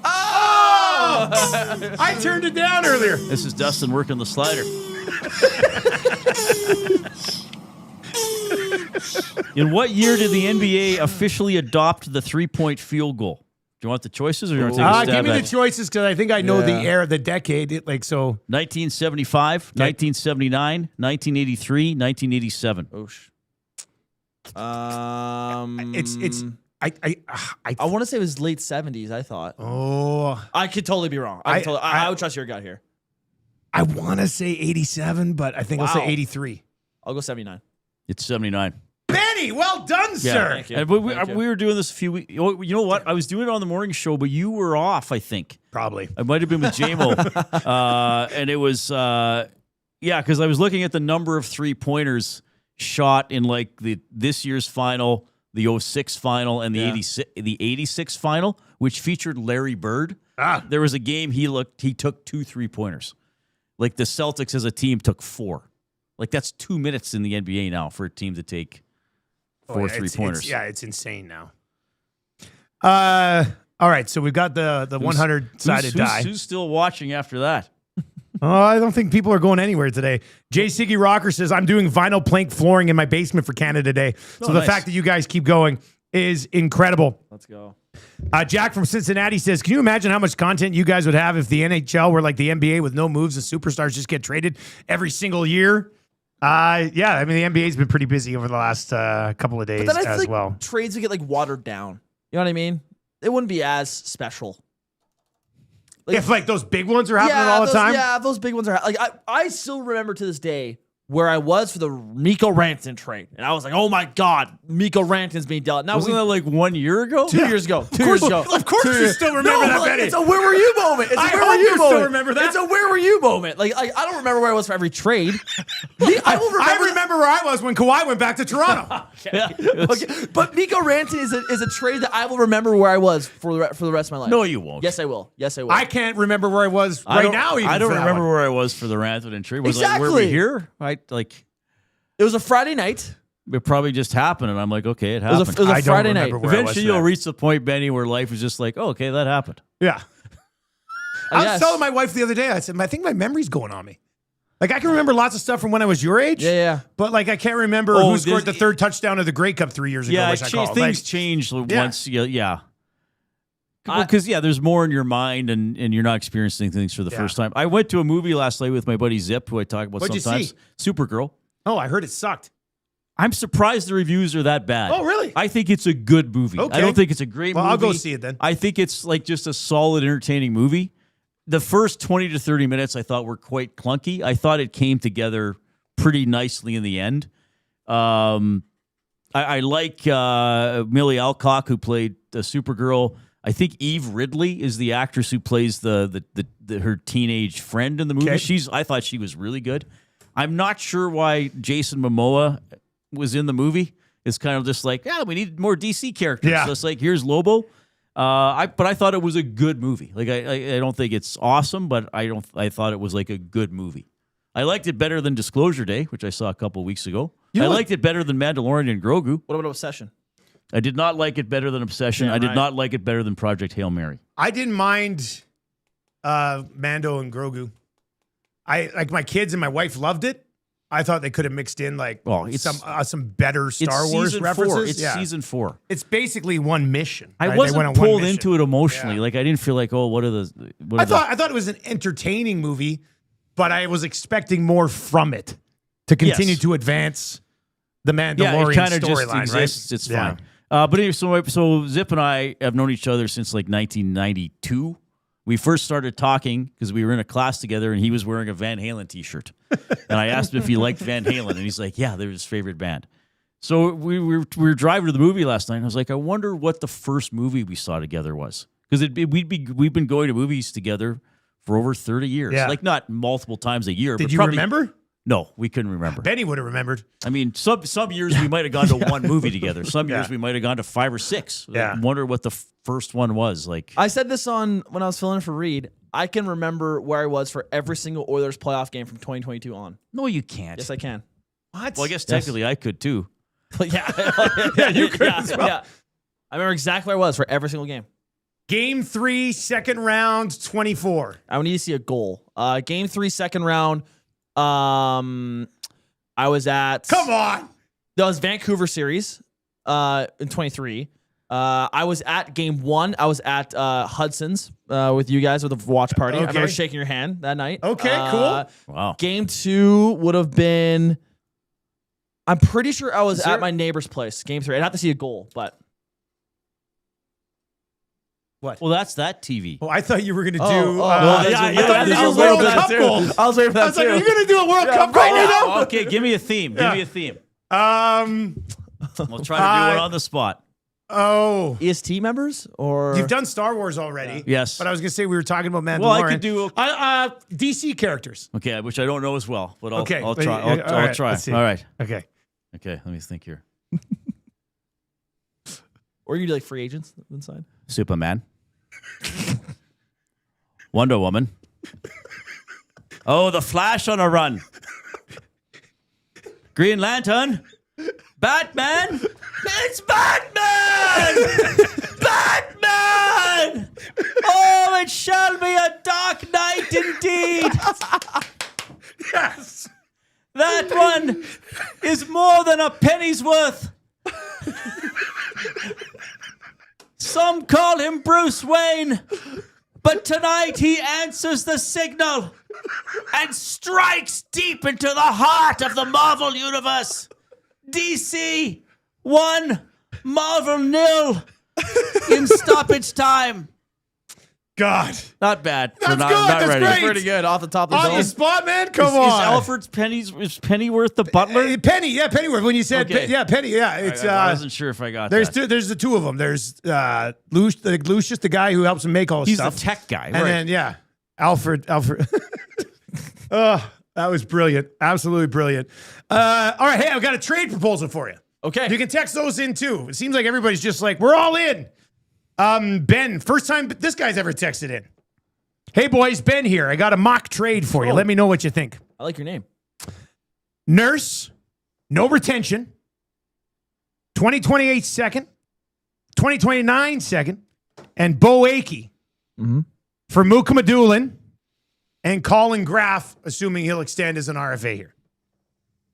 So no retention on Nurse, but it's going to cost you a second, 2 seconds, and then Bo Akey goes. You got Mukamadulin, who's a young defenseman who's already established himself, at least this year in the National Hockey League, then Colin Graff, who's a 20-goal, 23-year-old. I don't know if the Sharks would do that. I wonder about the picks. I don't know. I think they might. to get the They picks. have a lot of forwards that they could lose. And their D core is starting to get full here with Trev in the chat who says, set that in? dumb trade. But I was just, really? I was Oh, just really? going to say, Oh, really? I think I like it better than any trade that Trev did. I actually think that's a good trade. And he did 36 of them. I think it's a win-win for both sides. To me, again, like I said about the young defense they'd be getting from San Jose, like I don't like that as the replacement for Darnell. I personally don't in a win now mode year. A young defenseman to replace him, it doesn't make sense to me. But to have that prospect there would be nice. I still think you go out and you go sign a guy. And Colin Graff, 20 goals as a 23-year-old. He's at least a middle sixer for you. That could be a guy you throw next to I would think so. That's a guy. What was the You whole could give thing him a again? crack at What was the whole Draisaitl. thing again? It was Mukamadulin and Colin Graff on an extension as an RFA, so he Okay. gets a deal done. 2 seconds, And Nurse and Boakey. And I'm okay moving Boakey. Oh, yeah, me too. I mean, he's Well, here. yeah, I it's get it, sadly but enough, it's yeah. probably okay. Yeah, actually, I would probably do Like that. if San Jose values Darnell Nurse, that could be something. And then they're getting 2 seconds that they can move around if they need to. Yeah. Yeah, that's I an don't know. interesting. I That's think- an I think interesting. That's an it's- interesting one. it's- No retention. Excuse me, I have to use the washroom. That's the Yeah, be careful, that's like Ben. a big like that's a pretty good piece up front You're to the get. only one who hasn't gone to the washroom. No, now. when I went out to make that call, I you also went? did take a leak. Are we actually getting food? Yeah, 'Cause yeah. I am starting. No, To, yeah, I'm starting to she's- shake a little bit here. She's bringing 3 tendies and but 3 tendy meals, not 3 tendies. 3 tendy meals and fries. Oh, like they. that. I don't know if I've had the tender. So they're just strips. They're just the like chicken strips. strips. Yeah, Those, they're is that strips. your favorite form of food still? chicken tendies? Yeah. Yeah, probably. Like I can't wait to go. I'm in Winnipeg next week. That'll be my first tendy stop of the season. Oh, they have a tendy. They have the best tendies in the country. Really? Elephant Okay. and Castle. Oh, an Delta Elephant Hotel, Castle. Winnipeg. Is there still an Elephant Castle in Edmonton? Speaking of movies, remember when the Elephant Castle was up by the downtown movie theater, and they had that patio that was like just an indoor patio? How long ago was that? Oh, it's been gone a few years now. Okay. Probably close to 10. Oh, the Jays are playing too. Jays are also in action. I thought somebody said they were up. Belgium set a goal. We're only 12 minutes away from the second game already. Reed's gonna get Dustin? to watch Holy a second crap. game. Look, man, here's what's gonna happen. We're gonna stay on the air for like a little while longer, and we'll be like, man, we've just been on so much. Then we're gonna wrap, and Nurse is gonna get traded. Okay, so next year, can we talk about this? Next year, we need to have other hosts scheduled, Yeah, I think so. and we need to sell the show. Yeah, Like a sponsor would be getting a sponsor would be 4 getting a lot of mentions love an right hour, now. or to even 2 mentions an hour. Technically, I'll say this: if you are one of our sponsors listening right now, and you want to sponsor the second half of the free agency show, Yeah, let fire us know. me a text, and we'll well, work that's out a usually number. what happened at Course. We just went to an existing sponsor. Yeah, and just said, be like, hey, do you want yeah. to give us an extra little bit of money, and you're Yeah. the free agent sponsor. I mean, I didn't do that. That's what people who actually work did. Big cool guy texts in and says, "Hey guys, could you send that one to Stan? Actually, the Mukamadulin and Graff for Nurse in a couple seconds, and So let's live in a world where that deal happens. Okay, so it's What's Graff's skating like? I think he moves pretty well. From what I saw last year. I called a Sharks game this year. I liked him. I right. think he actually scored. Is that the one? Did he score in that let me game? check. I did. I remember your Dylan Cousins call. Yeah, I'm pretty sure that was the different game. That was the first one. I Oh, did. oh, This okay. was San Oh, Jose, in Winnipeg. Winnipeg, right. The game that Celebrini set the franchise record. Right. Beat I think Colin Graff scored on a breakaway April 16th. with like a really good burst. I'm pretty sure he opened the scoring. Oh no, Colin Graff did score. did he score in that game? I will. I'll get the highlights. Okay, And see I if, might. It might not have been the partial breakaway down the right side, but it might have been. Confide Oilers have a pipeline problem. You can't keep on trading the future. That's how you get into another decade of darkness. I mean, that's fair. I mean, plus they've drafted quite poorly with the picks they have had. Yeah. Generally, I think so. I guess he's probably talking You about think the they're picks worried about and that, though? Achy. Well, but the thing is, if you're You are getting, moving if you're off a getting Nurse. Mukamadulin and Graff, you're getting young-ish players back. Yeah. I mean, that's obviously just a it's a for discussion type of trade. But is Bo Wakey going to turn into anything? I mean, is he not kind of a very light Bouchard in terms of? I no longer have any expectations for Akey to become an Oiler. Like now I'm like, if he does, it's a bonus. I've moved past the point of expecting him to be a right shot D-man next year or something along those lines. The rookie texts in and says, making Reid work on Canada Day without food or washroom breaks. Finally, Dusty's revenge from Lloyd. Oh, jeez. I'll get you one day, my man. So it wasn't a breakaway. It was like they can't see that. But yeah, it was like a good burst on the left side. Okay. And he cuts across. Did he look like he was skating well there? Yes. Okay, so yes, I think Colin Graff skates pretty well. Yes. I think if the Oil, I'll say it right now, because if the trade happens after, and if the Oilers get Colin Graff in a trade with San Jose in a Darnell Nurse trade, I think it's a pretty good deal. Yep. Yeah, that's fair. So let's set that standard right now. If it's Nurse for like Muka Madulin, straight up, we're a worse hockey team. Yep. But it won't be. I mean, there'll have to be more added into that. But yeah, 780-218-9999. Yeah, what are people texting in about, Dustin? Troll texted in and said lasagna's the best food. Nolan from St. Albert texts in and says spicy Popeyes tenders dipped in their mashed potatoes are great. This one says, hey, bozos. Oilers are getting Shakir Mukamadulin from the Sharks for Nurse. This is a guy who calls us bozos all the time on the morning show. Oh, it's a friendly. Yeah, it's a funny friendly thing. greeting. Yeah, it's a funny little thing between friends, I guess. Somebody's gonna have to let her in, eh? Or does she have a key? Did you lock it? Yeah. Oh, she'll text me when she gets here. When I'm going to run down, let her in. I thought it'd be prudent. I'm going to go get myself a vodka and Coke here at some point anyway. Would the Sharks want Nurse or have room after they spent? I'm going to change it. Spent their money on Trouba. That comes from Colton and a loader. They still have money. They still have. We ran it by the Sharks. The Sharks don't need to have the others retain on this contract if that's what ends up happening. Yeah, that'd be interesting if that were the deal.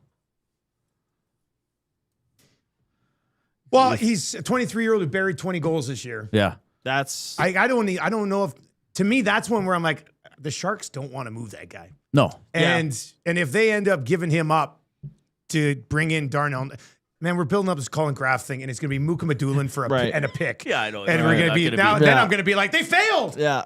Ben, who texted in for the first time, said they could get Colin Graff in a deal, and everybody liked it. Here's a good one. This is a fun way to pass time. Do a top 10 Canadian sports moments in honor of Canada Day today. Well, that's easy. It's easy. Yeah, that's very easy. I said on Henderson. Okay. Crosby, golden goal. Lemieux. 87. Bailey solo. Bailey in the relay. The most recent relay in 2021 gold. The women's soccer team winning that gold in the penalty women's kick. 2010. This is not in order. This is not in order. Eustachio goal. Yeah. Wow. Yeah. The women's hockey gold in 2010. That's 9 in not in any given order. So maybe just in general. I still love the moment when Bilodeau won the Weir. moguls. Mike Weir, 2003 Masters. Remember Bilodeau won the Masters? Done. What else do you want? Fill time. For crying out loud, it took me longer to take a piss a few minutes ago. Okay, what? If we need to fill time, Tom taking 8 moments. Reid did it in 2.5 minutes. In no particular order. Yeah, okay. Henderson goal. Yeah. Crosby goal. Lemieux goal, 87. Yeah. Bailey gold. Yeah. A week later, relay gold. Relay gold. The men's relay team gold, was it in the 2020 Olympics that were in 2021? Is that what it was? When was it? I don't know if that one's... what? Bomb. Popeyes is here? No. Friedman. This is how things appear to be unfolding. Nurse to San Jose. Shakir Mukamadulin will be part of the return. There will be no retention by the Oilers. Wow. We await the final picture. Okay. It's happening. Okay. There we It's go. happening. There we go. This Finally. is why you stay on. Finally. There we go. This is why you stay on. Yes. All right. Nurse to San Jose. Mukamadulin will be part. But can you imagine if Ben nailed this thing? I honestly think Ben might be Stan Bowman just throwing it out there to see what people think. I wonder what they'd think if we gave up a couple of seconds in Boakey and got Colin Graff back with Mukamadulin. Yeah, but I don't think Graf will be in it. That's probably fantasy time. No retention. Okay, no retention. So then there's That's some big. money. Okay, what's Mook's contract again? We got to come up with a nickname for him already. We call it a Shakir Mookie? Mukamadulin. Mookie's not bad. His contract. He's an is- RFA. He'll have to. No, Oh, he'll so have to they sign? they Okay. got to sign He'll him get it. immediately then. They'll probably give him 9.25. They'll break the rules. 10 years.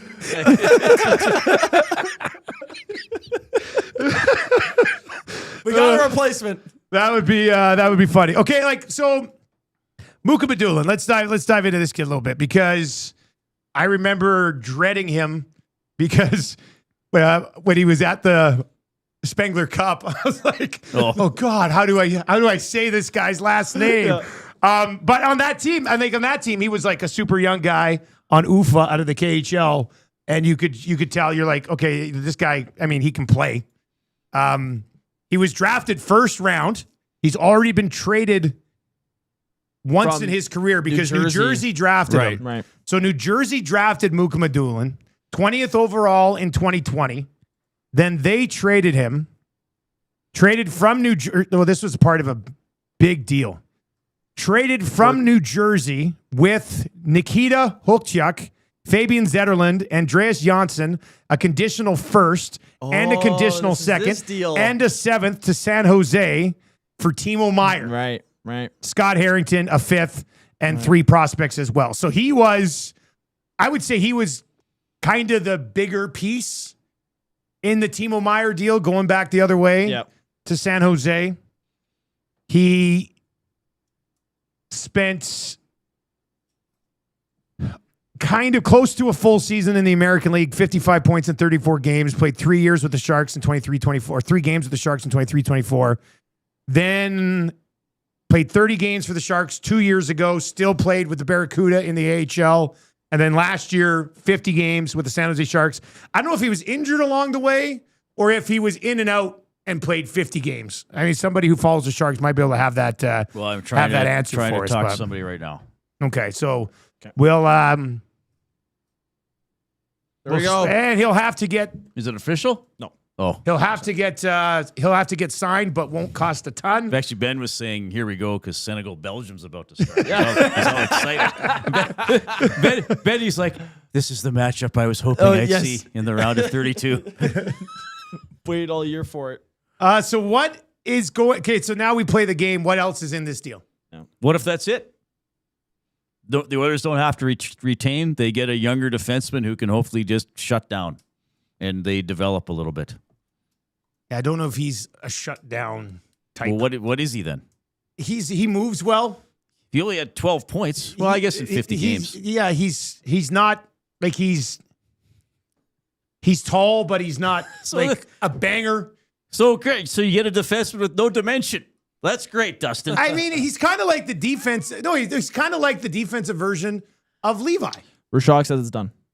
right? He's kind of like a defensive version of Levi, where you're like, oh yeah, he's going to play in the NHL, but I'm not 100%. Like they're not a better team because of this trade. No. right so now we see what now they you have do to with see what they do with the money. whatever money's left over. Now you have to see what they do. This is that. what they that's- do with the money. That is my biggest thing. To me, like he could be a replacement for Stastny. Maybe the Oilers don't sign Stastny now. Well, they qualified him. They already qualified him. Yeah, They maybe they deal qualify him. him. But to me, this is a again, this better not be the replacement for Nurse. But good, you're getting a solid prospect for no retention on a Darnell Nurse deal. Like that's So you just if this is just it, Benny, you're okay with the deal? I'm fine with this is just the deal. If this is the deal, Well, what about okay. Colin Graff? It's about what they do after. Yeah. It's about what they do after. Damn it! I penciled Graff into the right side of Draisaitl. Penner's Pancakes, if this is Shakir, how often are we going to call him Shakira? Oh, that would definitely be a song on our When show. he makes a move and his Yeah. hips don't lie. Oh yeah, So yeah. high. This is Shakira, no retention. This is a massive win. No retention's the biggest thing for me. Yeah. Amishman says San Jose improved a lot today. Naz 26, is he better than Nurse or did the Oilers get worse? Wait, is who better than Nurse? Mukabadulin? Mukabadulin. No. No, he's not better No, than he's Nurse. already, he just finished like a rookie season, guys. Right. Like he So was a is- first round pick 6 years ago. Okay, he's not better than Darnell Nurse right now. Okay, but let's see how he does here on this team. And there's some. I don't even want to say there's some upside there. I think he is kind of who he is. Yeah, and he'll. I don't know. Maybe I don't know if a guy who's drafted in the first round 6 years ago has top pair potential still, right? Like he's probably he's probably a 5 to 7 guy. Yeah. Who maybe if everything goes great, he can give you second pairing minutes in a pinch type of thing. Right. Yeah. Side note: Boone Jenner to Washington. Oh, interesting. Okay. I always thought They the added others a were few going to get guys, Boone eh? Jenner. Yeah, it was So always, Washington gave Desharnais $4.2 million per year, got Boone Jenner, traded for Kyrou, traded for Tuck. They weren't that far off last year, right? Like they were one team that faded kind of. They were the late, first right? team to that missed the playoffs in the standings. Okay, They're right there. Stephen Ellis with Daily Faceoff, because I'm just reading What's he tweets. say about him? Mukabadulin is a 24-year-old defender who missed significant time with an injury this year. Injury. It never felt like he could get things going this year. Big right-handed defender who can do a bunch of things well, but isn't great at anything. He's a left-handed defender. Yeah, that's what I thought. Maybe he plays the right side. He does on Daily Faceoff. Still quite raw, like he was in his draft year. Might be able to make it work with a change of scenery. So that's what I said. He's Levi, but a defenseman. Yeah, Right? fair. Like, Fair enough. that's probably exactly how you would describe Levi. Right? Like still trying Like to could be quite solid, but yeah. Nick Paul is being traded to Toronto for Dennis Hildeby. there's a goalie on the move. Hildeby. Hildeby for Nick Paul, which is interesting. I don't know why Tampa would be offloading Nick Paul, but Well, who they bring in today? They brought in Vale, and who else? Anybody else? I don't think so off the top of my head.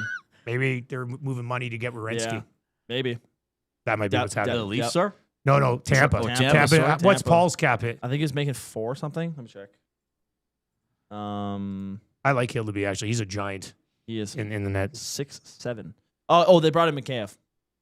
Oh, they got McKayev, too. Oh, Yeah. so maybe that's all they're doing. Yeah. Just trying to switch things there. James says, "Oh, a player coming off an injury? Well, we all know what piqued Bowman's interest." Was it a high ankle sprain? I'm not sure what it was. All right, so we'll wait and see what the return is here on Darnell Nurse, San Jose, Shakir Mukamadulin, who do you still have the Steve Ellis tweet? Let's just get that one more time. Oh, sorry. Basically said he's raw like when he was drafted, which is 6 years ago. Was injured this year. Yeah, 24-year-old defender who missed significant time with injury this year. It never felt like he could get things going this year. Big left-handed defender, though he changed his tweet because he had right-handed first, right? Okay, he was wrong on He that. added it. Big left-handed defender who can do a bunch of things well, but isn't great at anything. Still quite raw, like he was in his draft year. Might be able to make it work with a change of scenery. Wow. All right, so he's still a bit of a project by the sounds of it. No, he's not going to be. The Oilers aren't going to lean on him to be. No, I think him and Stastny will be in and out of the lineup on the left side. Yeah, probably. Right. Yep. But Nurse's existing spot is still vacant, is it not? Well, not really, because if you go Ekholm, How does it go? Wallman, and then these two guys, and then Emberson and Bouchard, Ekbush. Ekbush, Wallman and Murphy. Well, Wallman and Murphy, right? And then Emberson with either one of these two guys, which I I see. still don't Okay, necessarily love that third pair. Yeah. Like for a championship contender. Yeah. But That's my thing. I'd want to see an upgrade there. But I mean, it depends what they do with this money. That's the biggest thing. Like you freed up Darnell Nurse, the full contract. Awesome. That's great. You get like a decent prospect back. Great. What do you do with the money now? That's the big thing for me. Marcus Pettersson's being dealt to the Rangers from Vancouver. he carries like a $5 million something cap hit Something too. like that. Like that would have been a guy I would have been like, oh yeah, that would have been good for the Oilers. But yeah. Yeah, like Naz says, well, the value of Nurse was low. I don't know. I'm not shocked by this trade because the Oilers are not retaining. I'm still a little shocked. Man, you just read it. He's a 6-year prospect. Right, but this is Who what might this is, be a but this third was pair one of guy, our like- thoughts that it was going to be a combo move.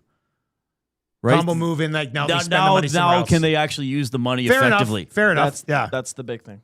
Yeah, that's a good point. That's the big thing. And I wonder if like they push this through right now because They have they something got coming. 2 guys lined up to sign Yeah.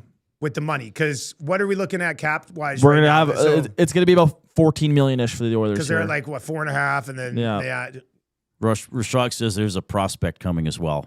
So I mean, With- that could be with Mukamadulin. yeah.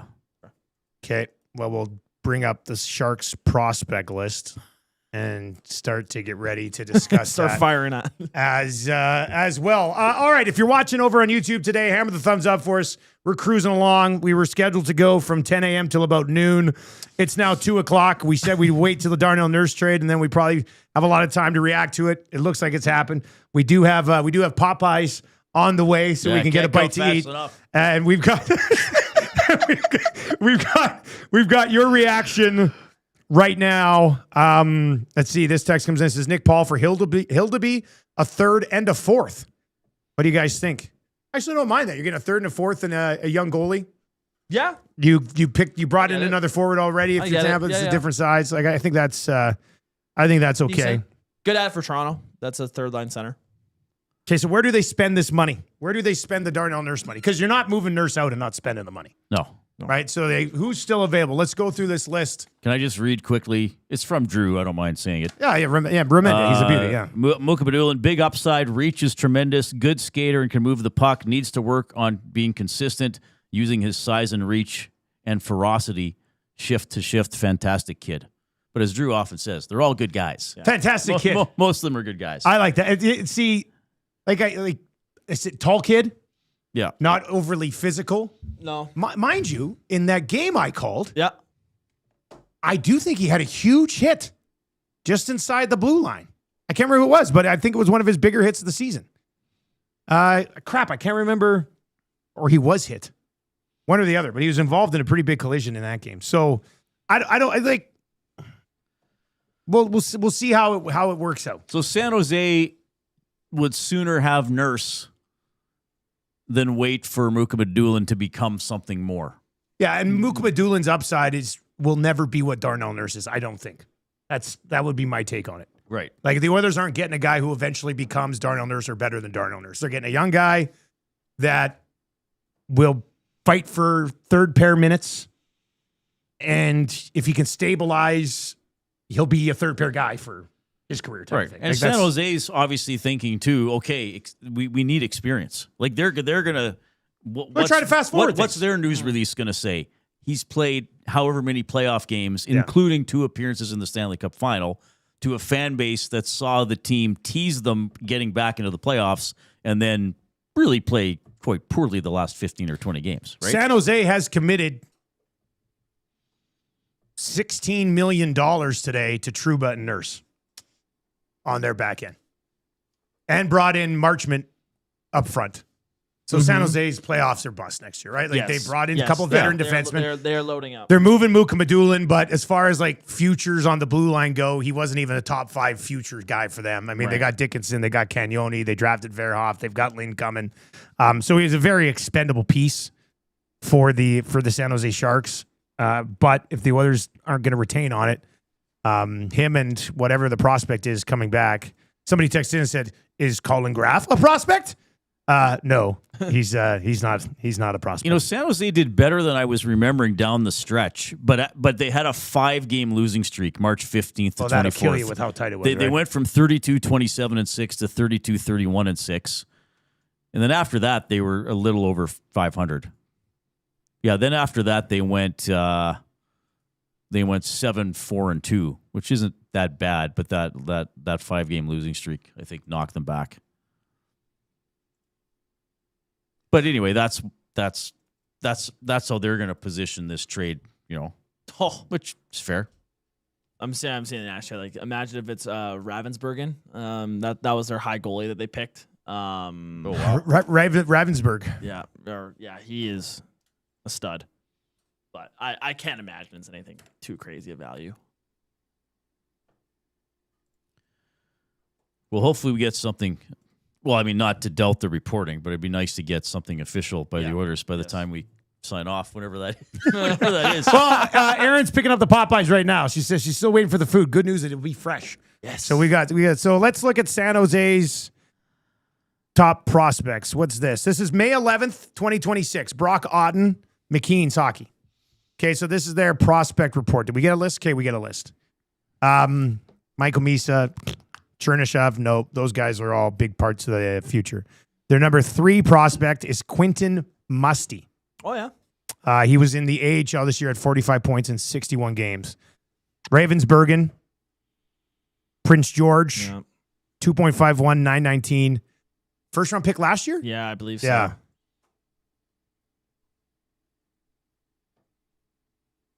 Mukhamadullin was number 5 on their prospect list as they laid this thing out.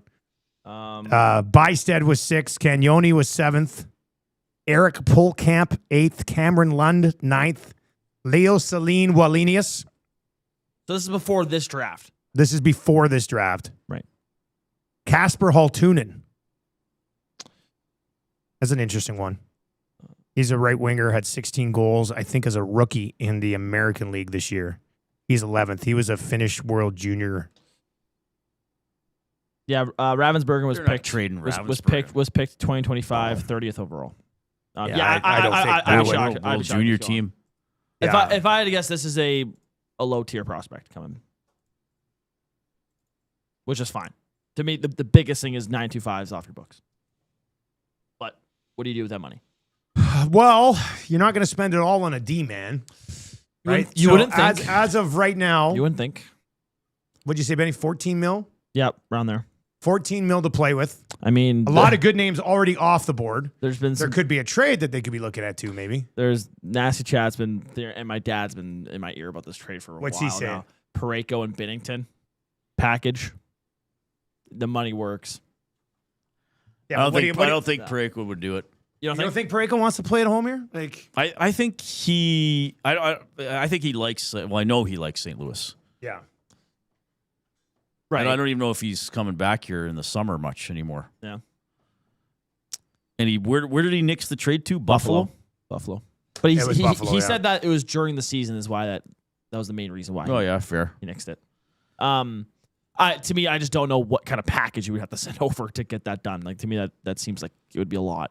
I don't think the Oilers have the assets to do it unless they're willing to move Savoy or something. Even then, though, like, I don't even know if that gets it done. Plus, like, Parayko's a right shot defenseman.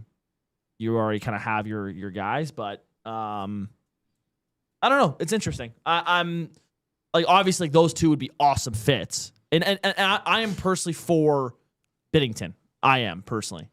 But like you guys were saying, like, I don't know if another goalie is coming. You just went and kind of got your goalie. Well, Unless Jarry's in the deal. Imagine Binnington and Babcock yelling at each other. that's a bit. And now it's time for another segment of Binnington versus Babs. Could actually work though. Like, could actually be the. I think.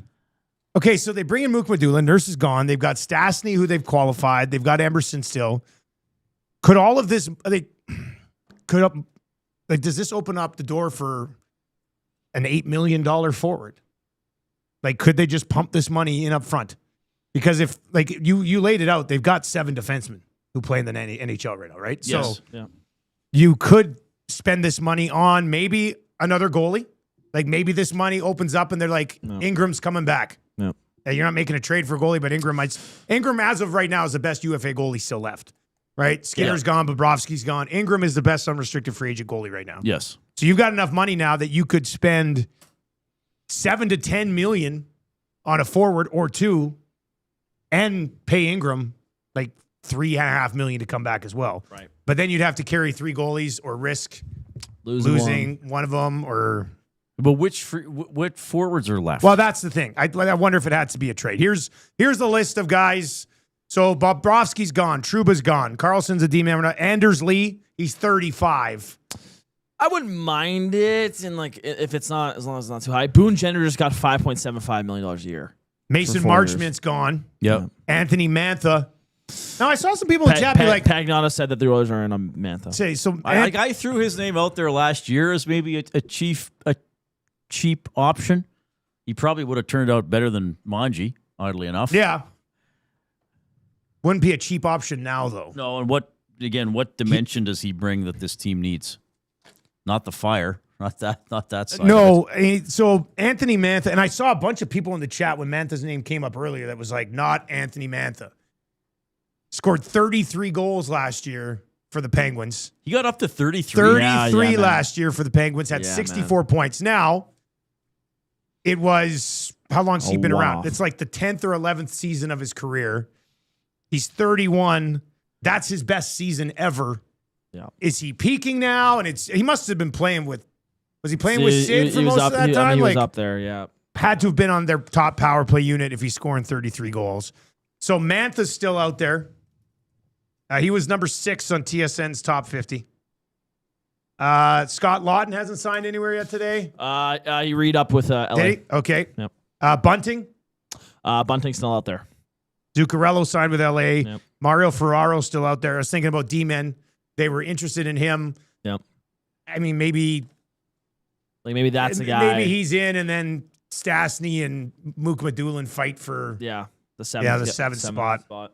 Klingberg, Arvidsson signed, Skinner signed, Jaden Schwartz signed, Anderson re-out, Boone Jenner signed, Patrick Kane still out there, even though he's rumored to Toronto. But yeah, okay. Tarasenko still out there, decent.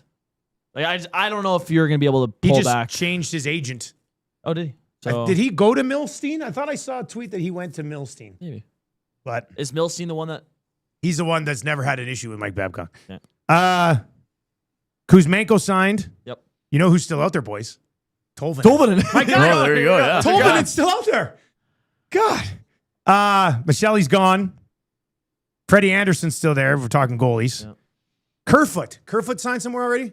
He re-upped. Because didn't we say, boy, Kerfoot's been a lot of places. Kerfoot did sign somewhere. Kasperi Kapanen's still there. Yeah. Eric Holla, gone. Kerfoot went to Nashville. Okay. Jeremy Lauzon re-signed, you said. Yep. Bjorkstrand signed already. Yep. Greer signed, re-signed. Evander Kane. Still out there. He's not going to be an Oiler. David Perron. Oh, wow. No, that's a throw. Claude Giroux hasn't signed anywhere yet. Nope. I thought he was going back to Philly. Giroux? I haven't seen Did that. that not happen? No, Okay, no. sorry. I haven't seen that yet. Bobby Brink, who was unqualified, right? That's why he actually signed, re-upped. Okay. Tarasenko had 23 goals. Patrick Laine. Oh, Yeah. wow. Tarasenko, 23 goals? Yeah. 23, 47 points. 34 years old. He was minus. He was? Minus 11. So, Benny, do you think the money gets spent in free agency, or do you think the money gets spent on a bigger deal for like a trade? Who's out there for a trade right now? Like I mean, St. Louis has been active. Like to me, if you're looking at a goalie, it's Binnington. I think for trade. To me, I worry about the Oilers' assets. Like I don't know if they have the proper assets to make a big deal. So I think it'll probably have to come from free agency. To me, I really believe that they're going to look at the bottom pair market and see what Ferraro wants. They'll see what Alexiak or Susie wants. And if they don't like what they see there, I think they'll be comfortable running Muka Madulin and Stastny, Emerson and Stastny as you kind of rotate them your third pair. I could see them going for a forward, looking at top 6 maybe. They have the cap space now. Like this is $14 million here. Like that's not you're not short of money now. But there's not really the guys out there for it. So maybe it's a deal. Like I wouldn't mind. Like I know like Owen Tippett's name's been thrown out there in Philly and stuff. Like I don't know. I'd have to see. To me, I still think though, like your question mark is in net. So you have the cap space now. But none of the UFA goalies. None of the move UFA needle. goalies are Ingram doing you it. could bring back, but Like, I'd be for them going and getting Binnington personally. Go get him and bury Jari. At this point, you have the money. But I don't know if I think Jari would still be the backup. you think if which I think it'd be if they go get another goalie. yes. Yeah, and And then you could they're willing to risk. tell Levi to play another 60 games in the minors and see how good you are. I don't know. Am I Vincent oversimplifying it? Trocheck to Utah. that's in a trade. Did the shine kind of come off him a little bit? I always thought he was I decent. still like Trocheck. Was he on the U.S. team or was he one of the guys that was left off? No, he was on the he was on the US Still at team. 53 points. All right, so Trocheck is I like DeBrusque too. Yeah, Doug the F in. DeBrusque out of Vancouver. He's always been talked about in trade. I wouldn't mind the Oilers taking a flyer on him. on DeBrusque at this point. Personally, Hey, just throw him with Leon DeBrusque. he's a 5-on-5 scorer. Outside of last year, he had a weird year in Vancouver. And $5.5 million is not anything that bad, especially nowadays. So And Binnington, does he only make 6? Yeah, he's around 6. Yeah, With how much left? A year? a year left. Yep, is it just a year left on that? So he's a so. UFA at the end of next year. believe so. Duncan from Calgary texting us says, I bet they take a chance on Tarasov as a UFA and maybe a winger. Revisit the goalie mid-season if needed. Binnington, better mid-season deal if Jari doesn't work. Bowman will try Jari just to say that he was right. Right? Like, Yeah, maybe. give Jari this leash to be like, I told you. This text is in. Oh, baby, get Jason Robertson. Ha-ha. That'd be something. But like that's what Benny said earlier. What are the assets you have to give up for? Like build it. Go ahead, build a Jason Robertson trade for me. But I don't know. Yeah. I don't know what that looks like. Starts with Howard. I was gonna say starts with Savoy. Starts with Savoy. Yeah, like Yeah, those two have to be put together, and then you're giving up your at least probably 2 firsts with that. Like maybe that gets that done. I don't know. That'd be tough. Reid, did you lay out the forwards earlier? Let's just lay out the forward group did right not. now. Okay, We let's lay out the forward group right now. So they have some money now. Yep. So where do they spend it? They brought in Mukamadulin. They've got 7 NHL defensemen. They could still certainly upgrade a defenseman. I mean, they've got some flexibility now. Do they have the Benny? Can you go unlock the door? Yes. Yeah, it's here, man. The chicken is here. Shout out to Furby and the crew at Popeyes, and shout out to Aaron for delivering us this Popeyes this is here. amazing. So let's just lay out the forward group and see where this money ends up getting spent. And once again, they don't have to spend it all. They could actually have some flexibility going into a trade deadline, which would be nice for a change to actually go like big game hunting come trade deadline. So if they want to keep 5 or 6 mil, I don't think you go into the beginning of the year being like they've got. Yeah, I wouldn't bitch about them not spending to the limit because it's hard to do that when you criticize them for not having anything to spend at the deadline for like the last decade. So, this is awesome. Oh, here we go. This is great. I hope you like the sounds of eating, everybody. So, McDavid, Yeah. Nugent Hopkins. baby. I sort of did lines, but not really. McDavid, Nugent Hopkins, Hyman, Draisaitl, Okay. Podkolzin, Savoy, Dickinson, and Frederick. Janmark, Szymanski, Doc, Howard. That's 12. Okay, so Szymanski, and everybody, let's not freak out right now, but like some. You want a plate, Reid? Is it all the take same? some for yourself, Ben. Like, does the same thing? Yeah. Oh, then just take that for you. Take one of those lots here. Okay. Maybe bring us some paper towels. So like Szymanski, if he's not in your lineup, it's not the end of the world. Okay. Matthias Janmark to me can be an in and out guy. Okay. So, okay, did you have a Howard included in this? Well, I put him down here. Okay, so Howard's lurking around there too. So, what do they need one forward? Could they get 2 forwards? I think they need a couple. You think they need a couple? Yep. Okay, all right. I always think they need more, though. So, what if they spent this money on Anthony Mantha and Tolvanen? Well, Mantha plays with Leon. Tolvanen plays on your third line. Blue line stays the same. I'm sure Leon's going to love Mantha. Oh, he scored 33 goals. But he doesn't forecheck. You're right. No, Puck Colson can forecheck on the other side, right? Like, Right. so that could be something that you would look at. Yeah, I mean, I don't know. Maybe.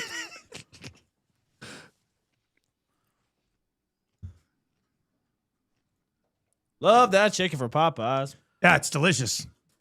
You can't go wrong. Like, look how many tendies or how many nuggets we got here. Senegal's on the board. Against Belgium? Yeah. We still got the rest of this deal, eh? Yeah, well, we got to find out what the prospect is. Yeah. Russian Spa guy says maybe Bowman brings his boy Patty Kane to fill in second line spot on an affordable deal. That'd be amazing, eh? Kane gets to play with McDavid or Draisaitl. Makes sense or no? Does that make sense? I don't. Would Kane do that even for a year?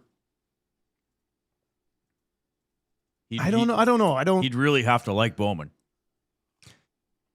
Well, and he's probably been around the league long enough to know a little bit about Babcock too. Yeah. So that would be interesting. Here we are. Mukama Doolin and Zach Sharp. Oh, Okay, who's that? I thought it was Zach Benny, Ostapchuk. Oh. I was like, oh my God. No. Okay, so Zach Sharp wasn't one of the guys I read off on the top. No, yeah, so I was saying. All right, let's find out who Zach Sharp is. We've got the official trade. It's Zach Sharp is a defenseman, Western Michigan University. He was a 4th round pick last year. Okay. So 4th round pick last year. He's just going into his 3rd year at Western Michigan. So he's a down the road guy. So they got, I wonder where he was on that list. Let me bring up that San Jose prospect list that I had a little bit earlier on. So the Sharks have announced it. Did the Oilers announce it yet? I think I saw that on the from the Oilers. Oh, yeah, they just put it out as well. Sorry. Zach Sharp. Let's see. Not in their top 15, but whatever. I mean, so it's Mukama Doolin and Zach Sharp for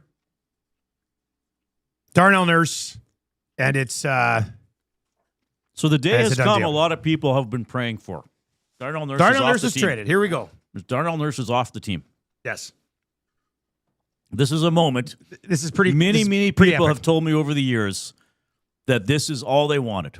They wanted Darnell Nurse off the team at any cost. Now it's happened. How are you feeling? Let's. I mean,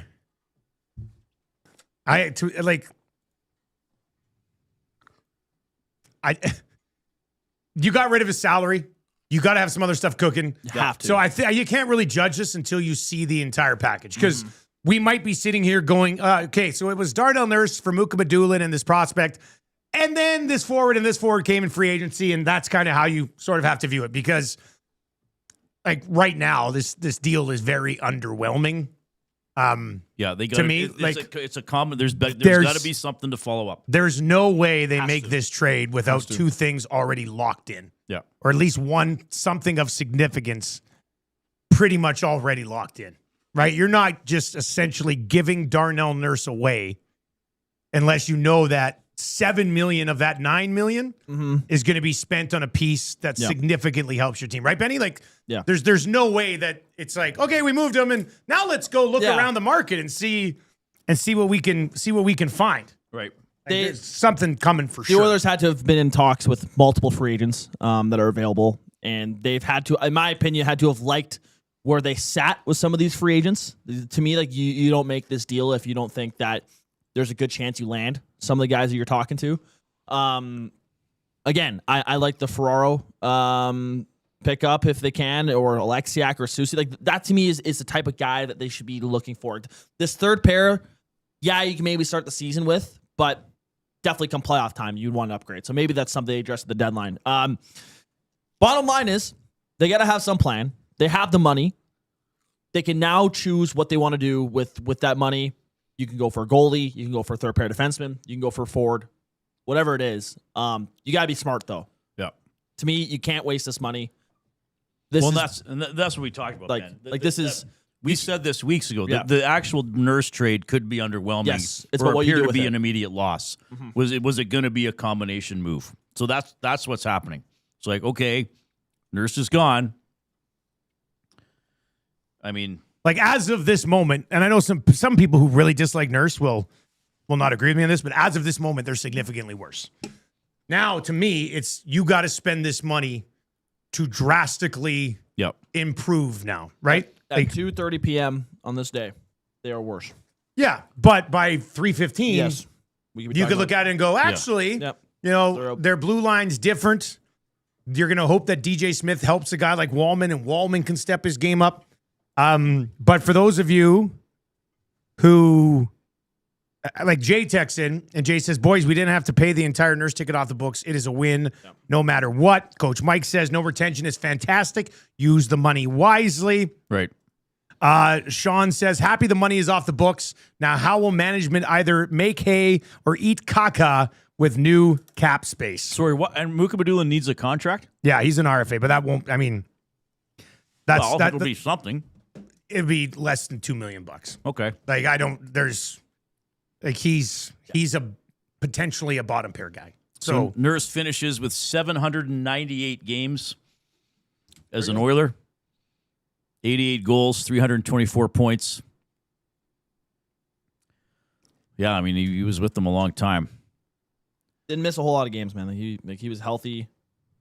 Yeah, hardly missed any games. Like, this was, like, as much as, 16-17, he missed a chunk of games when they got back into the playoffs.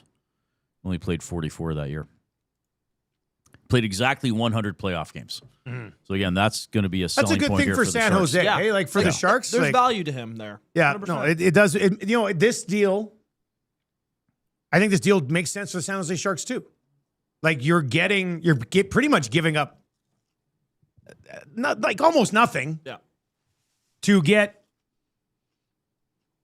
a guy who's played 1,000 games in the league that needs a fresh start, I would think, at this point. Should be motivated, going to a team that is certainly on the way up. Like, I think Darnell's got to be happy with where he's landing. Where he's landing here too. Again, the San Jose Sharks could be a bigger contender, maybe even next year, than compared to the Oilers. Like they might have a better chance to win the Stanley Cup next year than the Oilers. You're going to an up and coming team. You have Celebrini with you. Like there's a lot to love there. Randy texts in and says, you don't think it was possible to get a better deal with, say, an added draft pick so that the team is equally worse, but more expected value on the way back without retention? Still curious what you think Nurse would get if he was a free agent today. We laid that out. Like, after Trouba got, thank you very much. After Trouba got 8.25, we figured Nurse probably would be in that $7.5 to $8 million range, right? So San Jose, knowing that there weren't other $7.5 to $8 million defensemen, they'd already signed one of them. They moved a bottom pair fringe guy to get another one. So pretty tidy piece of work, I think, by San Jose. San Jose, Nurse is different in San Jose than he's here because San Jose has a ton of money, right? San Jose is not up against it. The cap will continue to go up for San Jose. They'll manage it properly in the Darnell Nurse trade or Darnell Nurse contract.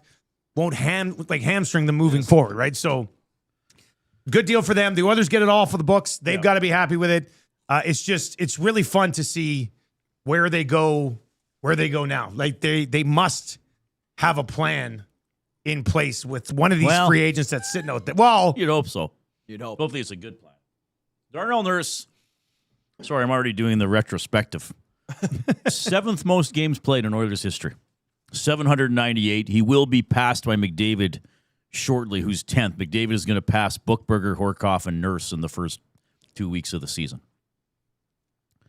So Nurse will be 8th in games played. Nurse could stay there for a long time, oddly enough, you know. Where, in San Jose? No, in 8th, on that list. 8th in Oilers history for games played. Oh, yeah.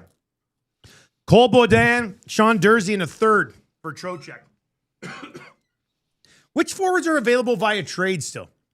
I'm just thinking if Anthony Mantha, I don't think Anders Lee would be the guy. No. I don't know if that's Not like like not for a profile top six doesn't guy. fit what they're looking for. Good leader for like a bottom 6 role, but So Anthony Mantha, Pat Kane, Tarasenko, my man Tolvanen. Like the list is thinned out pretty quickly up front. So everybody feel free to text in. Which forwards out there do you think they could possibly deal? Could get to a point where you're looking at it and they have to give up some picks and stuff in a deal to bring, and then it might almost even it out, really, right? Depending on what they have to give up to use. I'm just looking at a trade bait list from a couple weeks ago. Okay, yeah, okay, good. Let's do that. Did Raquel get traded? Nope. Yeah. That's one I'd like. 24 goals, 48 Brian points. Rust, too. Okay, I'll just read it. Here was Raquel will be, yeah. This was the list TSN did June 18th, so 2 weeks ago. Larkin number 1. Byram, so that's done. Nurse was third, oddly enough. Oh, there we go. Trocheck, he's now Morgan Riley. Raquel, Mason McTavish. He's gone. Well, where did he go? St. Louis. Right. Matthew Nyes was 8. Still there. Zaka from Boston was 9. Then Hellebuck, when they made this list, was 10th. Okay. So who could the Oilers realistically get? Well, I think the Pittsburgh thing is interesting. They've already made a trade before. Raquel. I think Raquel's interesting. Going into the 5th season of a 6-year deal. How much does he make there? So AAV of $5 million. Like, who would you sooner have, Raquel or Mantha? Oh, Raquel. I'd rather have Raquel. Yeah. Raquel is more of a... Raquel had 35 goals and 70 points last season. Yeah. This season, he still had 24 goals, but he only played 60 games. Yeah. Mm-hmm. No, and he's been thought of, like Pittsburgh, it's been out there, right? It's been out there. Oh, yeah. To me, so Raquel would be awesome. Interesting. He'd be awesome. I think that's a perfect fit for a top 6 guy. Yeah, I don't think he makes 5.5 and a half, I think. What's the price on Raquel? Do you think? I don't think it'd be that expensive. Howard? Like Howard, probably. Howard in like a second. I'd be okay with it. I think Howard in a second gets it done, personally. Where do you come out on Howard, Yeah. Reid? Like, what do you think? Like, is that a guy that you can move in a deal right now? I thought he'd be better than he showed last season. Because at the NHL level? Yes. Yeah. He was good in the A. Yeah. He didn't he tried to create but couldn't do a lot on his own. He looked like he still wanted to try a lot of individual skill last year. I wonder too I don't want to get too far off the top. I wonder what's ultimately going to happen with this NCAA WHL thing. Like, are the older NCAA players going to get Benny, eat those fries? You don't want any more fries? Hey, Did you have some chicken? Oh, here's the dip. Yeah, I need some dip. I was wondering where the dip was. I was like, did we not get any dip? Tons of dip. Oh, the blackened ranch. Tons of dips. If you're just joining us and we're eating on air, it's because we've gone 2.5 hours longer than we thought. And we've been on the air for 4.5 hours now as we were waiting for the Darnell Nurse deal to get done. We got a bunch of stuff in here. Hot sauce, tons of dips. But I mean, if you're trading, if you're trading Howard for someone like Raquel, who's an Oiler for a year or two, then what does that trade tree look like for Sam O'Reilly? Who? I mean, if it leads to a cup this year, who cares? Well, okay. But I see what you're saying. Marco says Stauffer insinuating on his show something big. Yeah, well, he to come down the pipe. Bob does know. I mean, he works for the team. So damn well better know. Yeah, and he wouldn't say stuff. Yeah. I mean, I worked with Bob, so I got an idea of how it works. I mean, he wouldn't say stuff that then didn't come to fruition, and he wouldn't burn his employer. So he wouldn't he wouldn't go out there and say, "Oh, I think something big is going to happen," and then it doesn't happen, and the team would be like, "What are you doing?" Like, Yeah. Sorry. So, did we get a text saying that Bob said something? Or Soft saying something big could be coming. Yeah. I don't know if you guys read this exact message in the Nasty chat No. or not. It was from 2 Cray. He said, Stoff just got a text and went, "Oh, look at that," and extended his show. Something's coming. Yeah. Stoff loves looking at the phone and being like, yeah. look at that. So, yeah, there you go. That's so I guess something's coming down the pipeline. Okay, well, let's send in your predictions. So what would be? It looks like we continue on, boys. So if something big is coming, Jeez. If something big is coming, is that not something off the Oilers roster? Well, the Oilers pick situation. They got some stuff they can move. But we said it, man. We said it. I guess we said it 4 hours ago. I said it when we were about to wrap up. when we said guys on their team that don't have trade protection, that aren't entry-level guys. It's Podkolzin, and I don't think you would trade him. Podkolzin, Bush, because his hasn't kicked in yet, and Emberson. Yep. The entire rest of the team is either on an entry-level deal or has trade protection. So you're thinking, whatever it is, it's got to be Ike Howard. I want to say this. I want to clarify this. I am saying this as the craziest thing that could happen that would be massive. Mm-hmm. Nuge waves and gets traded. Holy shit! But I don't think. I'll say it. I'll say it. But I don't think that's what's happening. What's in that coffee you're eating over there? Well, that's been empty long I didn't ago. know we ordered the chicken water. nuggets that had alcohol in it, Reid. Right. Wouldn't that be something? Sounds like a forward from Vancouver, is what Clemus Lid just said. But I'm throwing out there as like the extreme of what I think is on the edge of realism, but still probably wouldn't happen. That would have to be DeBrusk if it's a Vancouver. Well, if you're forward. Vancouver, and you take Ike Howard. How many years does Russ have? 2 years left? I think he's got more. Oh, is it more than that? Yeah, I think so. Let me check. I mean, he still scored 23 goals last year on a bad team. I mean, the Canucks have been checked out the last 2 years. Ever since they lost to the Oilers. 5 years left. Can't have 5 years. He's got left. 5 years left. 5 years left. At 5.5. Wow, I've been in a time warp. Okay. How many years did you say he had left? 2. I thought it was down to the last 2 already. We've been on the air for 3 years. No, seems like it. I still wouldn't mind that at all. Especially if it doesn't cost a whole lot. Like, to me, $5.5 million is not that hard to stomach.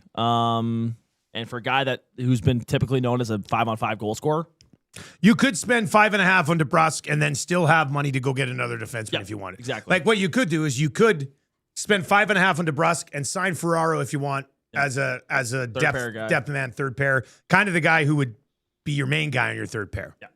That could be something that you could possibly do as well. So we said we'd stay on the air till the Nurse trade. Now we will stay on the air until the DeBrusk trade. If it's we have 3:15. Benny, can we take Bowman live? Oh yeah. If I email you the link, Ben, Yep. is it 3:15? Yeah, absolutely. I don't think we'll be able to ask questions though. no, we wouldn't. Bill. That's okay. Hey, Stan, you're live. Stan, I read you this text earlier when somebody said you're at West Edmonton Mall scouting the brick tournament. Hang on, Benny. I'll get you the link. Can we stream the Zoom live? Are they going to be airing it Why themselves? can't we? Yeah. Yeah. Okay. If I send Ben the link, he should be able to. No, I mean, will the Oilers be pissed if we? I don't care. Okay. All right. Why would they be pissed? Well, I don't know because it's like a private Zoom. How is meeting, it private? Right? Well, because they put the media abilities are online. They going to put it on their own YouTube? Yeah, it'll go straight to YouTube after. I just wonder if like someone asks a dumb question or something, cut it out or something. But no. That's okay. Well, if I'm not asking questions, there won't be any dumb questions. Okay. Well, I'd also say this then: is something else happening if he's already addressing the media? You know how sometimes they say, "Okay, we're done for the day." Yeah, it could we'll be. Talk with him. There could be a trade later in the day or tomorrow. Like on the DeBrusk front. Yeah, maybe. Okay, so we'll definitely stay up here till Bowman, and we'll try to take him. We'll try to take him live. Let me know if I sent it to that computer's email. Okay. So we'll have that coming up as well. So Nurse has been traded to San Jose for defenseman Shakir Mukhamadullin. We're saying that right? Mm-hmm. Yeah, you're right. It actually rolls off the tongue. Yeah, it's not that hard. It looks scary, but once you roll it out there, it's you did not send me the right link. It's pretty good. That's wrong? Yep. Send me an Instagram link. Oh. I think it's for ice cream. It is. Kind ice cream. You sent them an ice cream link? I sent somebody the flavors of the month at Kind earlier today. What is the flavor of the month? Hokey Pokey. Hokey Pokey's, I don't know what's in it. They had Hokey Pokey last year. It's good. It's like a vanilla with some kind of chunks in it.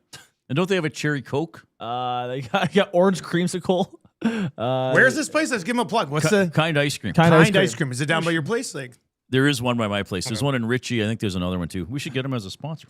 I was going to say, we don't have an ice cream sponsor. They kind of are right now. I'll just send them an invoice later. Yeah. Or just say, please drop off new flavors. Sorry, Benny. I will get it. for No, you. but you know what I mean, Reid? If they were going to be really close here on a DeBrusque trade, They'd say, why would they? hang Why? on, Yeah, something why would else they roll coming. Bowman out at 3:15? Yeah. Well, maybe they're going to announce. Well, maybe it. maybe they're it gonna announce gets it done. at 3. Yeah. Maybe it is going to get announced at 3 or something. Yep. And Yeah, then try have that that to one, talk about as well because The Popeyes.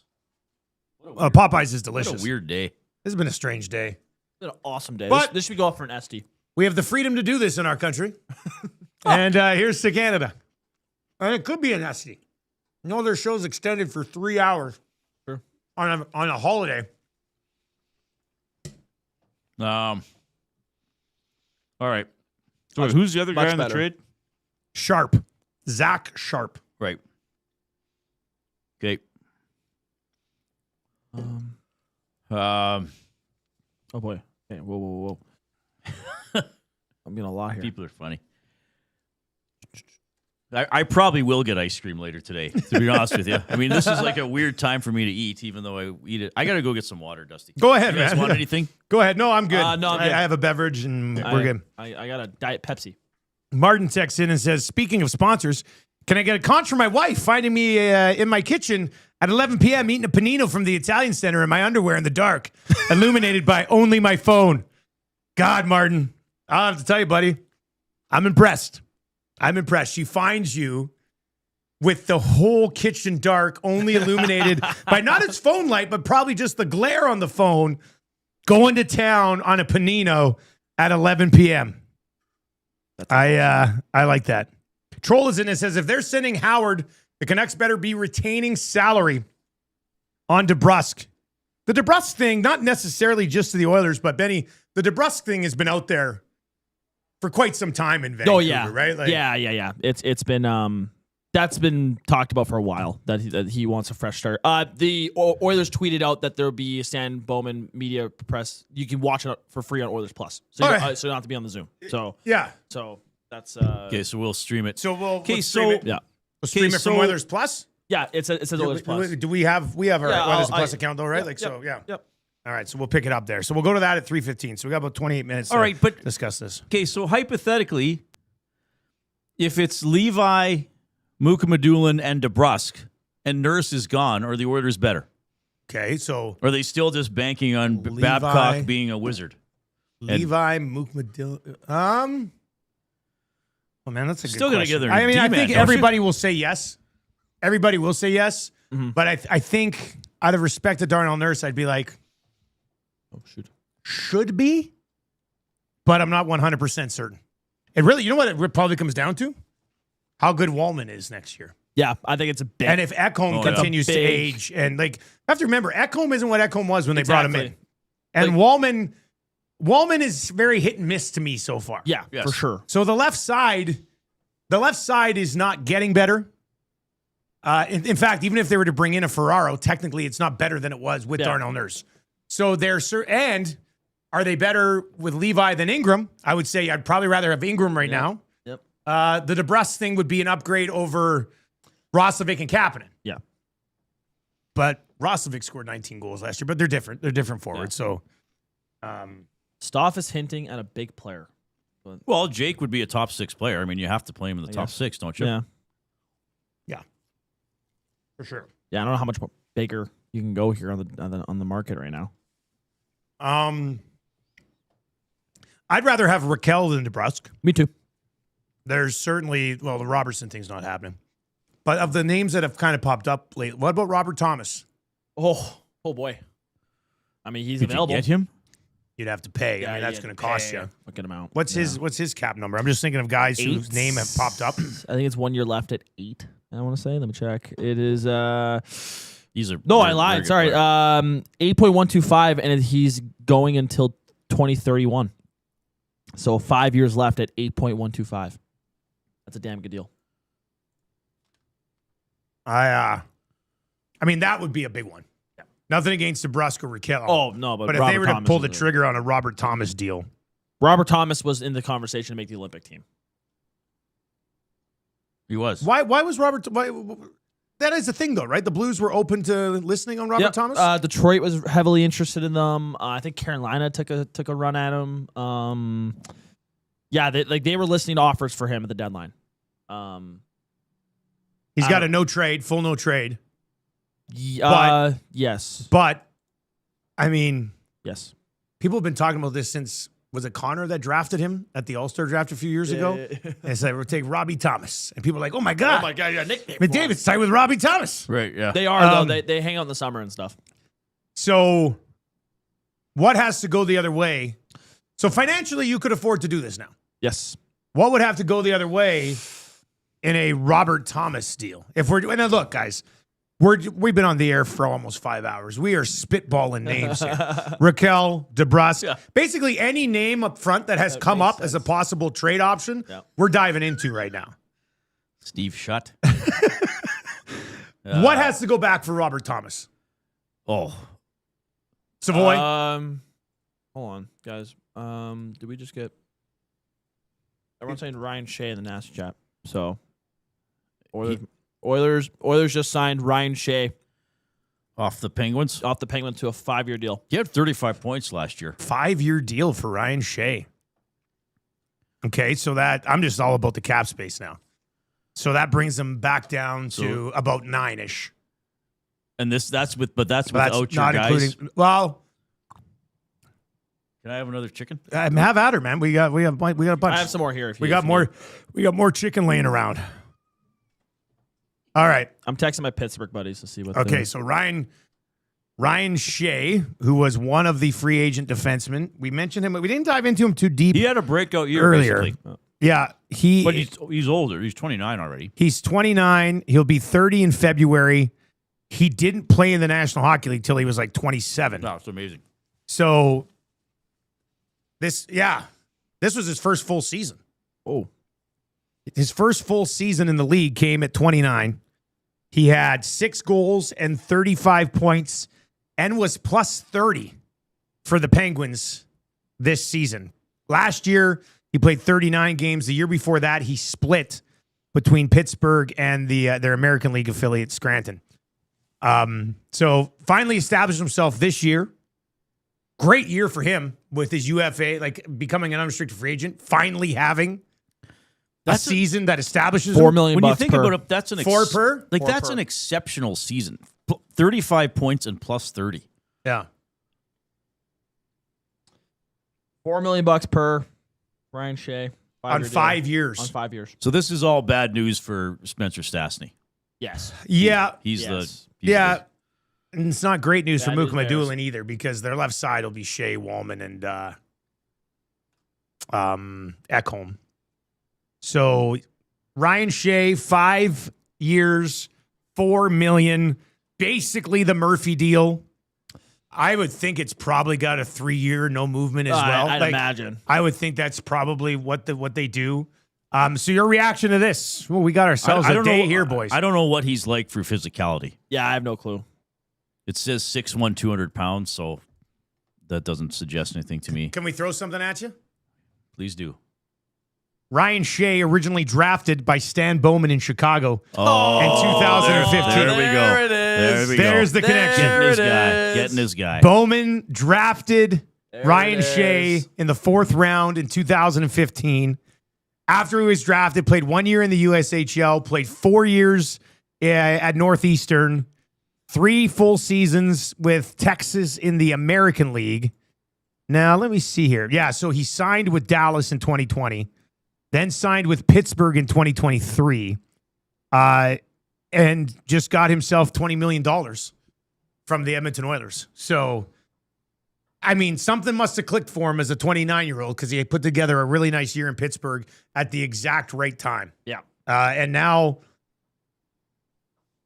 No, he's going to be a third pair guy here, which is fine. I mean, the Oilers could have been signing Vinny Desharnais to a $4.25 million contract at like 4 years, too. Yeah, So, like, I would assume this is a better deal than that. than what Then Desharnais It's a got. stunning deal. And like Vinny's a The great Vinny story. one is wild. Yeah. to me. I can remember interviewing him when he was still on OKC and hadn't played in the NHL and thinking, what a great attitude. But man, oh man, that's surprising. Yeah. I don't mind that deal for Shea. Like he's one like that was to me, there's the big things like you need to improve that left side. You need to find a replacement. Yeah. So if Ryan Shea, if they believe in him, I don't know the book on him too much. I'm not sure many people do. Yeah. Like, he Well, just that's the thing. I finally can't. played his first full season. So people who follow the Penguins would probably be very, very aware of what Ryan Shea brought to the table. I guess if the Oilers had a 29-year-old breakout defenseman or defenseman who all of a sudden got 35 points and then lost him, you'd be mad. Yeah, you'd sit there and go, he finally Yeah, clicked. Yeah. And you let him go. I mean, Dubas is a pretty smart guy. I don't know if they were trying to keep him around or what. Yeah. But so that's one piece. So I don't know if Puck PD's already got it updated, but let's try to do the math on the cap space here, because we're talking about a forward that they're still interested in of somewhat significance. So I don't know. Do they have the Shea stuff in there ready? So they don't have the Shea stuff in there, but Okay, well, the we can do the projected math on cap this. space was $15.8 million. Okay, that doesn't include That doesn't include like Doc, that doesn't Luka include Medulin, whatever he has to get. Doc, Mukamadulin, and Stasny. Which I don't know if honestly, like they might trade Stasny for something. I Well, don't whatever. know. Let's just say those guys are $3 million. $1 million a piece, $3 million. So they were at 15. Yeah, they're at 15.8. So that's 12.8. 12.8 plus now 4. So they're at 8.8. 8.8 All right, so that could still. That keeps Raquel and it keeps DeBrusque in talks. in the mix as well. Bow Valley Hockey YYC says Shea is better than Ferraro. Well, he definitely had a better year than Ferraro. Yeah. And obviously looks to be better defensively than Ferraro. I would love to know what clicked. And you probably get somebody from Pittsburgh on your show tomorrow or something, because like the year before he was -9 in 39 games and had 5 points. Then all of a sudden he has 35 points and he's plus 30. Yeah, just trying to see if I can much get did a he play there little last bit year? here. Must have carried some pretty big minutes. Let's take a peek here. EG Day. Yeah. It was cool to have cap space for that 20 minutes. Having said that, I mean, they were going to spend it. I mean, that's still funny though. It's okay. So he played 18, almost 19 minutes a game So for the Penguins last year. you're looking at probably a 2 or 3 minute decrease for him this in Edmonton. Not if he's better than Wallman. Yeah, I I guess. mean, I'm still like, we'll see what happens with Wallman. Like, there's a world here, I think, where Shea and Murphy are your shutdown pair. Well, 'Cause I'm Wallman- not ready to say that. Well, but Wallman's not going to be on your shutdown pair. Your only other option is Echo. Hey, the Oilers went to 2 Stanley Cup finals without a shutdown pair, okay? Like, settle No, down. I'm saying, like, who would you have on the ice in the final 60 seconds to close out a game? Ekholm and Murphy? Probably still, yeah. I'm saying it might be Shea and Murphy. Okay. Changing 200, changing 100. What's that for? Oh, 300 thumbs? So thumbs up. Well, You know, the best thing about this You don't- Popeyes is that it's not so crunchy. It bothers people listening on the air.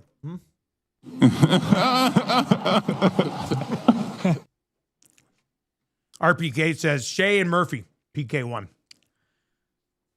yeah, maybe. Yeah, okay, Probably. do you have his ice time up Yeah, already? 1853. But Penalty kill ice time?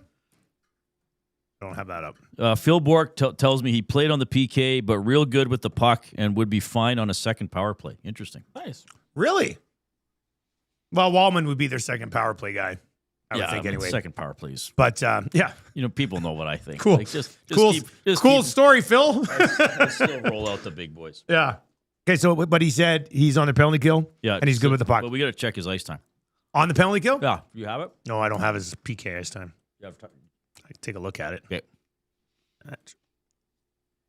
That's an interesting signing. I mean, I don't know much about him. I mean, I would have seen him play when they played against them, but I don't remember hearing But a not lot about him. necessarily a guy I think that would jump off the page for you anyway. Right. You know, like that's not who he is, I don't think. Let's see. But having said that, the Oilers need quietly effective players. Yep. Okay, let me ask you this. Okay. Since we're spitballing and going for almost into hour 6, we're going to complete hour 5. This is now the longest show in EST history. Really? It's got to be. What about the When we day have had a that- longer What show about than the this? day the Elks were sold?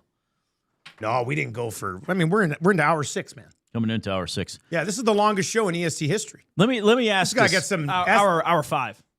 hour 5. No, man, we've done 5 hours.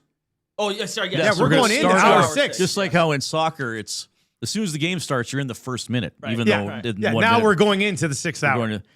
Let me ask this, just because we're throwing stuff out there, and maybe this will be shot down immediately. Is Ryan Shea actually the Brett Kulak replacement? In a way. In a way. And then Wallman's technically your nurse replacement type of thing? Is that what you're... In terms of... I'm just thinking of how the left side lines end up. and low end. Yeah. I think I see what you're... Again, my first time really watching him play will be in the preseason in September, like paying attention to him. But I don't know. I'm just wondering if that's how this might. If you want to compare him to past players and guys who were sort of missed after they were gone. I don't know.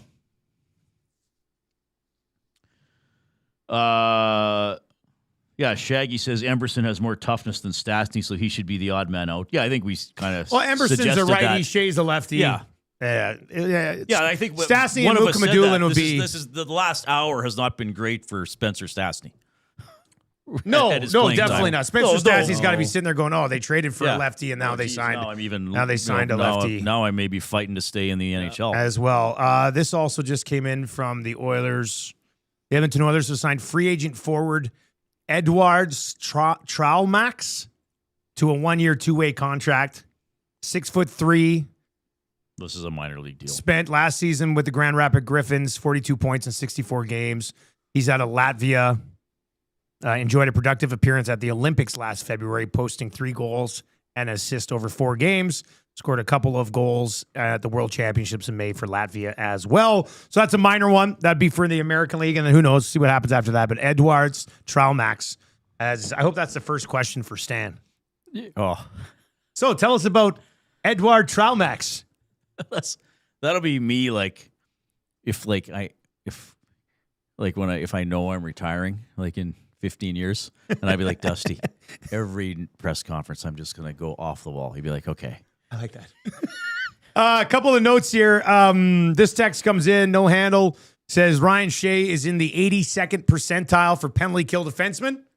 That's good, right? So that's good. That's like closer to 100 is better. Up top there. And Brandon says Shea played 2 minutes a game on the penalty kill thanks last for people. year. That's why I love you. Put something out for yeah, these no, fans it's great. And they'll find it's it great. for you. It's our show, right? Yeah. It's all of us. And grinded this thing out for you today. By the way, Blue Jays up 5-0 after 5.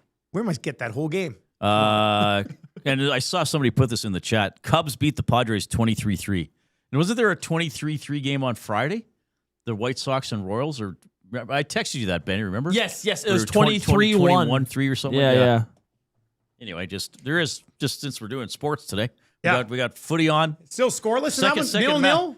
No, I thought Senegal scored. Yeah. They scored early. I remember you saying that. Yeah. Do you? They were up 1-0. Over Belgium? No, that over would be an Belgium. upset. 1-0. Look how many tabs I have open. Do you have this many tabs open? I'm running 7 tabs right now. Oh, I have Oh, a that's few more disgusting. than 7. No, 4 or 5 of those are upcoming board game release reviews. So, God, I love you, man. where's my FIFA ranking page? Okay, so pre-tournament, Belgium 9.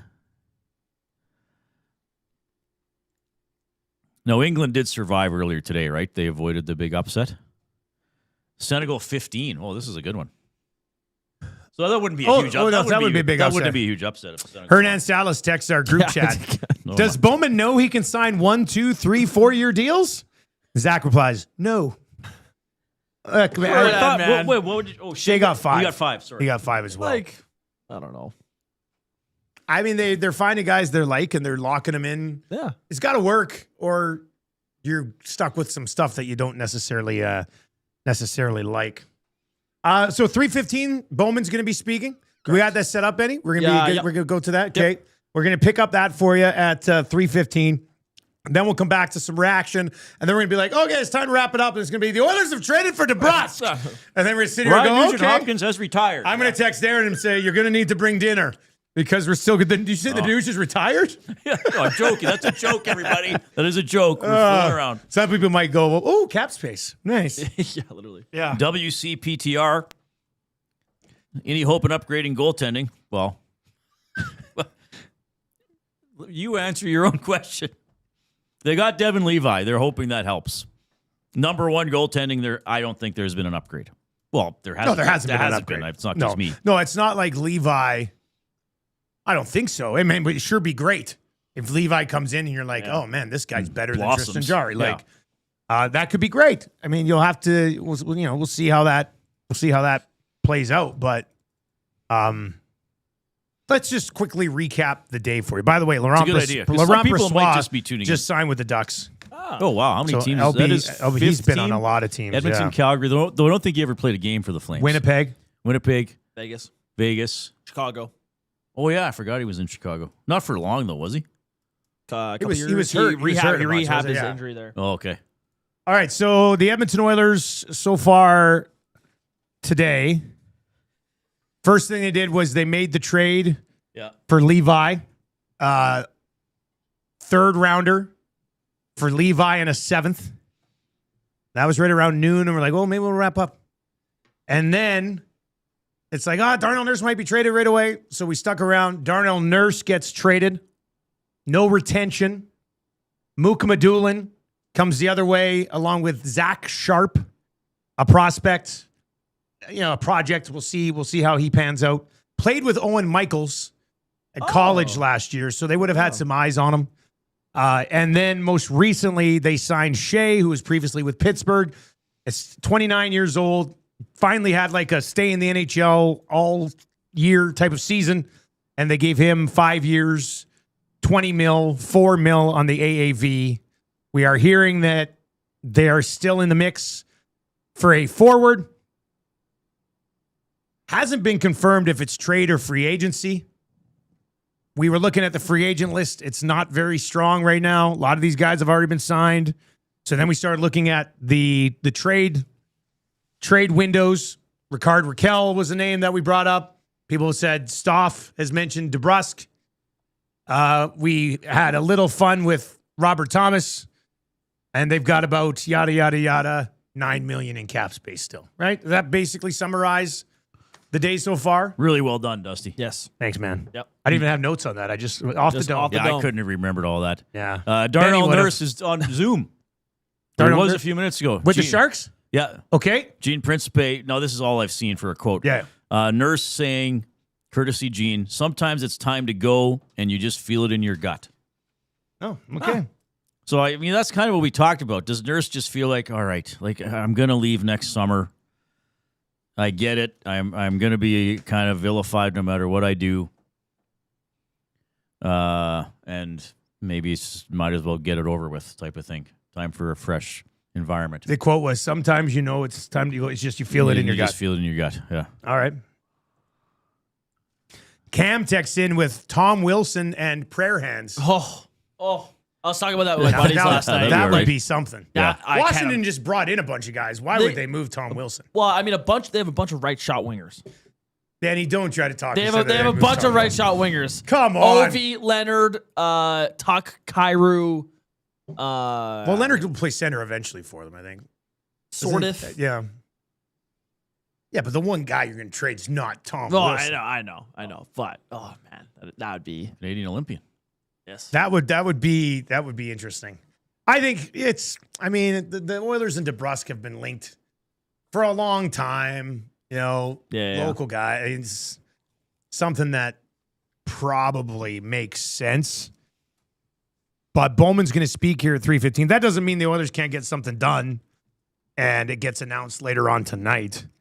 But you might just say, "Well, we're still working on something, or now we have some space to play with."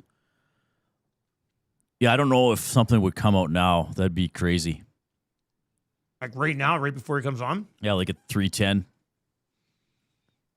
I mean, I think part of the reason they picked 3:15 because the Sharks was at 2:45 Mountain Time, so they will stagger things. That's the big, like nothing against Shea and Levi. I mean, Right. Bowman's going to talk about all of them, but yeah, they do it How so did it that shake down with Sharks Nurse? media can be on that call, and Yeah. Sharks media can be on Like this I wonder, call. I wonder what he'll say about the timeline because he was at least somewhat revealing about the coach timeline. Like I still feel Knobloch kind of got screwed in this, but he said we talked and we started calling experienced coaches. and Babcock was one of them. I mean, probably more to it than that, but he did at least. So I wonder what he's going to say with Nurse. I'm like, I wonder if he'll say like, yeah, we tried to move him at the deadline and it didn't work. There was all that stuff that there was maybe some discussion then. Yeah. Yeah, well, we'll see if he dives into that a little bit. And for those of you who are like, air the Bowman presser, we've got it set we got up. it. 3:15, baby. We're going to take that Bowman presser live, and then we'll come back with some reaction after that. And then I may pass out. I'm just glad tomorrow's a day off. Sorry, man, you got to work. Oh, yeah, that's okay. All right. Martin texts in and says, I can only assume Nurse drove by the old Shanks location, saw what it had become, and decided it was time to go. Oh, jeez. That's Right? You hilarious. look around different areas of the city and go, this is just not the same Edmonton I moved to as a kid. No. Now, That was funny that one day. Was it Nurse or McDavid when they were like getting into their mid-20s or whatever? And McDavid's like, yeah, it's different now. Like we're all married or engaged and don't go to the pint after every game. Oh, my goodness. Bob and Lloyd says it's past Dusty's nap time. Dustin never sleeps. I don't know how you do it. Well, here's, yeah, I know. I thought today I was going to sleep in. I was like, Well, you all must good. have a We don't little have- bit. No, man. You still got up at 3? I went to bed at like 11:30 last night. I'm watching the first season of House of the Dragon. I'm rewatching it because I want to get into the 2 new seasons. Yeah. Anyway, so I stayed up till like 11:30, went to bed, woke up, and I was like, oh, man, I wonder what, like, I bet you it's like, I had set my alarm for like 8:30. I was like, oh, yeah, my alarm will wake me up. Rolled over, looked at the clock, 3:45. Oh, No my. way. Got up, took a piss. I was like, you know what? I'm going to lay back down. I'm going to sleep for 5 more hours. Laid back down. Felt like I had a pretty good sleep. Rolled over, looked, 6:15. And then I was just like, well, I'm up. I'm up. So my plan was to mow the lawn today. I don't know if my wife is watching this, but we've been working all day. No, you can't do it. Can't go home after this and mow the lawn. Mind you, we haven't had any rain Gotta yet go today, for ice cream. which is We nice. had a little bit of rain. Yeah, a little bit. we got to go. What's the name of the ice cream place? Kind ice cream. We got to go to Kind Ice Cream. Got to get the hokey Yeah. pokey. Yeah. I'll have 3 hokey pokies, please. It's been a good day, though. It's been a It's fun always day. fun having news to talk about. I'm really happy Yeah. we're not sitting here still and we're like, I can't believe the Nurse trade hasn't broken yet. Yeah. It's broken. It's happened. Well, and when we've already started to see the rest of the plan, like it actually feels like they had a plan. Yeah. Move Darnell Nurse, sign Shea, improve your team defensively. Whoa, a guy I talk about a lot. Kolasar traded to the Red Wings. Keegan, For what? A 3rd in 2029 and a 7th in 2027. So I'm thinking that's cap space being created. $2.5 million. Yeah. Uh-oh. What, did I say something wrong? No, it's just like it was Vegas. Vegas is always unloading money. Like they're going to get Dylan Larkin, right? Or Hellebuck. Yeah. And They just keep moving little pieces to free up money. He's been like kind of a foundational Yeah, Golden Knight player. yeah, exactly. But they're probably like, well, we can now maybe get somebody younger. They make those sacrifices, right? Like to me, Vegas just keeps setting up all these little moves. And he did get scratched in the Cup final. Didn't Torts scratch him once or twice? So I wonder if McCrimmon's Did he? like, okay, we're Yeah. not going to wait till That's he it. We're not going to wait till he drops off anymore. The shine is officially off. Yeah. But it's a couple more million that they have to go out and make another splash. Now, So, Benny, you're going to tell us when we. yeah, we'll see it Go pop to it. up on the Yeah, left. yeah, there. yeah. We can see it there. Yeah, we'll be able to pop I'm it like, up. hold, You tell me when it starts there. Is it time, Benny? Is it time? Is it time for the GM? Not yet. We'll yet. get to it when we will give you that live. We'll be here for your reaction as well. If you're watching over on YouTube today, let it be known we've been here for 5 hours and 13 minutes. Just the 3 of us, no commercials. We've each Nothing. taken 1 piss break. Yes. Aaron brought us food. the World Cup might wrap up. Might be into the quarterfinals by the time. I was just going to say, sub to the channel if you haven't already. Tomorrow we'll be live from 6 o'clock in the morning till 6 o'clock at night with all full reaction, all this. Senegal's going to score here. There it is. There it 2-0. is. 2-0. Good for them. They were the lower seed, right? That's what you said? They could not Just by barely. much, but yeah, okay. 15 against 9 from the pre-tournament world rankings. Yeah. All right. 780-218-9999 Oh, is look at where you that! can chime in. That Belgium guy was so disgusted. Like they showed a fan's face. He wasn't angry. You could just like You look could just disgusted. sick to his stomach. This That's- one's in that's Seattle, isn't it? I think it's in I Seattle. have no idea. I saw a shot of I've been horrible at tracking where all these games are happening. you can't. Well, sometimes like they rotate the name of the city, at center, but you can't always Sometimes, see it. yeah. Yeah, this one's at Seattle, and then the U.S. Bosnia game tonight is Santa Clara. 20 seconds, guys. 20 seconds till it begins. How do you know? There's a timer. Oh, it's counting down. There's Wow. a timer. Well, then they may just start streaming it. Yeah, And we'll then, see. Yeah, but we'll get to it. We'll get keep to it an for eye you. on it. Who's And, throwing to it? I guess you are. you can throw to it if you want. Well, I don't know. I don't know, man. You can throw to it. We can get Chet to throw to it. I don't know. Actually, that's not a bad idea. People have been saying. Somebody said it's 3:00. Are we going to get an update from Chet Palmer? Chet. Yeah. I guess I could try to write something. Yeah. I want to listen to Bowman. Oh, here we go. Our it's- mics would be like you're going to Yeah, kill our mics. I'll I just kill don't your know. guys' Okay, no, mics. this is just the pre. This is just Yeah, the it's the preamble. the pre-tournament music. Yeah, Pre-press. It'll be a little while, because then they'll get going. nobody can hear that on air, right? No, Benny? That's no. just on cue. No. Yeah. yeah. That's just for us in the So background. you guys will know. I'll keep it on the background so you guys know when to throw it. Here, Hernan says, "Love you, Reid." But he didn't say anything. Didn't say anything about Benny and I. Yeah, what? What? Come on, man. Hernan. My God, man. Unbelievable. My God. Okay, I'll try to write a Chet before the end of the show. Sometimes it takes me I a like couple Chet hours. Palmer to they're wrap not, up- they're wrap not up the all show. gold. There's a lot of bronze and fourth places in there. Yeah, I don't hate that idea. That's a perfect way to wrap up the longest show in Edmonton sports talk history. I don't think we've ever gone.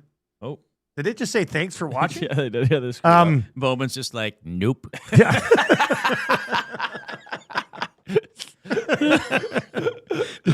Sits down. That was in the movie Dumb Money.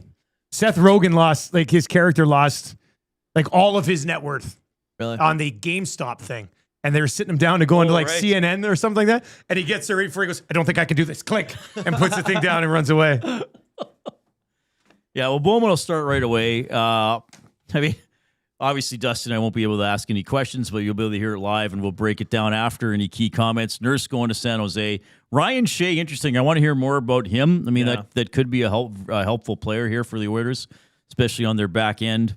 Well, you guys can ask questions. I mean, I would also say that You'd have to. no, you can join on your Zoom on your computer. Oh, I'm not going to Okay. We'll watch bother messing We'll watch that with up everybody at this else. point. Yeah, I think it's okay. I would also say this, just with Shea. Okay, he's had one Good year. good year. Yep. And it came when he's 29. It's So, but I mean, don't get me wrong. Yeah, yeah. It could be like, okay, he's figured it out. He's going to be great for all 5 years. But Yeah. what if it was just Pittsburgh put him in some great spots? You know, it's 1 year Yeah. at the age of 29. It's true. That's a possibility. Maybe just be a little bit hesitant on it. Yeah. But here we go.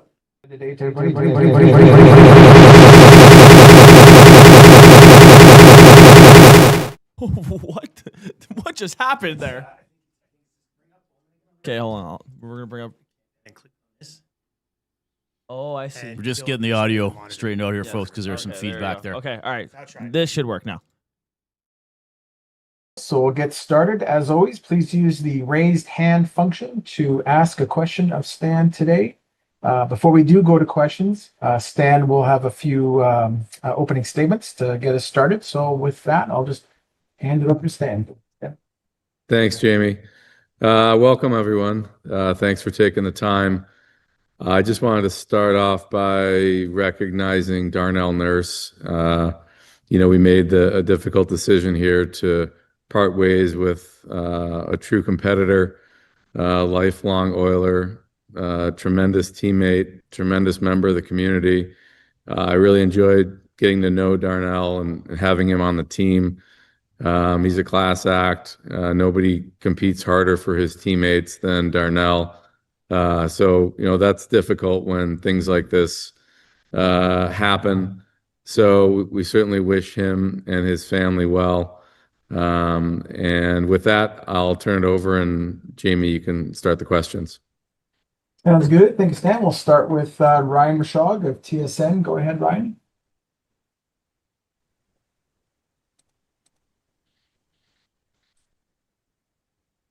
Oh, you got me now, Stan? Yes. All right, thanks. Stan, can you just give us a sense on the two acquisitions on the blue line and how you see it kind of shaking out in terms of, the roles that they may play, competing for ice time between Shea and McMadulan here? Sure. I think we have a lot of options now. So that's really for Mike and DJ and the coaching staff to figure out who the pairs will be. I'll just talk a little bit about the players themselves and what skills they bring to the table. So first with Muka Madulin, he's a big kid. He's just, kind of coming into his own right now. And I think there's a few things that really caught our eye with his game. He played more on the right side this year, actually, than the left, even though he's a left shot. He's got that long reach. He's a big frame. He's pretty skinny right now. I think he can probably put on a little bit of weight, but he takes up a lot of space out there. And we liked his game. His penalty kill is something that I think is a strength for him. He's got a big shot. And he's got a competitive side to his game. So I think those things add up to being a really useful player for us. And I think we did like the fact that he can be used on the right side if we want to. And that flexibility is always nice. And he's a young defenseman that I think he's got a lot of growth to his game. So then Ryan Shea, he's a player that I'm familiar with. I actually drafted Ryan way back when. He's come a long way from those years. So I thought he had an outstanding season this year. He was one of the players that we targeted in our meetings leading up till today, hoping that if we were able to get some cap space, we might be able to bring him in. I thought he had an excellent season, both offensively and defensively. He's got really good mobility. He's got the ability to make plays. His penalty kill was excellent this year, one of the best guys in the league at that this year. But he also could make some plays, score. He's not afraid to get up in the play and help the offensive side of the game. So I think his skill set is really going to complement the other guys that we have on defense right now. So those two guys are coming in. We're certainly trading away a very good player in Darnell who ate up a lot of minutes. So I think we've got two defensemen now coming in that are going to be able to bring different elements to the table. But I think all in all, it's going to be a big boost for our defense. And if you can, Stan, just sort of characterize where you're at with your goaltending. You make the trade today for Levi, but are you set with Jari rolling into next season as your number one guy, or are you sort of in exploring mode with some of the cap space you have? Yeah, Tristan's going to be back. We're still looking at some other things for our roster. I think with the most important thing was to find a good young goalie that I think has a lot of promise to his game. And I think with Devin Levi in Buffalo, he has played whatever it is, 30 or 40 NHL games. So it's not like he's totally new to the opportunity. But his most recent success has been in the American League, and I think he's probably knocking on the door waiting for that opportunity. So we see a lot of upside in his game. Certainly had some really strong seasons. When you're able to replicate success at the AHL level for multiple years, that's usually an indicator of someone that's ready to break through. And we saw that with last year, and Brandon Bussey was sort of in the same boat. And now look, where he ended up in Carolina at the very end, winning the cup. And we think that Devin's ready to take a next step and show what he can do at the NHL level.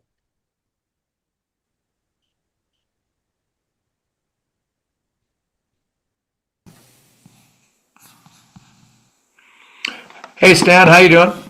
Hi, Jason. When you mentioned, what about your forward group? Are you happy there? Have you had any conversations with Kapanen? Do you think you have space to bring him back? We have had sort of ongoing dialogue with Cappy throughout the day, or even the few weeks leading up till today. We've had many conversations. It's tough to thread that needle sometimes with the cap space, and up until the trade with San Jose, we really had no cap space to be able to bring him back. Now we've been able to add a little bit, so we're having conversations, and we'll see if we'll see where that goes, not just with Kapanen, but with other forwards. We felt it was important, though, to focus on our defense, considering the fact that, we traded away a player in Darnell that plays a lot of minutes. it was really the most important priority for us in trading someone out was to make sure we had a couple good options coming back. So yeah, the day's not over yet. We're still having conversations. I don't know where those will go, but I like the way that our team is looking right now. I think we've certainly put ourselves in a much better spot with salary cap flexibility, whether we spend that today or in the coming days, or whether we wait a little bit. That's something we'll have to see where it goes. But I do like the situation that we're in. I think it's it's something that we're exploring now that we have some options. What about a right shot center? How much of a priority, if any, would that be for you, a penalty killing right shot center? Yeah, we've talked a lot about this, actually. If you were in our meetings, you'd know that whole topic is something we go over all the time. And that is, you'd love to find that guy. You'd love to find the right shot center who's great at face-offs, and he's big and he can skate and he's physical and he can match up against the best players. Like, that's sort of the prototype everyone talks about. That player doesn't really exist, on the market. Now, there's players that have elements of that, but it's a series of trade-offs. Maybe they don't have much quickness. Maybe their face-offs aren't the best. Maybe they shoot left. Maybe they have speed, but not the right shot. So we've looked into all that, and, you certainly want to try to find those attributes. But if you narrow your focus just to one set of attributes, then you're looking at just a couple players. And so we're not going to do that just to say we signed a right shot penalty killing center. We want to make sure they're the right fit and they can do what we need them to do. And one quick one, Stan. Going back to Ryan's question about the goaltending. Would you like another experienced goalie, or are you happy to say we finally got to give a young 24-year-old a chance to maybe start as the backup? We've talked about both of those options. I don't think we've landed on one approach quite yet. I think you could make an argument for both being the right way to go.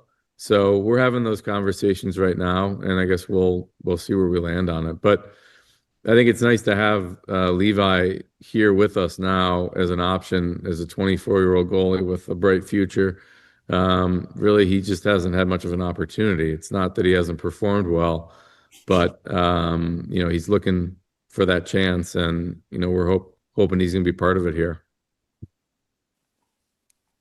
Thank you. And done here by 3:30, everybody. So we'll just take two more questions. Go ahead, Derek Van Diest of NHL.com.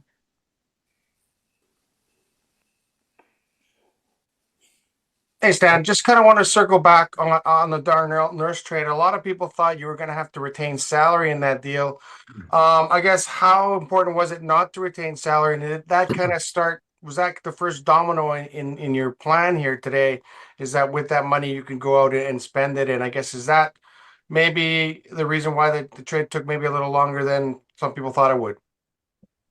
Yeah, I mean, there's a lot of conversations that go into these trades. I think when they're finished, it looks like, oh, that's a pretty simple trade. Why didn't you do that sooner? But there's a lot of factors that go into those deals to finally get it to the point where it is. But I think without salary retention was very important for us. And I think, the way San Jose was set up, they were in a different spot cap-wise, and they had the flexibility there. So I think for us to be able to get a young defenseman with some really good attributes in Muka Medulin, as well as the prospect, who I know the prospect pretty well. Zach Sharp is a kid from Chicago who I've known. I've seen him growing up. Bit of a late bloomer. Really impressed with his season this year. We were in to watch Owen Michaels quite a bit, and every time I was in there, Zach caught my eye. I've known him since he's like 13 years old, but now that I see where he is now as a 20-year-old, he's an elite skater. He's got a lot of really good attributes. He's grown now. He's about 6'2". And prospects on defense are something that we're trying to add to our mix. So you put those two things together in the trade without the retention, and it was a deal that we were fortunate to be able to make. Thanks, Stan. That looks like all the questions for this particular availability with Stan. So thank you, everybody, for joining us, and we'll talk soon. Have a good rest of the day, everybody. All right, there you go. A brief availability with Stan Bowman. Reid, your thoughts? Well, we didn't get much out of that. Not really. I mean, Ryan Shea mentioning the PK. Benny Q, kill it in the background. I think is it gone now? It's gone. Oh, I thought I heard something. Yeah, there was. It's okay. Yeah. I mean, Ryan Shea's intriguing in this, but again, he's only done it for a year. Let's see if he can keep going. But he's interesting there. Muka Madulin, like, interesting that he says he basically needs to add weight.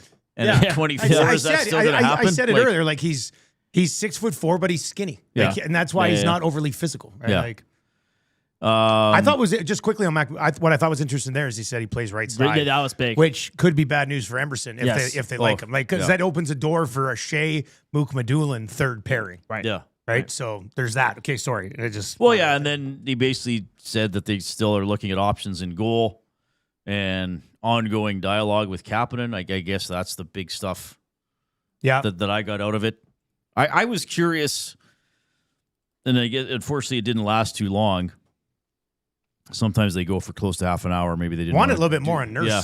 Like, I'm just curious how it played out. You know, how close were they at the deadline? And maybe he would have said, I'm not discussing anything that didn't happen. Fair enough. Yeah, I mean, I would have wanted to know, like, what's your priority with your remaining cap space? You know what I mean? Yeah. Yep.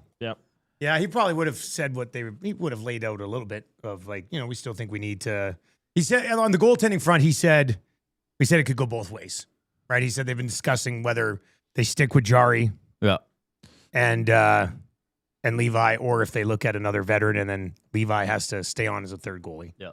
Kapanen. Really not much else. No, not too much. I mean, he told us why he liked the players. Thank Nurse. I would have. I would have wanted, and I guess there wasn't time. Well, I mean, I think DVD tried to follow up a little bit there with a little more on. Tried to come back around, Nurse, but there wasn't a lot, and maybe that Bowman doesn't want to get into that too. Like, sometimes they try not to talk too much about the departing player. You know what I mean? Yeah, you don't want to get into it too much. I mean, but Nurse is he's a 1,000-game guy for you. Yeah. Right? You can get into it a little bit more, maybe. Benny, thoughts on what you heard there? I mean, I was kind of surprised by how short it was. And yeah, just kind of the questions. I was expecting to hear more about the Nurse trade and everything, how it all went down. But yeah, to me, I find it very interesting that he had to leave at 3:30. Well, it doesn't mean he's. I know. Yeah, I mean, don't necessarily. Who knows? I'm not necessarily saying that means that there's another move coming today, but I think there was a reason why he was hard out at 3:30, and I think he's still going to work some phones later and see what happens later today. Yeah, I mean, I don't know. Like to me, the Muka Madulin, being on the right side will help. Competition. For that D spot, Emberson is no longer safe to play as the 6th D man, right? So I think that's a positive. More competition, the better. So, yeah, I mean, honestly, like it's been.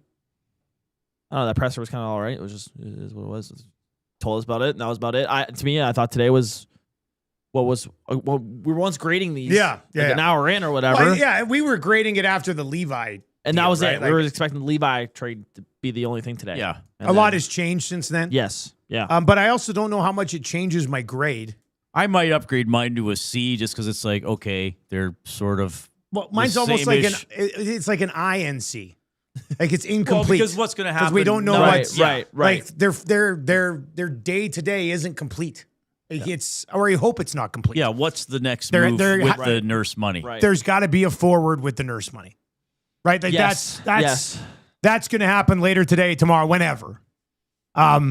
Because as of right now, maybe they're a little bit better defensively if Shea's a better defender. His point total this year is basically what Darnell's given you for 7 straight years. Right. between the pipes, they brought in a guy who Stan said, just needs more opportunity at the NHL level, but still very much an unknown. And Muka Madulin is a young guy that needs to put on more weight and can play left or right side. So, they aren't necessarily better right now than they were at the beginning of the day. They're different, and they've got flexibility. Yeah, which that's the big thing. I would say this: the team may not be better.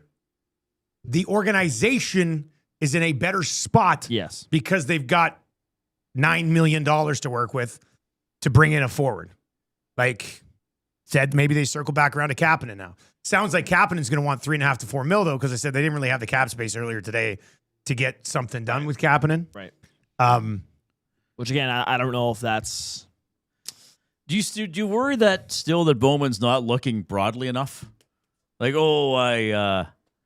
knew this guy from Chicago. I used to see this guy play in Chicago. I don't know. I mean, I guess that's part of being a GM. Yeah. Well, but it seems like it happened.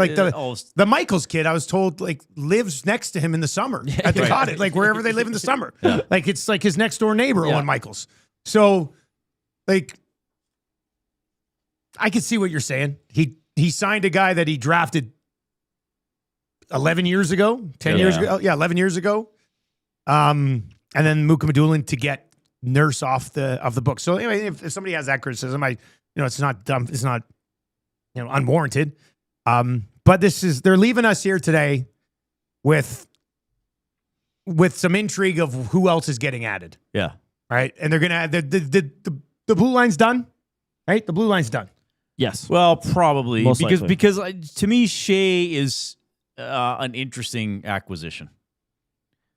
That of the things that happened today, I think that could turn out to be the biggest home run. I know some people might say, "Well, hold on, Reid. What if Devin Levi is actually a starter in the next year or two?" Fair enough, but if Shea can, actually keeps building on what he did last year and kills penalties. I mean, we've been talking a lot about this. Maybe the biggest impact from the new coaches is if DJ Smith puts out a better penalty kill. Right? Yeah, that could go a long way for his team, right? Phil Bourque said, Shea played 213 on the penalty kill last year. He says, "You're going to love amazing person, took a giant step forward last year." And he says, "A legitimate top 4 defenseman on any team in the league." Wow, well, that's pretty good. Nice. That's pretty good. Yeah. Now, Bourque loves the Penguins. Yeah. He's going to speak highly of a lot of those guys. Yeah. Yeah. How do you feel about I wonder Jari? what the Penguins were willing to pay him. Did you say, how did Bourque feel about Jari? Yeah. I don't know. I can't remember, actually. Yeah. Yeah. Because I remember there were some reporters from Pittsburgh going, "What is Edmonton doing? We've seen Jari, and oh boy." Yeah. Right? So a couple of them were really hard on. So. I mean, after the Desharnais deal today, both Murphy and Shea look like awesome value. Yeah. I mean, the Desharnais was kind of an outlier, though, I guess.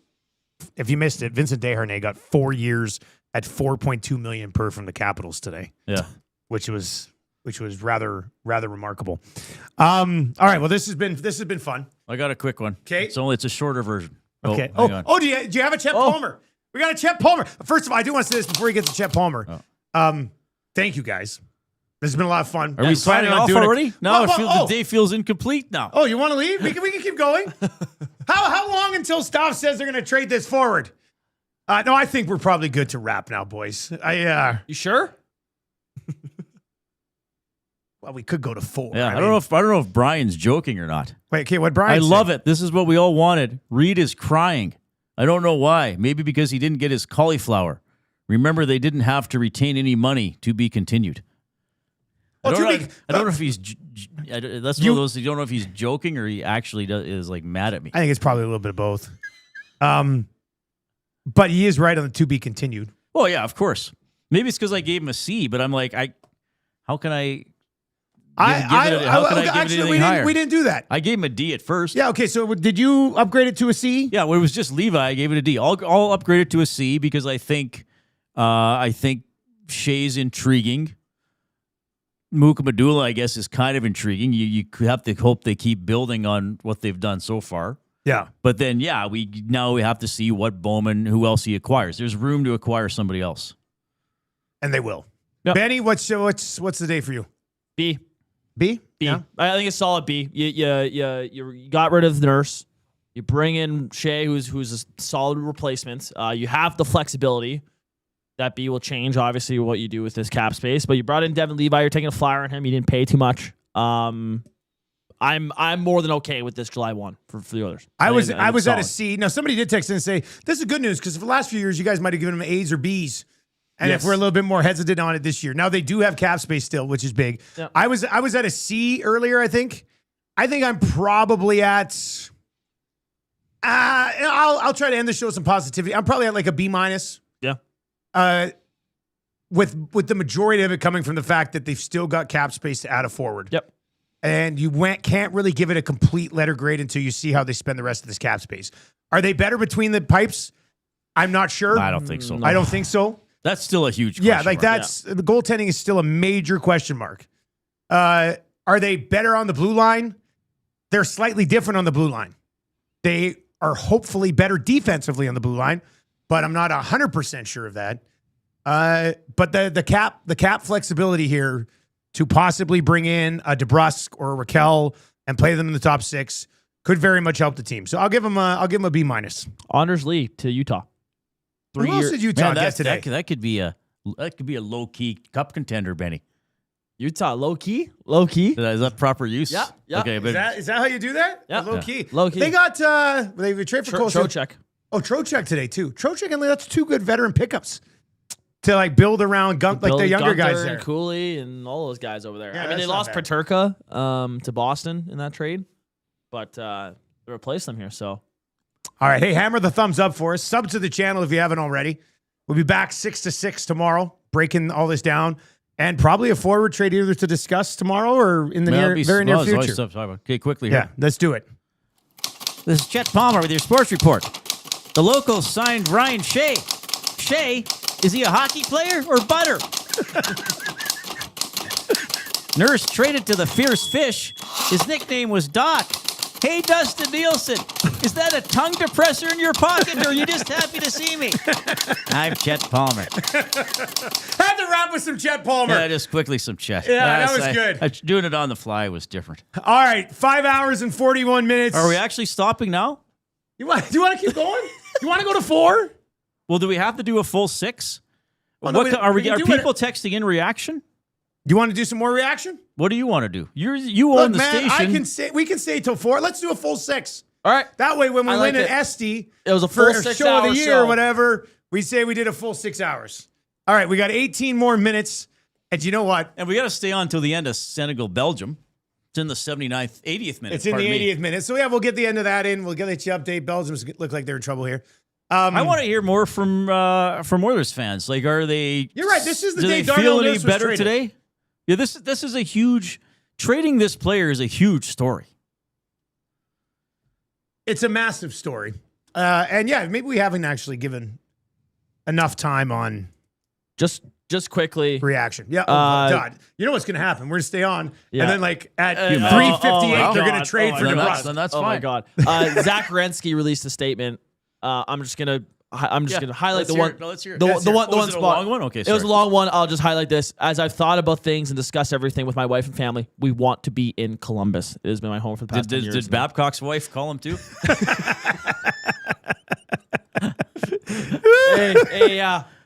Yeah. Columbus there, Zach. No, he.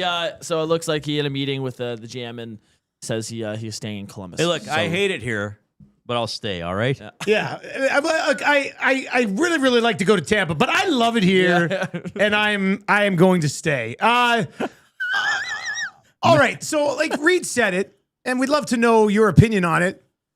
Like, how big is this day in Edmonton Oilers history? Like 5 years from now, are we going to sit there and go, I remember the Darnell Nurse trade because the boys were in the middle of a 6-hour show and they had Popeyes and it was, a little bit of a lackluster return, but they got the full thing cleared off the books. Like many of you have said, and we've seen it at Edmonton Sports Talk for the last 3 years. Reid saw it on Ched for a long time before that. I saw it at 1260 for a long time before that. Many people are like, no matter what, just get this guy off the books. Just get him off the books, and it's going to make you a better team. I think that was always probably taken a little bit too far on Darnell Nurse. And I do think, yes, they've got him off the books. But to me, Benny, this isn't a win unless you spend the money on a forward that really clicks with your group, right? Is that not what this comes down to? Totally. This whole thing hangs on what forward they bring in. 100%. And I mean, it started with a defenseman and a forward when they traded Nurse. I'm for the Riley Shea deal. Riley Shea, is it Riley Shea? Ryan Shea, sorry. I'm for him. I obviously, he had a great year last year. He had, wasn't really an NHLer before that. So I'm curious to see how this pans out. But there's been good things said about him all across Twitter and like what Reid was saying, he was talking to people. So I talked to some of my Pittsburgh buddies. They're saying he was really good last year. So I'm curious to see how that pans out. And especially in a third pair role, then I think there's no problem there. Like you said, this really this will all matter with what they do on forward. And if they go and trade for Ricard Raquel or something, or I'm for Jake DeBrusk or whatever it is, like that type of stuff, I think would make this an even better day.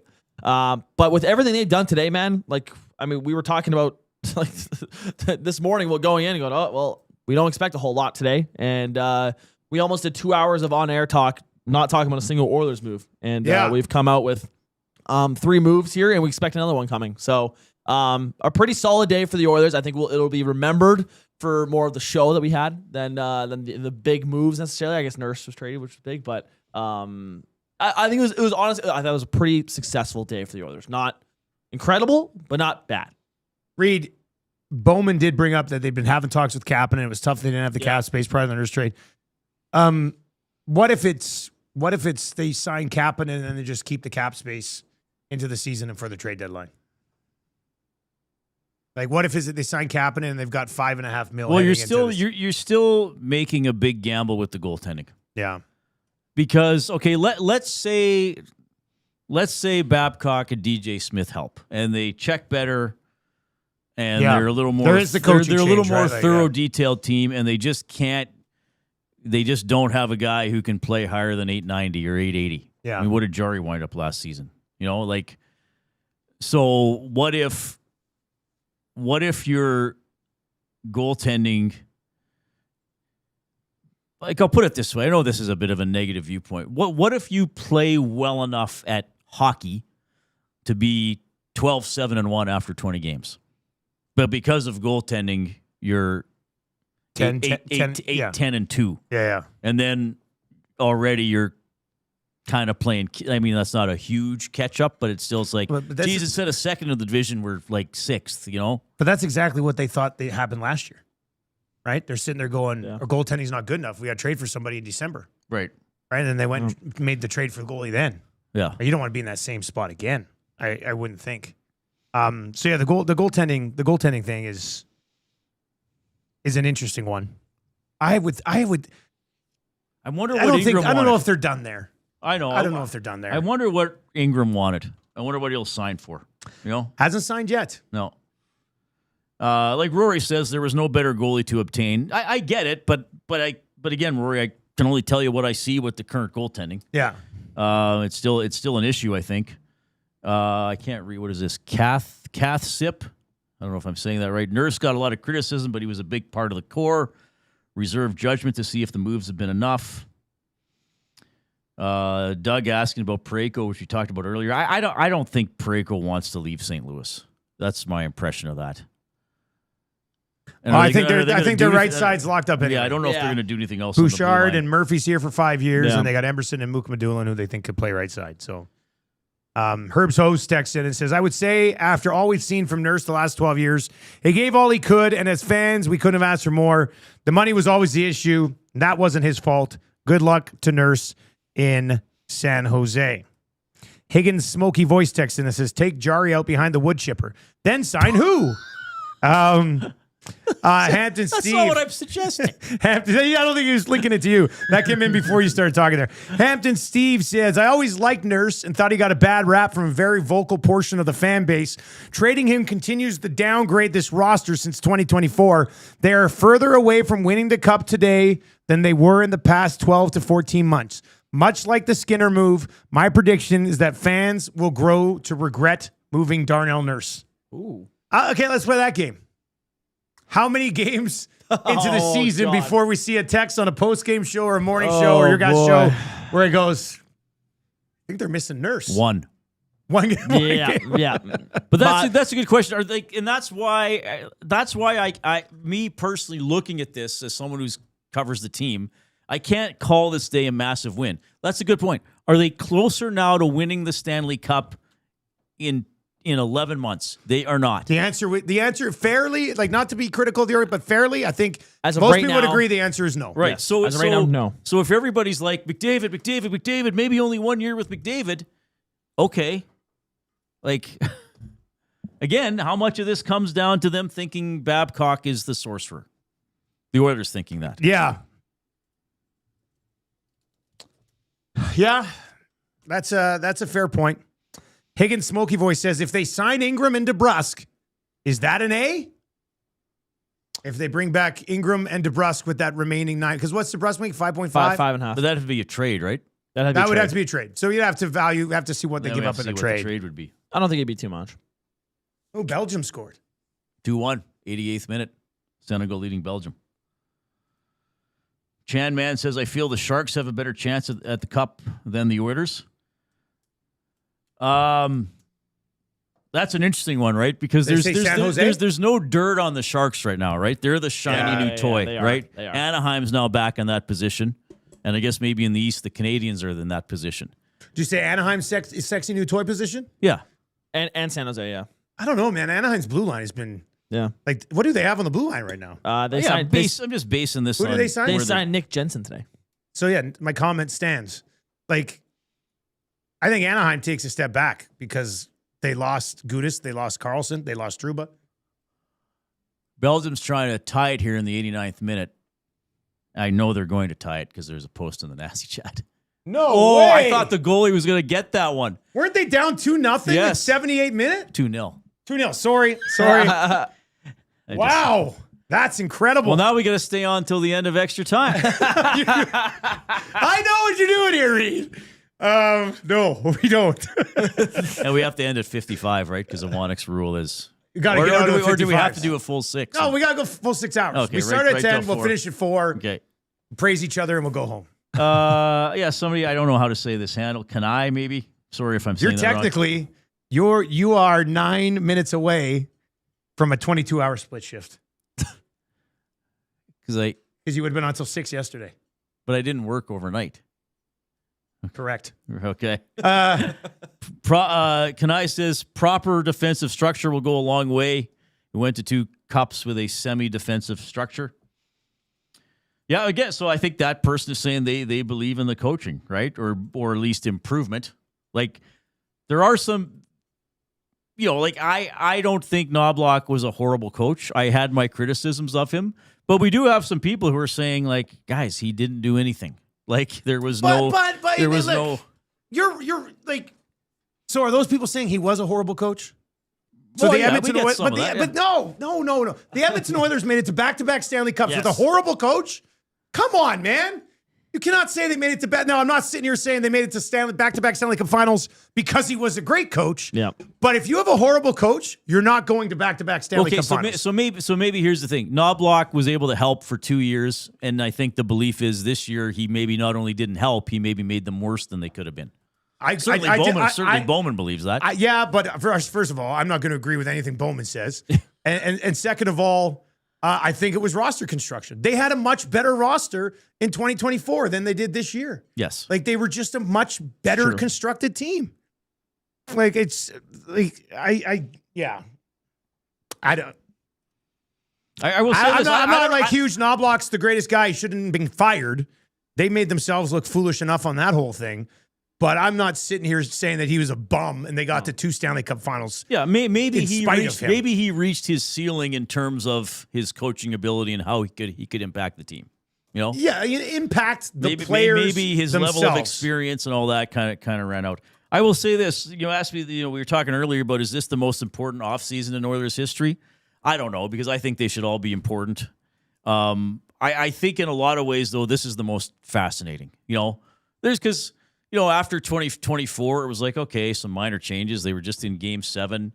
other years, even in the decade of darkness or out of that, is like, okay, well, they're trying Who are to they gonna improve. draft? Like, this one's the most fascinating, and probably largely because of the Babcock thing, and how it happened, and how from the Knobloch to the Cassidy, to the Babcock, and then the way that Leon and Connor will be consulted, and then when it became Babcock, they're really directly involved. And you've heard me say it.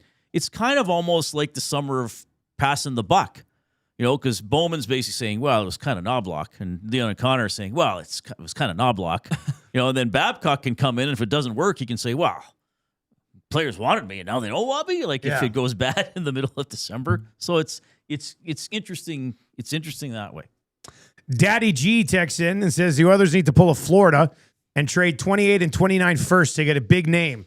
You just move the money. It's time to spend the money. And Ross texts in and says Nobbs is a bottom 5 NHL coach. He won't get another job for years. Wow. Yeah, maybe. So, yeah. I don't think not get another job. First of all, he doesn't need to get another job for 3 years because he's still milking a paycheck from these guys. But he'll be coaching again when he wants to coach again. I'm not saying head coach. No, he might be. I mean, that to be fair, he may never be a head coach again. Yeah. But it would not surprise me if he'd be an assistant in the NHL. I'll tell you, if he hadn't played for the Golden Bears, he might not have been a head coach in the first place. Honestly. Maybe that's the succession plan on campus. That's when Ian steps Herbie aside, Vails, Knobloch slides Chris Knobloch, head coach of the U of A Golden Bears. Bears. Gives him 25 years. That is not out of the realm of possibility. I mean, if he hasn't found anything, that's something that you could look at. I mean, that's a few years away, It's obviously. a little ways away. Little ways away. All right, so we learned that the Oilers were active today. Very slow start. We're working on getting the Darnell Nurse trade done. It was reported that Nurse, partway through the day, said, okay, I will go to the San Jose Sharks. They're able to lock up Mook Madulin and a prospect to come the other way. That opened up the cap space for them, and that led to them signing Ryan Shea out of Pittsburgh, a guy that Bowman said here a few moments ago is somebody that they targeted when they went through their meetings. Was asked a little bit about a fourth line right shot center as opposed to Szymanski. Maybe that's a lower piece that they find at some point as well. This text is in from Steven, says, I feel our ceiling is still as high as ever, but our floor is a lot lower. I really feel this is going to be a boom or bust season. Great show today, boys. Steven. Thank you for listening, Steven. Appreciate it. Dirk says this team is not improved yet. It is all up to Babcock cutting back goals against. Well, that's the story, right? And like I was saying earlier, how much better do they have to get to be better than the 93-point team they were last year and go into the playoffs with a little more, moxie and foundation? What did you call this season? You said this season was it interesting, or what was the word you used to describe this season? I don't know. Frustrating. Well, certainly frustrating. I think it's, but like this season was so sputtering. weird because they didn't struggle for 10 games in a row, but they didn't play well for 10 games in a row. It was just 2-3 games here, 2-3 games there, like just over and over and over again. I do think the one area that does not get talked about enough, and I really hope that if they get off to a great start for the first 2 months, it's not just everybody being like, Babcock's a genius, Babcock's a genius. The one thing we have to remember here is that these guys are coming in with 5 months of off-season rest. Yeah. Right? That has not happened in like half a decade. True. For McDavid and Draisaitl and Bush and all these guys. So they should get off to a better start just based off the fact that they literally had almost half a year away from the league, right? So I think that's a factor that people aren't talking about enough as far as more points that the team can accumulate, right? So anyway, let's wrap with this. Who's the forward they acquire with the cap space? Let's each give a prediction. I'll say DeBrusk. Okay. Were you going to say DeBrusk, Benny? No. I'm going to be so boring. It's Kapanen. Oh, boy. Will they just bring back Kapanen with all of but the then cap that's space? the whole forward group that's back again. Yeah. I know. I don't think they can do that. I trust me, I'd be pissed. Like if they bring back Kapanen and the forward group stays this, and now we could talk for another 20 minutes. If they bring back Kapanen and the forward group's exactly the same, you're telling me this offseason was Mike Babcock, Nurse out, Shea in, and a goaltender that's been trending in the wrong direction in Buffalo. It's Stan That's Bowman. the offseason? It is Stan Bowman. No way. They got. I sure hope it's not. You the said case, DeBrusque. Yeah. I'll stick with Raquel. Okay. They've Yeah, had, that'd be they've, interesting. you know, Okay. like Pittsburgh. They've had these Pittsburgh talks already with the Nurse thing. They made the Skinner trade with Pittsburgh. There's got to be an open conversation there with Pittsburgh, and I think that's something that you put Howard into a deal with some picks, and you go get Ricard Raquel. So, but it might be DeBrusque. You're probably that's probably a minus. I think it makes that's probably the a most minus sense. 200. Yeah. All right, that's going to do it. 6 hours. This game is good. We're not going to stay on for the rest of the No, night. it's We fine. can watch It's that. going to go to Yeah. extra time. All right. Thank you to Reid Wilkins. Thank you to Ben Thomson. We're planning on being here till about noon. It's now 4 o'clock. Thank you to all of you. I mean, we just put together the longest show in EST history, and we were cruising along at like 600, 700, 800 viewers for the last few hours. So thank you very much. When they trade for DeBrusque in an hour, I'll be back. No, I have to go mow my lawn. You have to go get some ice cream. And Benny, you have to go play tennis. I got a tennis play. All right. Thank you very much for joining us, everybody. We'll be back tomorrow morning, 6 to 6 here on Edmonton Sports Talk. Tell your friends. Take it easy.